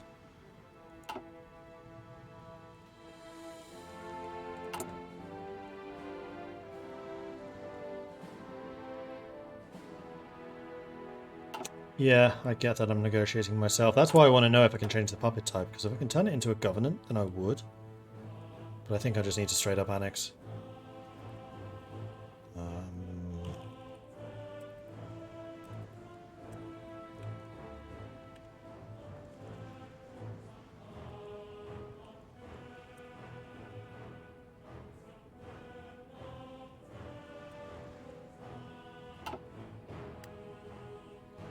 Don't get their troops though. You're going to give me a fate to Mongolia? I might do. Dominion of Canada has joined Portugal as our ally in the Japanese-Portuguese War. Right, Japan's now at war with the Entente, which means Japan has to deal with the Entente Navy. That's a good thing for us.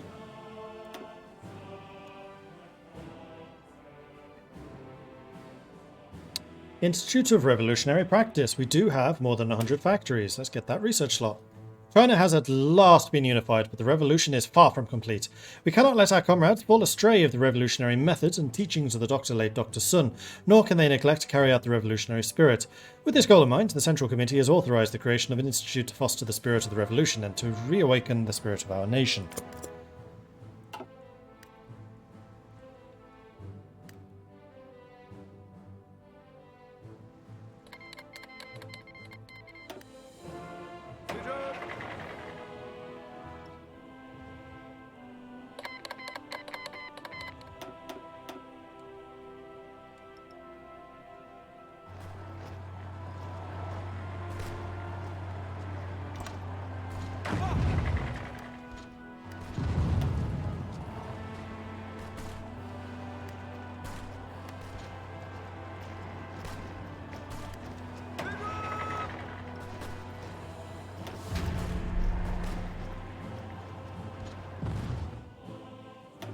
The other guy back here.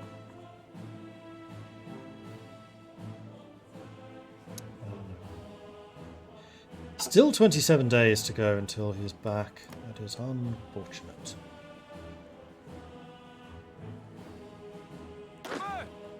Meanwhile, the purples, this is now a full 24 strength unit. Yes, absolutely. New Zealand, you can have docking rights.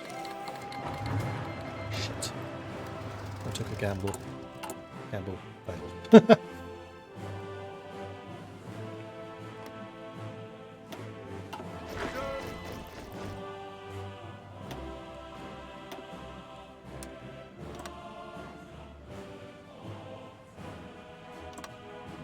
And now I'm not going to be entrenched.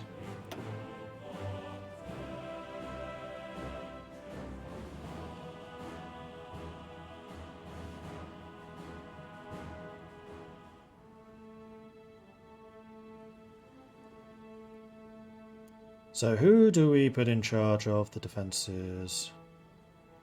Dangyanda? Or Huangjiang? I think Huang.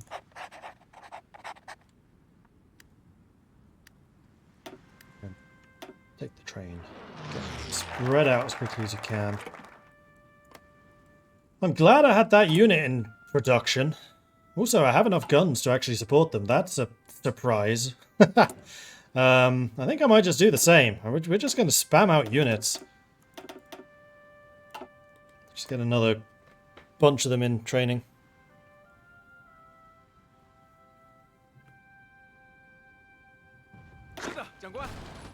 And then I think I'm going to tell you to attack. That's good. And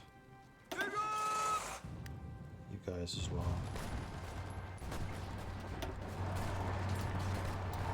Right, let's roll up the Japanese incursions. And I think you guys are still on the move.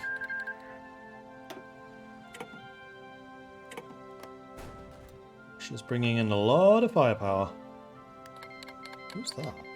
Don't bother with this. All this.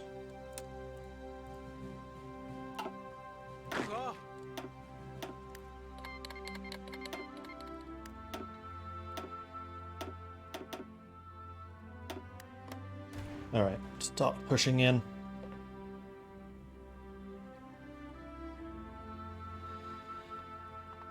Fighting Russia and Japan at the same time. This is definitely going to be an interesting situation. Alright, we've got the new AA. I'm going to continue upgrading you. It is December 1940, so we're on the verge of 41. Let's get our industry going. I think I can close up Korea quickly enough. In fact, I think we're even getting overruns. Yeah, I'm pretty sure we are. Sweet. That's going to free up my purples.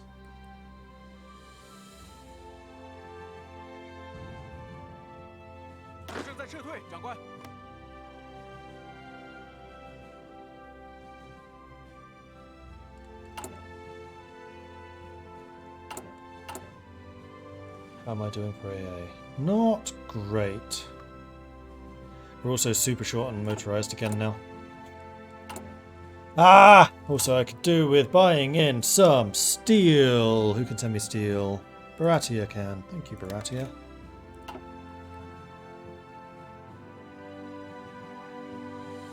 Oh yeah, we are demolishing Korea. Except supply may become a problem.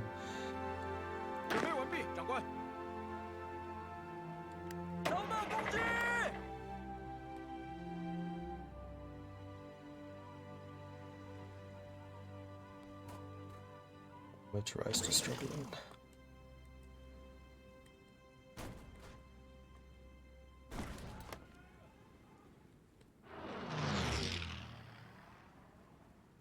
We're also going to be up against the Russian Air Force.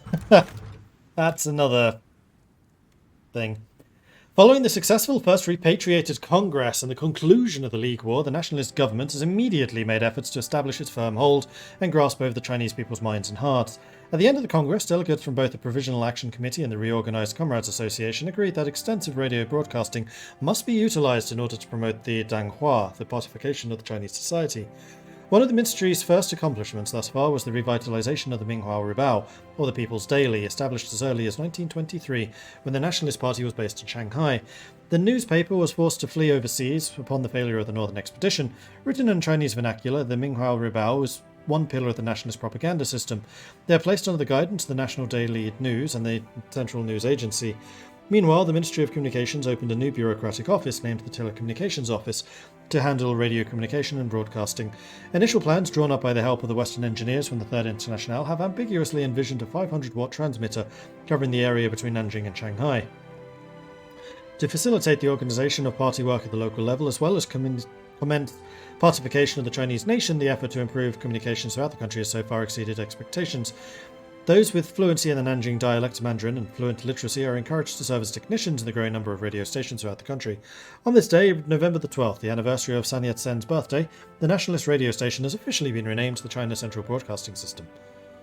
We gain free electronics. Oh, that's good, because it's 41. We want to start getting the 42 tech buff.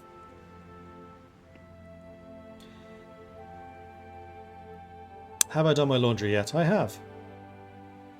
I have indeed. Yeah, these guys are smashing Japan. I'm a little surprised by how well that's going. We are about to lose these three, though. Because they have no way of escaping. Oh well. I'm actually a little surprised it's taken us this long to lose them. Oh, you're kidding me!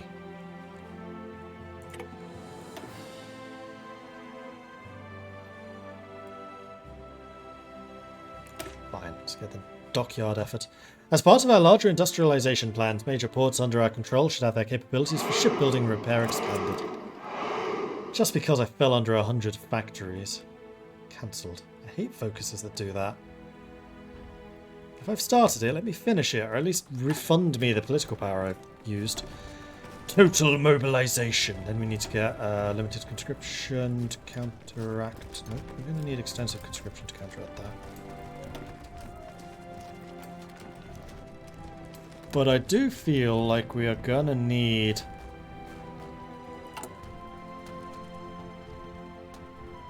a construction speed.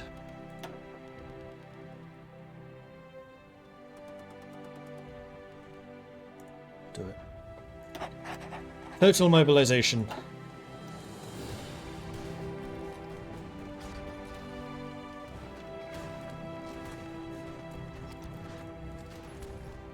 Thankfully, the process of demobilizing is pretty slow. And you guys seem to actually be doing a pretty good job of holding the Russians up. Good. Good, good, good. Still busy killing Transformer. But we are going to be having the entire Russian military coming after us. 268 factories. They have rather more than we do.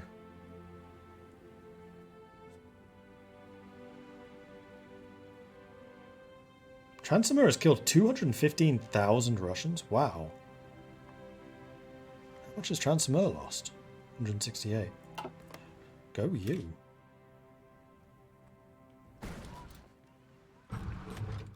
Now, is there a connection between the railways?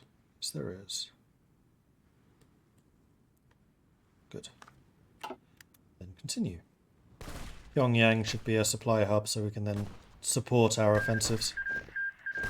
Sultanates of Syria and Lebanon have ended their war. Though we're not currently attacking Pyongyang with much success.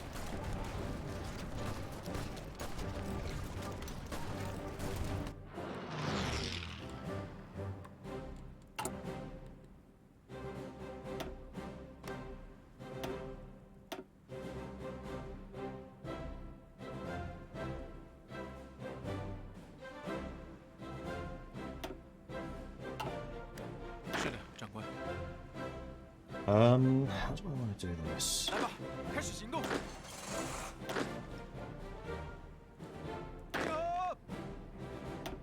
think I actually want to split you off into a separate field marshal with Li Jishen in charge.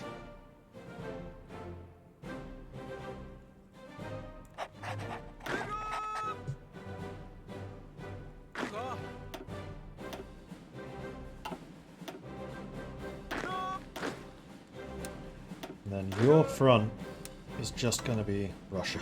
And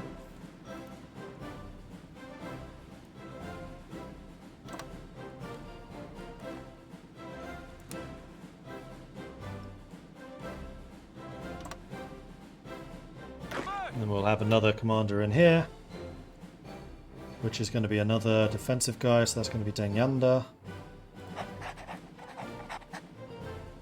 And then these units, I'm going to join you. No, they can't.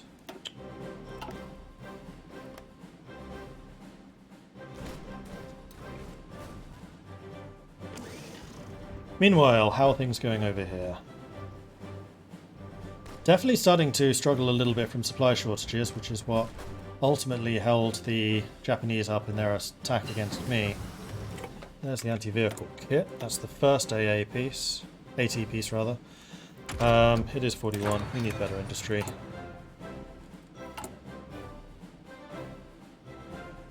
Actually, stop producing AA entirely. Let's do that.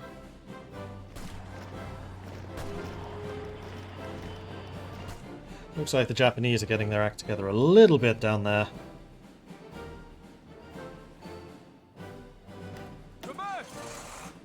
Looks like my motorized are having a torrid time.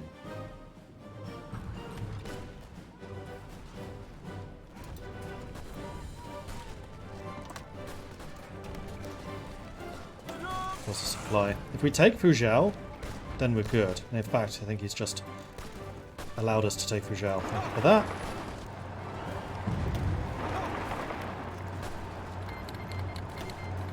Argentina declared war on Brazil. Argentina is now at war with the Third International.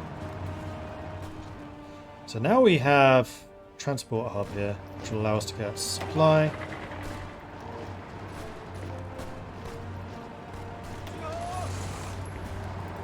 Hopefully these motorized get there quickly, because then I can use them to cut this off.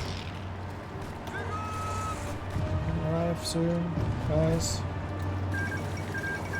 Ottoman Empire took 11 states. Greece has been annexed.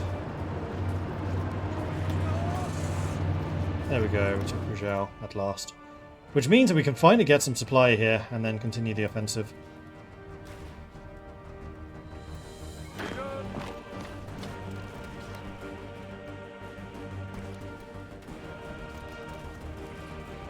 Oh, we're back in supply. It's only here that we're struggling. What? Oh, there's a supply hub. Oh, okay. Cool. That helps.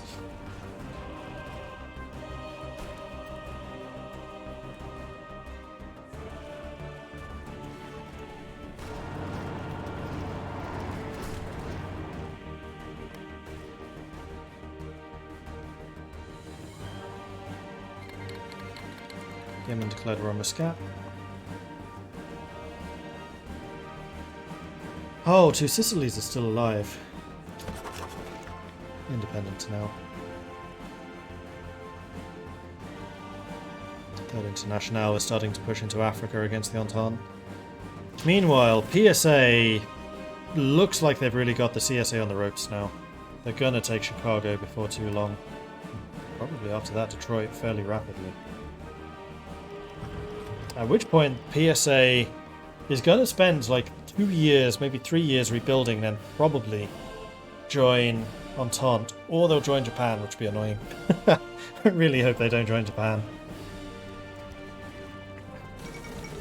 The fall of Chongqing, the furthest navigable point on the mighty Yangtze, the streets of Chongqing once brimmed with refugees, rich and poor alike, all fleeing the unstoppable Japanese advance.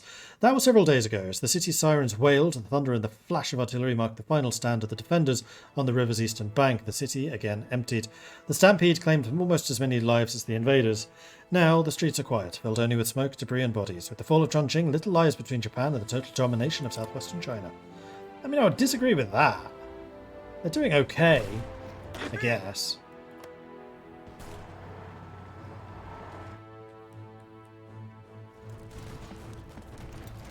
The real test is going to be Pyongyang. If I take that, then Korea's doomed.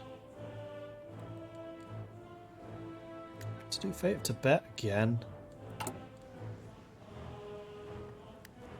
That's going to keep on cycling.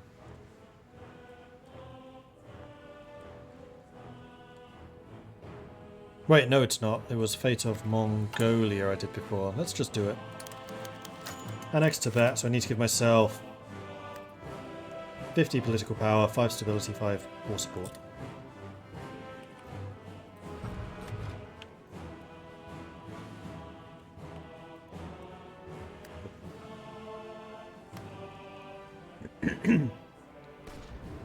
Because we have legitimately annexed it, that was a bug.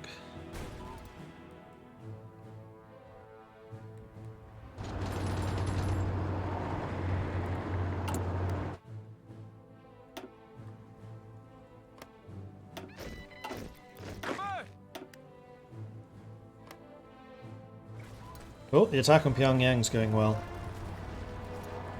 They are not reinforcing it. That's a mistake for them. I'm actually really happy with how my infantry forces here are performing. Considering I still have no doctrines.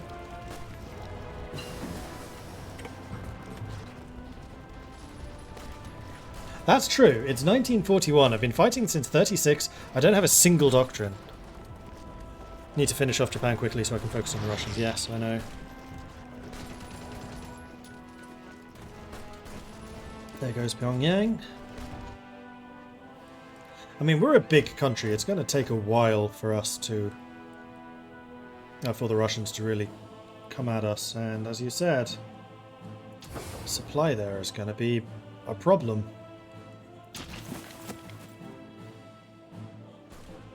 Okay, Pyongyang is now ours. We are now really rolling. Seoul's about to fall.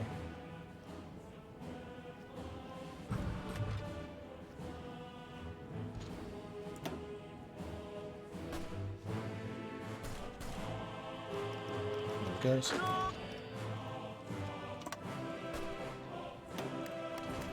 Technology. Industry? Industry is looking good. Could get 1941 artillery, considering we're going to go superior firepower, and we have a lot of artillery. That sounds to me like a good idea.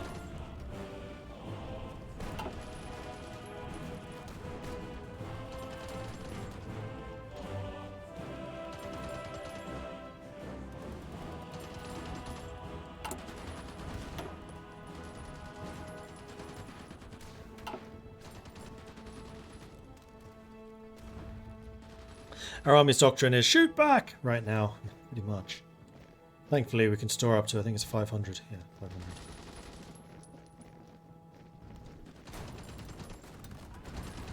500. National dockyard effort done. Right, let's standardize those railway gauges. Railway development in China has been sporadic. In particular, the warlord governments have intentionally chosen gauges differently from those of their regional rivals to prevent easy invasion, and foreign firms would use whatever gauge was cheapest to build tunnels and bridges for. As part of our industrial programs, we must invest time and effort in converting all of our railways to a standard gauge. Make it happen. Does Japan peace out if we take Korea and kick him out of China?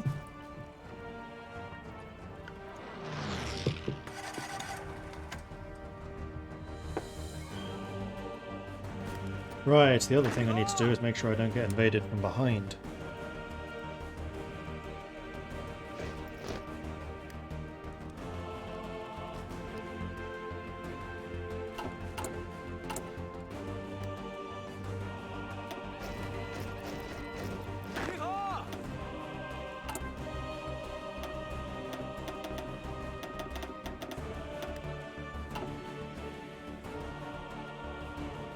Pumping out those cheap troops, so we can maintain a hold as much as possible.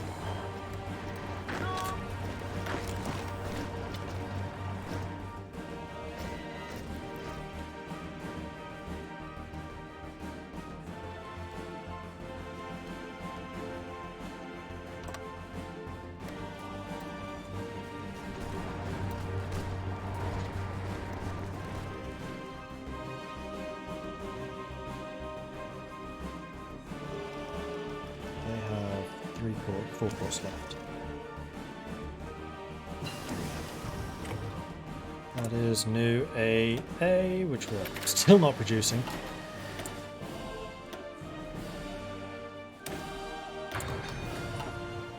Let's get it upgraded regardless.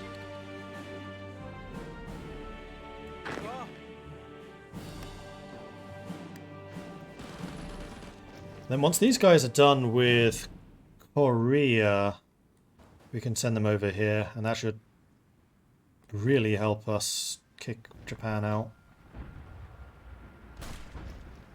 Because we know that they're capable. The fall of Chicago. Pacific forces have been pushing towards the combined syndicates of America's temporary capital of Chicago for a while now. Reports are now coming in the city's capture by advancing troops. Reed's whereabouts are unknown.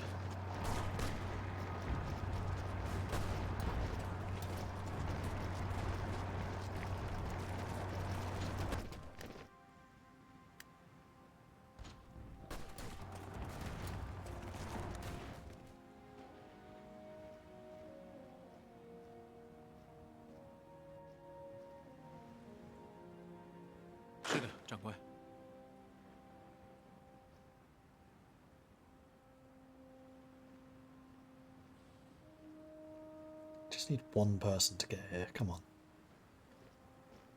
Thank you. Right. Good. Well done, team. Let's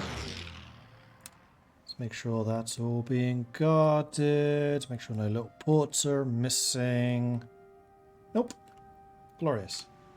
Alright, so you guys can now be redeployed over here. Ooh, they are just outside of Nanjing. That's not good.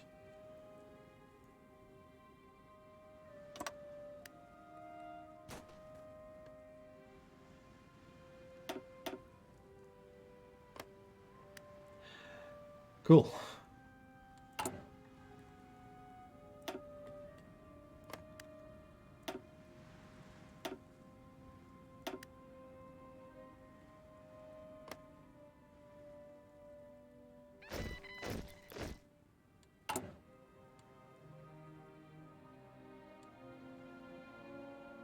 I have lost a lot of factories. That is definitely true.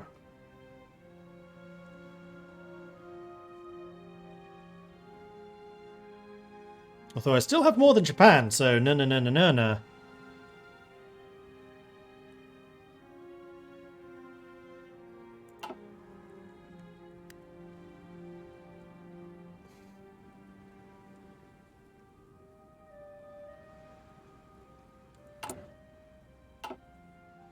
Alright, we need to move very, very fast to go and retake those lands.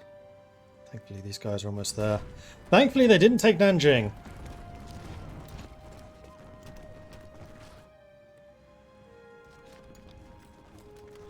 Okay, we've arrived. Now I just need to get my organization back and then we counterattack. I think the Greens lost their orders. I think you're right.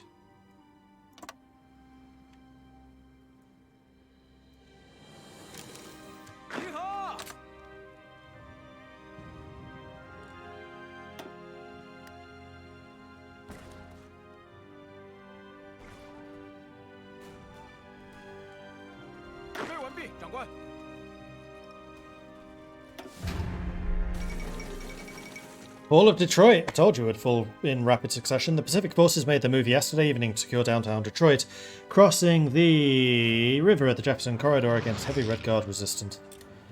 A blow for the syndicates for sure. Oh, come on, guys.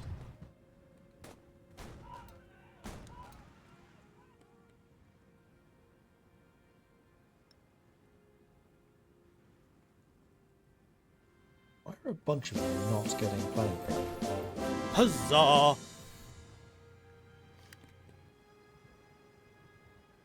You're all here.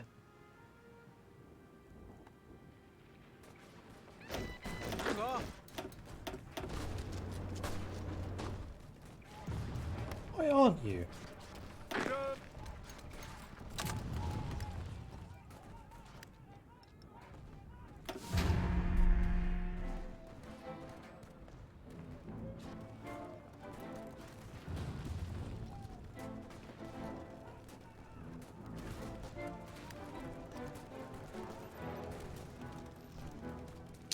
No it hasn't. That's because I'm on total mobilization. I need to change my conscription laws.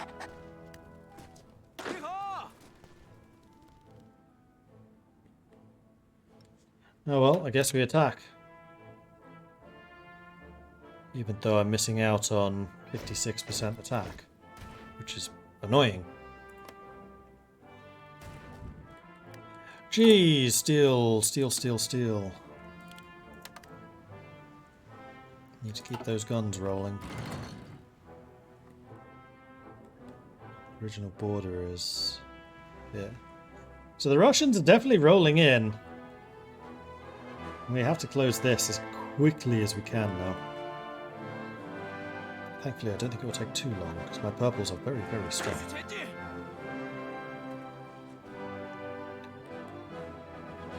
And once we've taken the coast back, we can just squish the rest of the circle. Which is why I'm attacking in the way that I am.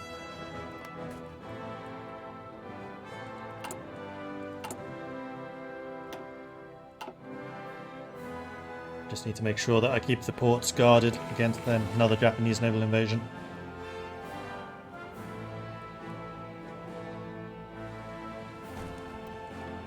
And in fact, the more of this we take back, the more factories I'm going to be liberating too.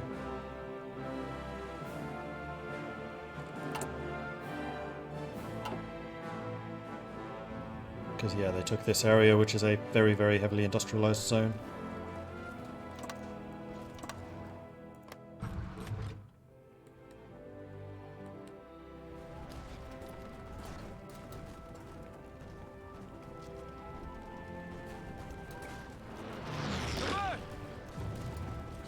And that's it, I'm out of manpower. Me! China! I'm out of manpower. How much do I have in deployment right now? Almost 900,000. Still haven't actually hit a million men under arms yet. Chansamur has capitulated.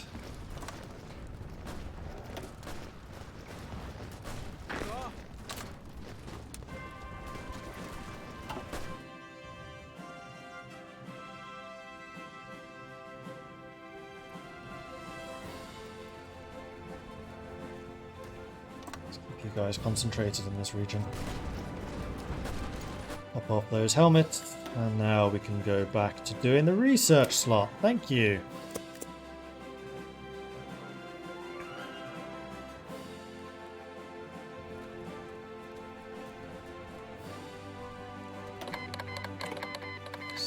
break your lend-lease. Barati is actually fighting back in a big way. In fact, you guys haven't been fighting for a while. Give me give me guns, please.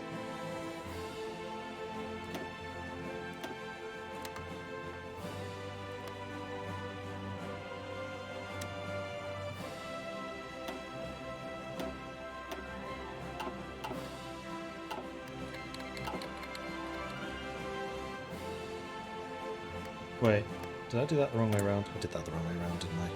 Yes. Shit.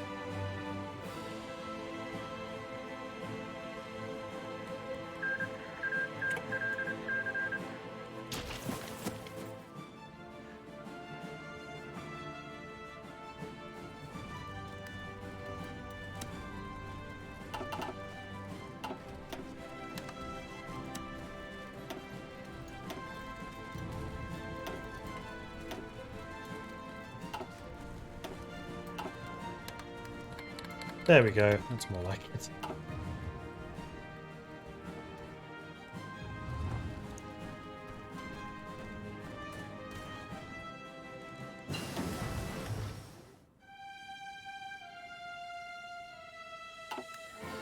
German government in exile is starting to lose a little bit of ground.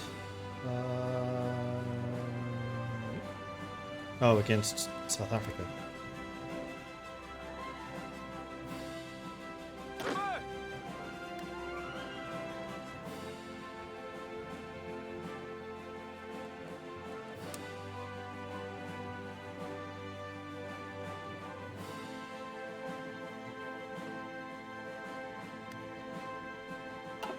Tell you lot not to counterattack, but I can't really.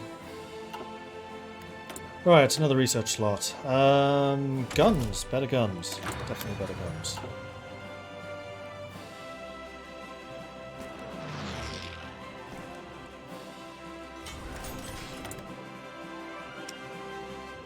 I've got another dockyard. This must be because of increasing compliance. Speaking of which, are any of you not currently working? Most of you are not currently working. Well, that's not very helpful.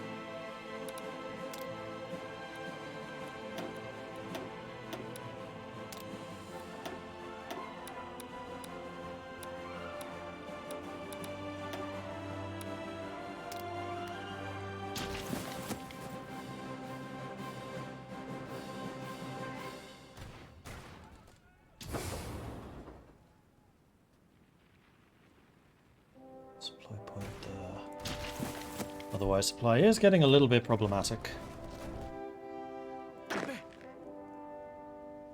Don't seem to have taken any huge losses yet.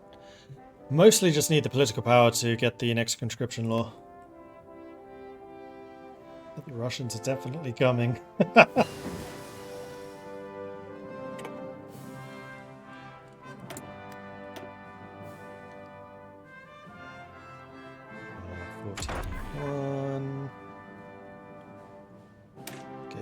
Less than a year. Do it.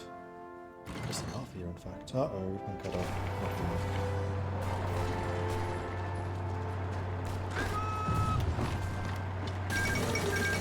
DSA took 25 states. AUS took 2 states. CSA have been annexed, as has Puerto Rico. Collapse of the American syndicates. Interesting. Fall of New York City. And thus, the AUS will now fight against the PSA, and I'm pretty sure the PSA will win that one, because their industry is pretty remarkable. Especially now that they've taken the north, which is where all the industry is. North and east coast. German government in exile has joined the Entente. Interesting.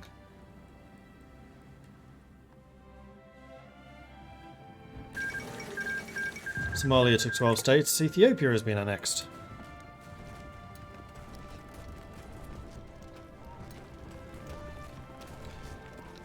Is that Orwell in charge of England? Oh, it's Mosley. No, it's Eric Blair. They've changed. Which is Orwell, isn't it? Is that his real name? Why does that name ring a bell?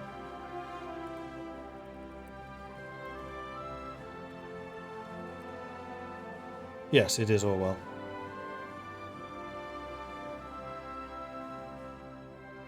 I did not realise that. I didn't realise you could get Orwell in charge of Union of Britain. Cool. Is that as the Totalist still? Yes.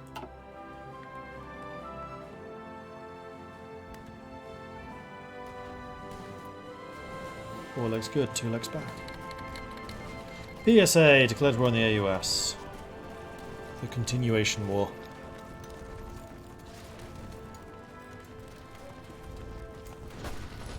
Right, Wuchang is gonna fall soon. I think. I hope.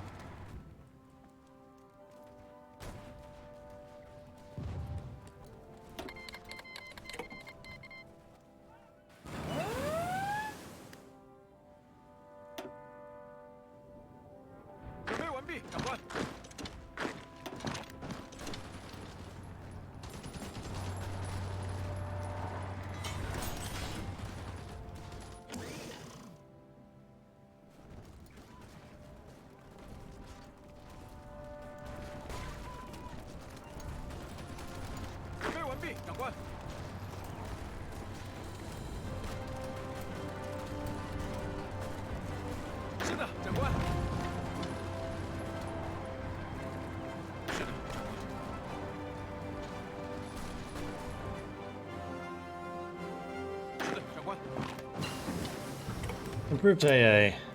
Good. Let's go and get support 40. Manpower! No manpower! That's an encirclement. That's what I've been building towards.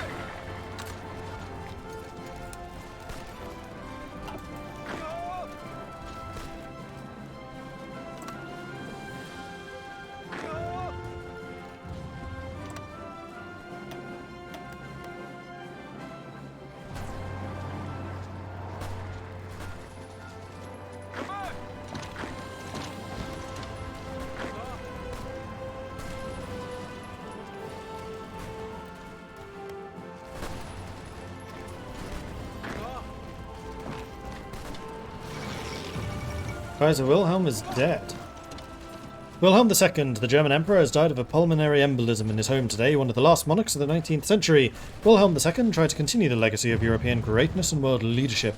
He initiated the policy of Weltpolitik, which bore fruit after the Weltkrieg as Germany became the foremost power in the world. But it was short-lived. I need this to stop.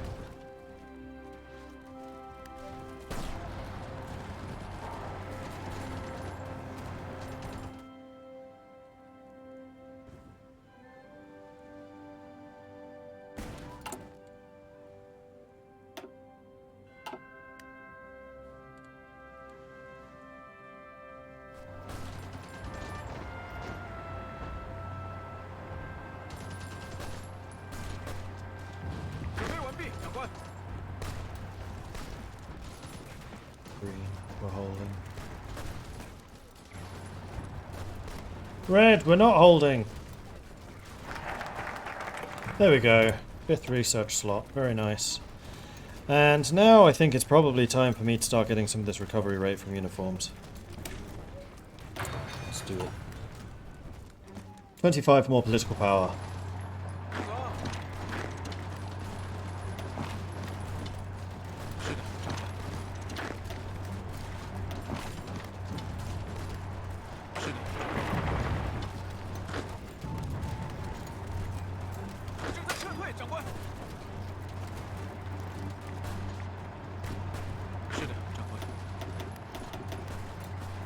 Oh, did not let them get Geomen again. Sod. Alright, Manchu's gonna hold. But I think I'm about to lose Geomen.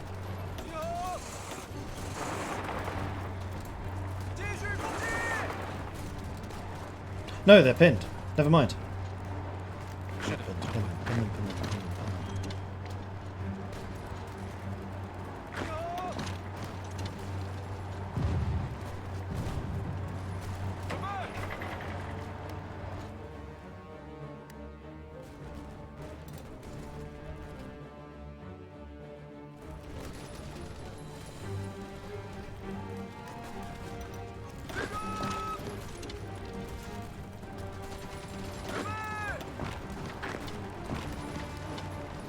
Alright, so let's close these pockets and get rid of... Oh, geez, then.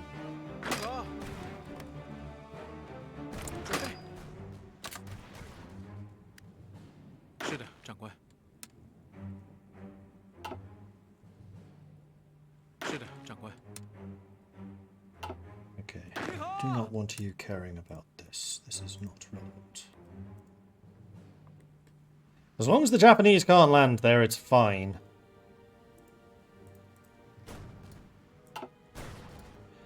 Russia is scary. Japan on its own I could deal with, as you're seeing. Throwing Russia into the mix, though, I think has basically doomed us. There's nothing I can do about this, they're too big.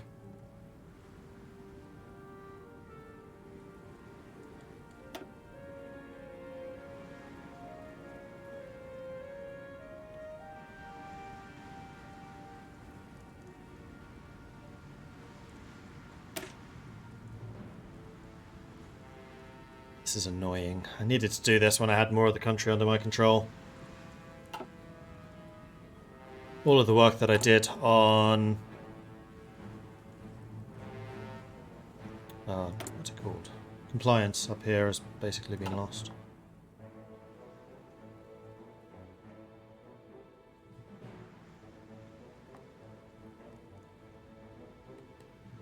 I just don't have enough divisions.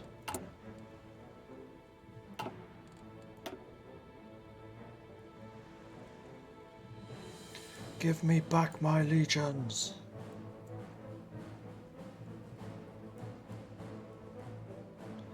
Alright, sod it. During the early stages of the revolution, Chinese territory reclaimed by the Kuomintang has to be administered in a manner much different from the later democratic republic it will become. While supporting military operations must be prioritized, the Central Committee should also begin establishing civil courts to reintroduce old organic law code to maintain peace, stability, and more importantly, tax.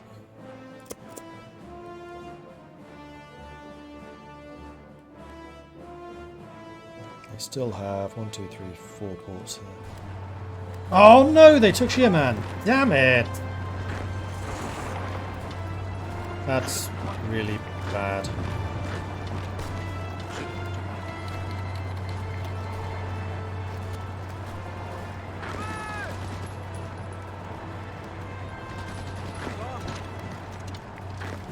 Because now they can recover organization here. Place you, that's fine.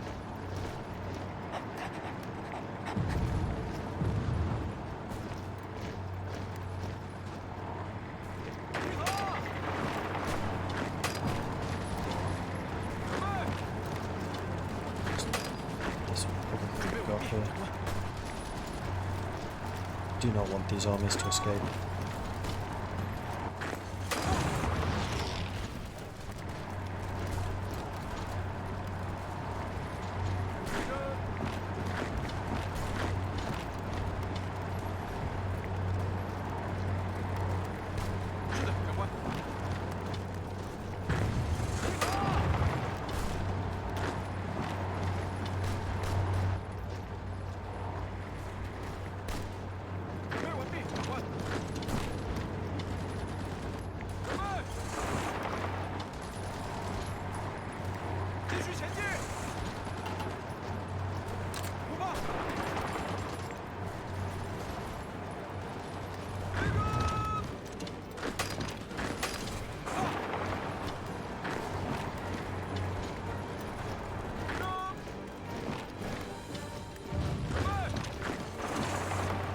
Stop letting them run away! Once we take that back, I think we'll be in a position to stop this more effectively. There we go. There we go. Whew! That required a bit of micro. Okay, then you guys go back and join them. And you have in fact completed your objective, so take Hong Kong.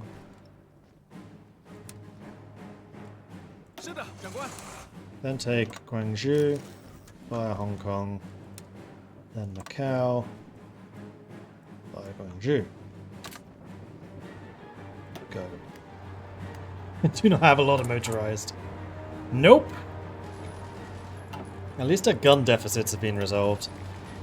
41. Could go ahead of time to get the better artillery. No, we should do this. Better camouflage.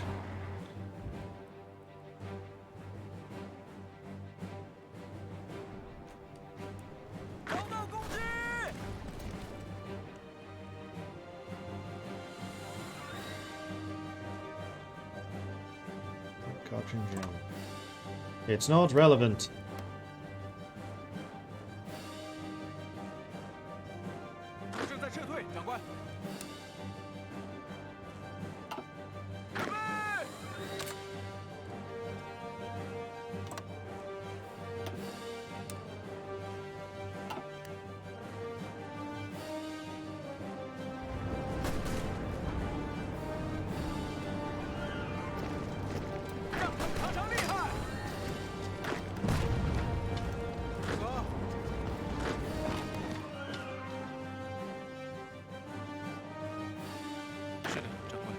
You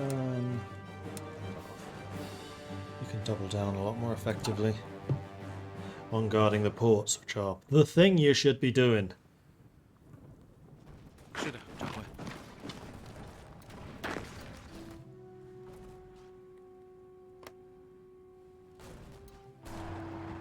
There goes Hong Kong.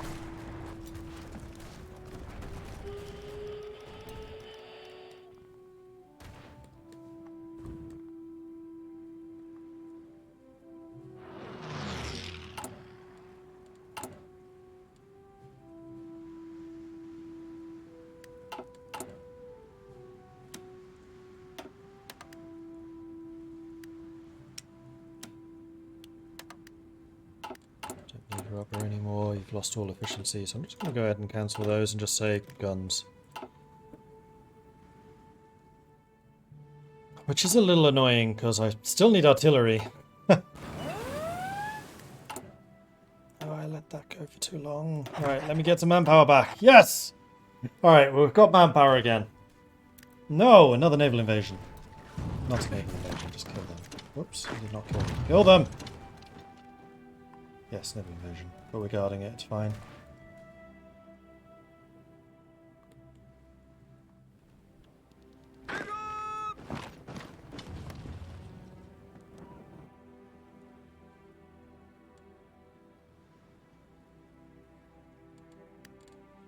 I think I've got to just go for the Doctrine. I really want to get the cost reduction things, but they're expensive.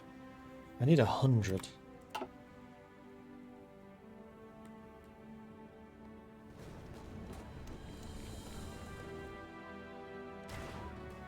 I don't think I could have done this any better than I have, unfortunately. I mean, we still got a very potent part of China. And if we can close this up, then I can reassign the purples to fight against the Russians, because I think they would do a decent job of it. The Russians just keep on coming! And they're now in China, so they're benefiting from my very good infrastructure. Capped land rent, which is supply consumption stability, or stability down, but we get consumer goods factories. I mean, consumer goods factories would mean I can build more stuff, but we are at just 8%.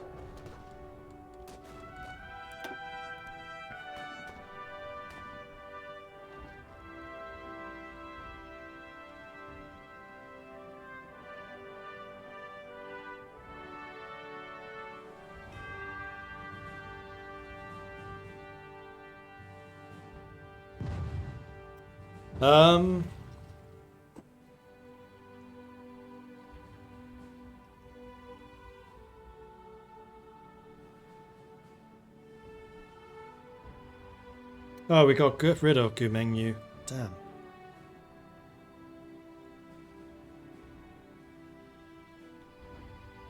And we're going to be losing a lot of stuff if we go that path.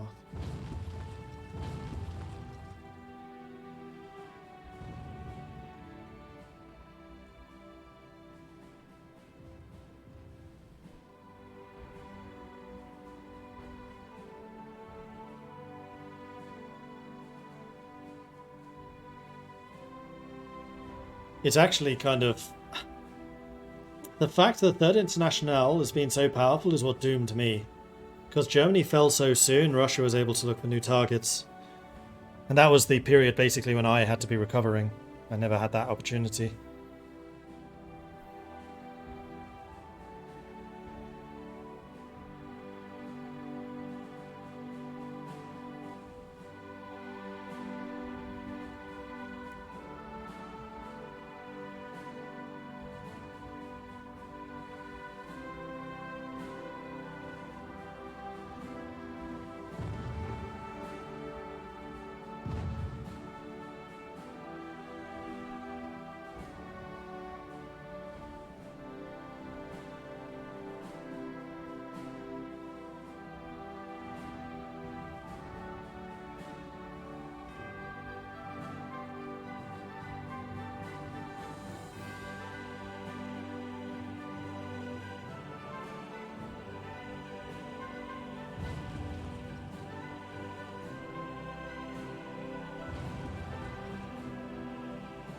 None of these have joined Third International. Which is a little bit weird. I would have expected to be able to, especially as I went pro-syndicalist. Because you're right, that would help us.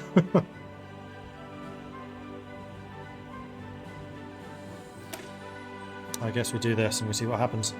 The Syndicalists have been great friends to us, and their help proved invaluable. From the darkest days following the First Northern Expedition to the present day, we should return the favour and deepen our ties with the Socialist friends of the Third International.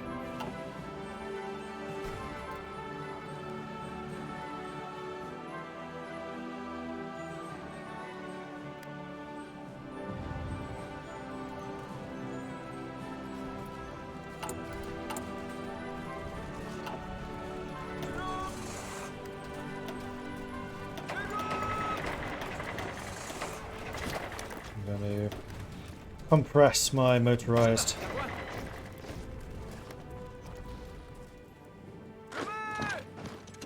Let's finish that pocket off.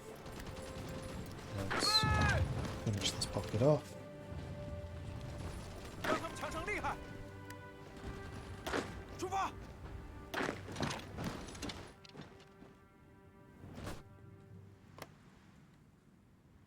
Oh, there are actually troops down here? That's a bit disappointing. Yeah, we lost 2 divisions. We're about to lose 2 more. Bah, humbug!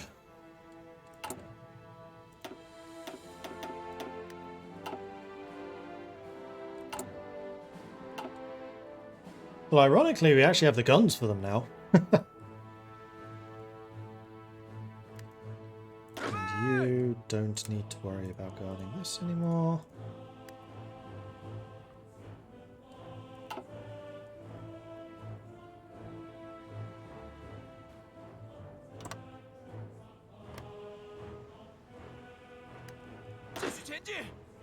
Man, you've taken a lot of casualties. You were a full force of 24 at one stage.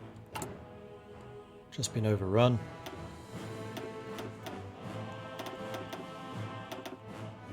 Hang on, you need 12 to reinforce what you've lost. You need 6. Because manpower should start returning soon.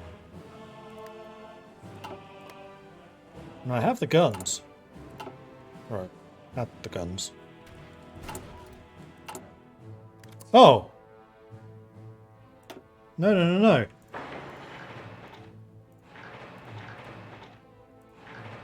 Military factories, guys, come on.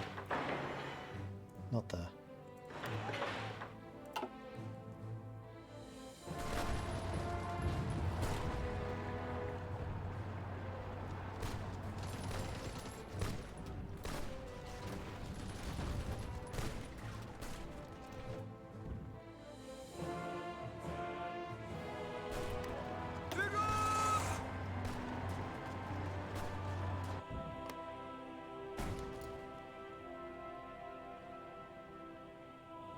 Now you guys are going to be fighting. So I think it's time for me to do this.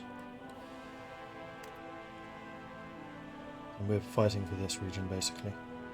At this point, which is why I have to kick Japan out of this area.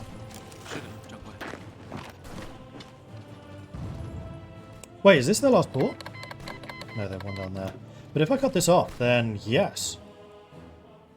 They're out of supply. They may even survive.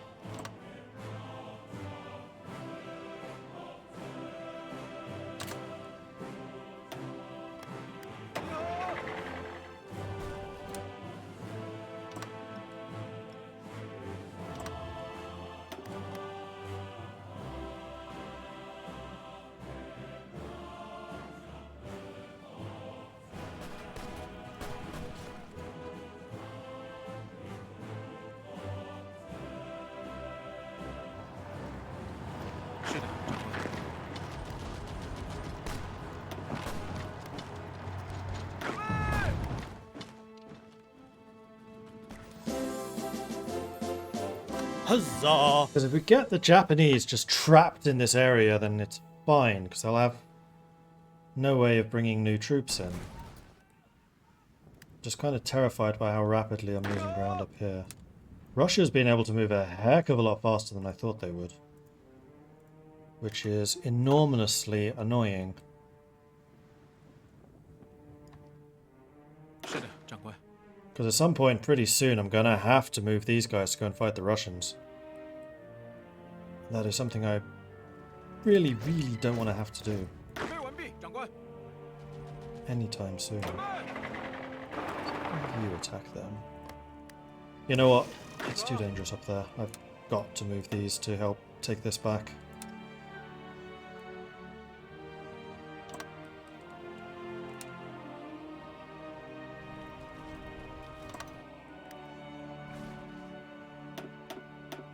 Better be taking the train.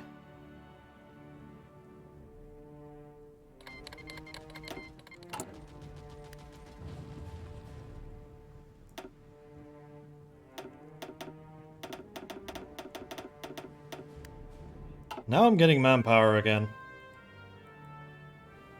I think actually the thing that kind of screwed me was switching to total mobilization. No.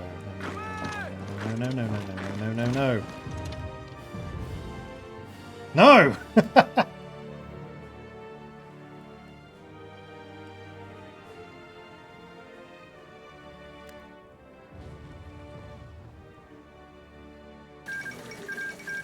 Mexico took 6 states, Central America capitulated, fall of Baton Rouge. PSA forces are doing well. PSA wins. That was really quick.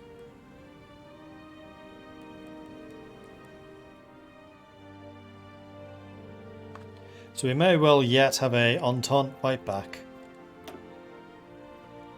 Oh.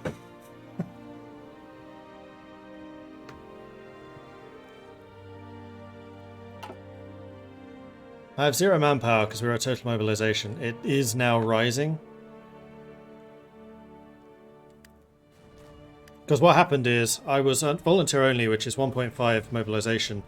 Total mobilization reduces that by 3%, so I was at minus 1.5. So all the manpower I had went down into the negatives, and now that I'm at 5% mobilization, it's rising again. So soon I'll have like 5 million manpower free. But it was that effect of dropping for that time is what really doomed us for a period. But I have this back again now, which is really good. Purples have arrived. Pissed about this though, because now these guys are stuck over here, and that is actually only 5 divisions. No, 6. Okay, we got most of them out.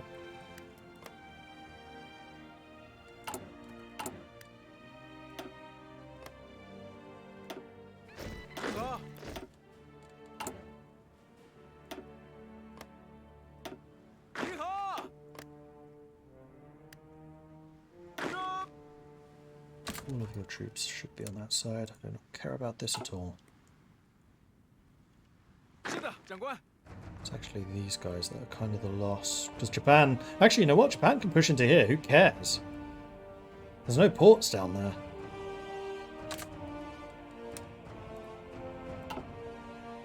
Alright. This is my territory. This is what I'm holding.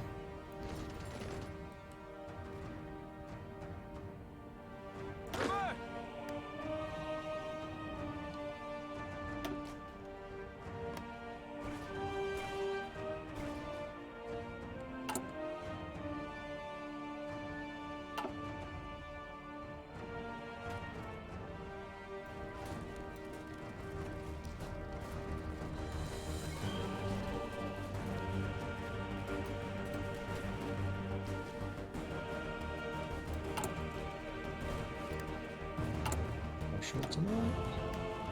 200,000 guns. Bad. We're down to just 64 factories. That's the other negative thing here. Are we still building more? We are.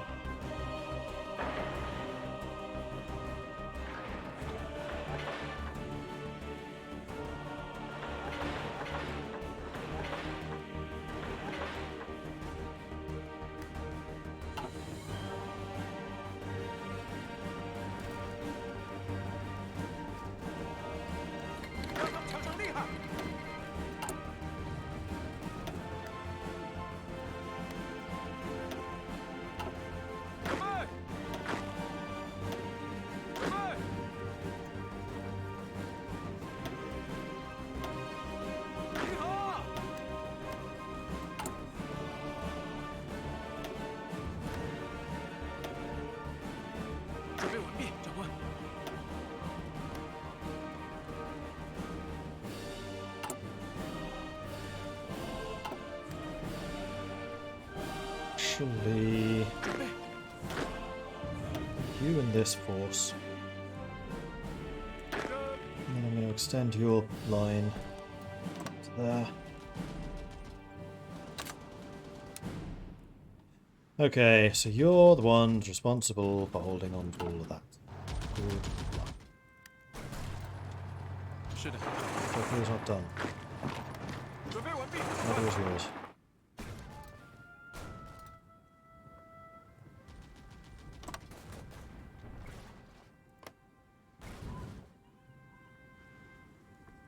Alright, Xinjiang and Shaanxi, let's see how you guys hold.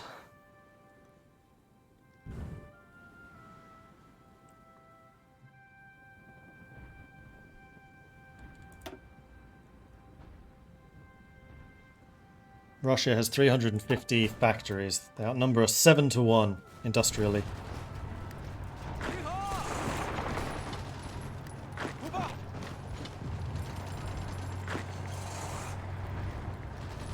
This is the last of the Japanese ports, and I don't think they're going to be able to take another.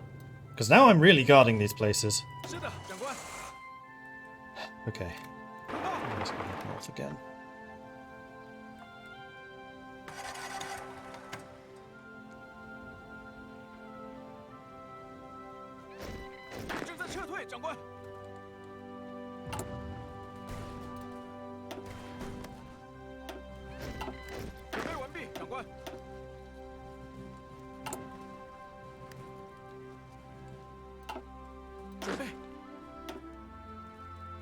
Who's this going to be?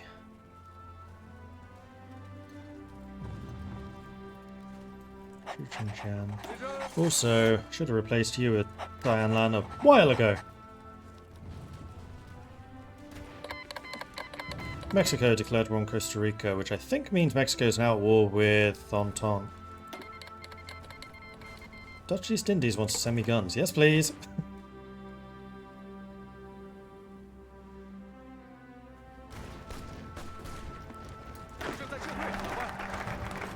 Aha! You can get max planning now. Level 6 Field Marshal.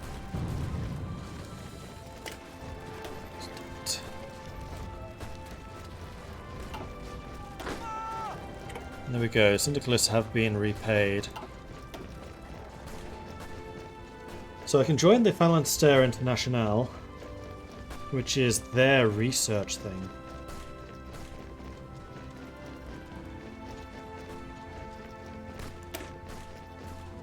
Although we may not wish to intervene directly in European wars, we cannot forget the sacrifices that our friends in the Internationale made for us. Let us seek out their aid once more in rebuilding our country and work together as comrades with the great war against imperialism and capitalism. So I am wondering if there's any instance where Russia and France can go to war. Because right now it's this versus this. I'm feeling a little bit overwhelmed.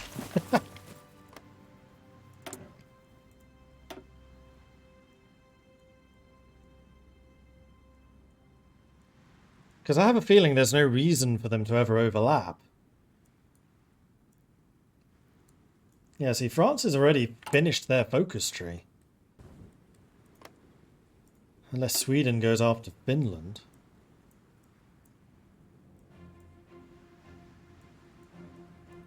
Which doesn't look like they can.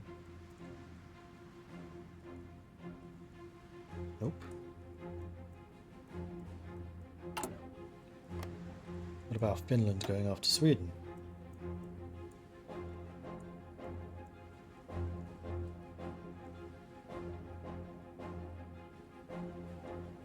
They can go after Norway.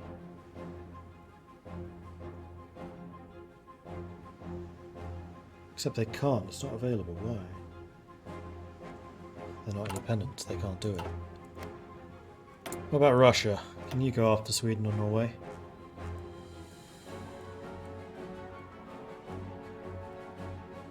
You can go after Japan.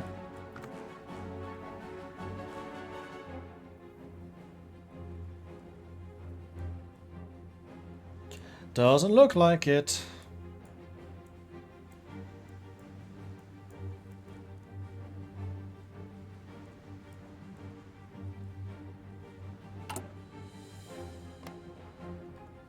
Poland?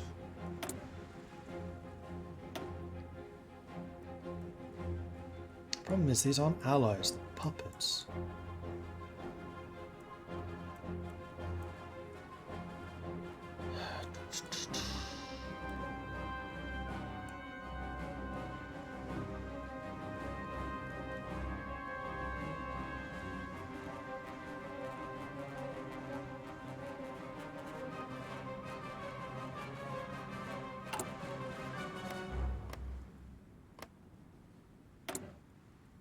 Italy could go after Socialist Italy.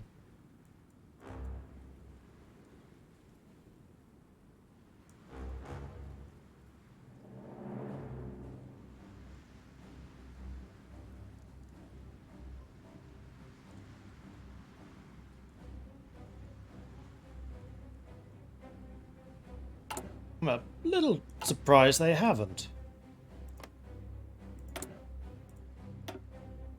Come on, Mussolini, you can be the trigger.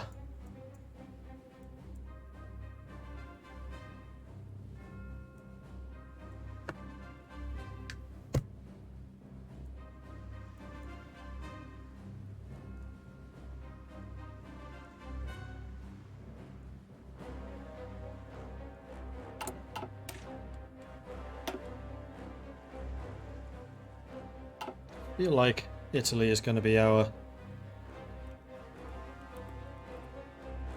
way of doing this.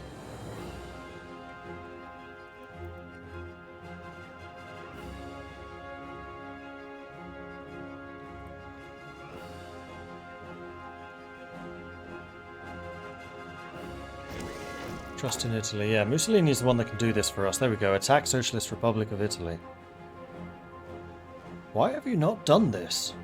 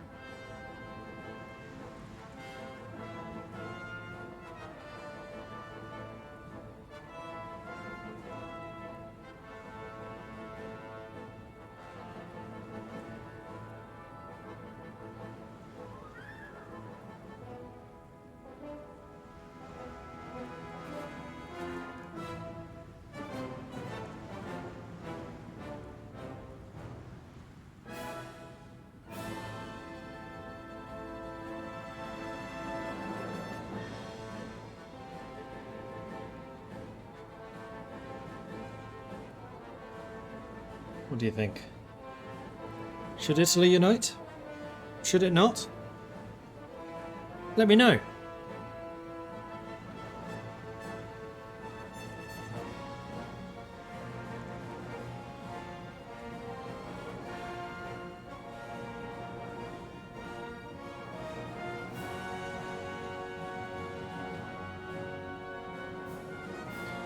Get your votes in. Vote, vote, vote.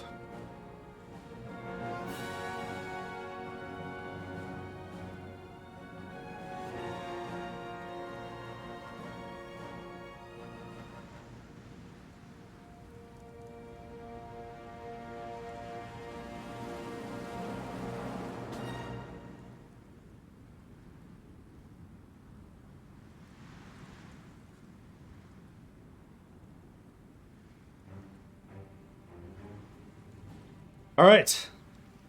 The yeas have it. The yeas have it. Italian Civil War resumes.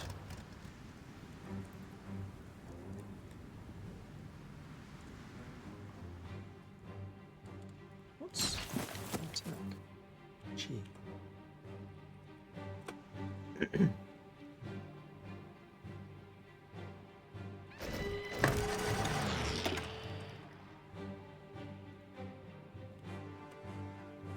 So it begins.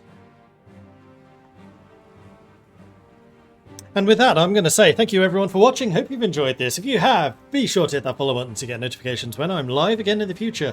If you've really enjoyed this and you want to support the channel, then do consider subscribing. It helps the channel out, lets me do more of this kind of content. You can, of course, check out the Patreon at patreon.com/Viking. And also, we have a Discord, which is where the community hangs out. They're a cool bunch, and it's always a pleasure to see some new faces come join us. So, do so. Anyway, that's it for me for now. I was going to be starting my next stream on the Digital Dragons GM channel in 15 minutes, but I am really hungry. I haven't even had breakfast yet today. So I'm going to go and do that. We will start at 9. So 9 o'clock we will do that, and I'll go on till 11 or 12 or something like that. So we'll get a couple of hours in. That's going to be on the Digital Dragons GM channel, which, you know what, I'm going to raid, because then you know exactly where it is, and you have no excuse not to hit follow. Haha! So head on over there. Just follow that channel if you're interested in seeing some Dungeons & Dragons world building. World building is what I'm going to do tonight, where I'm basically creating my own setting for D&D. I'm tracing the whole of history, basically. We started 2000 BC-ish, and we're currently on, I think, about 300 BC. Jumping closer and closer to 0 AD, and then from there we're going to take it to about the 1400s, which is when I would start any campaign that I run in that setting. So I do hope you'll join me for that. It is a lot of fun. It is always really nice to get the interaction from chat, giving me ideas. We just throw ideas around constantly. It is very much a collaborative effort. So I hope you join me. Anyway, that is all for me for now. Thanks everyone for watching. I will see you soon, probably. Might see if I can do a stream on, say, Wednesday.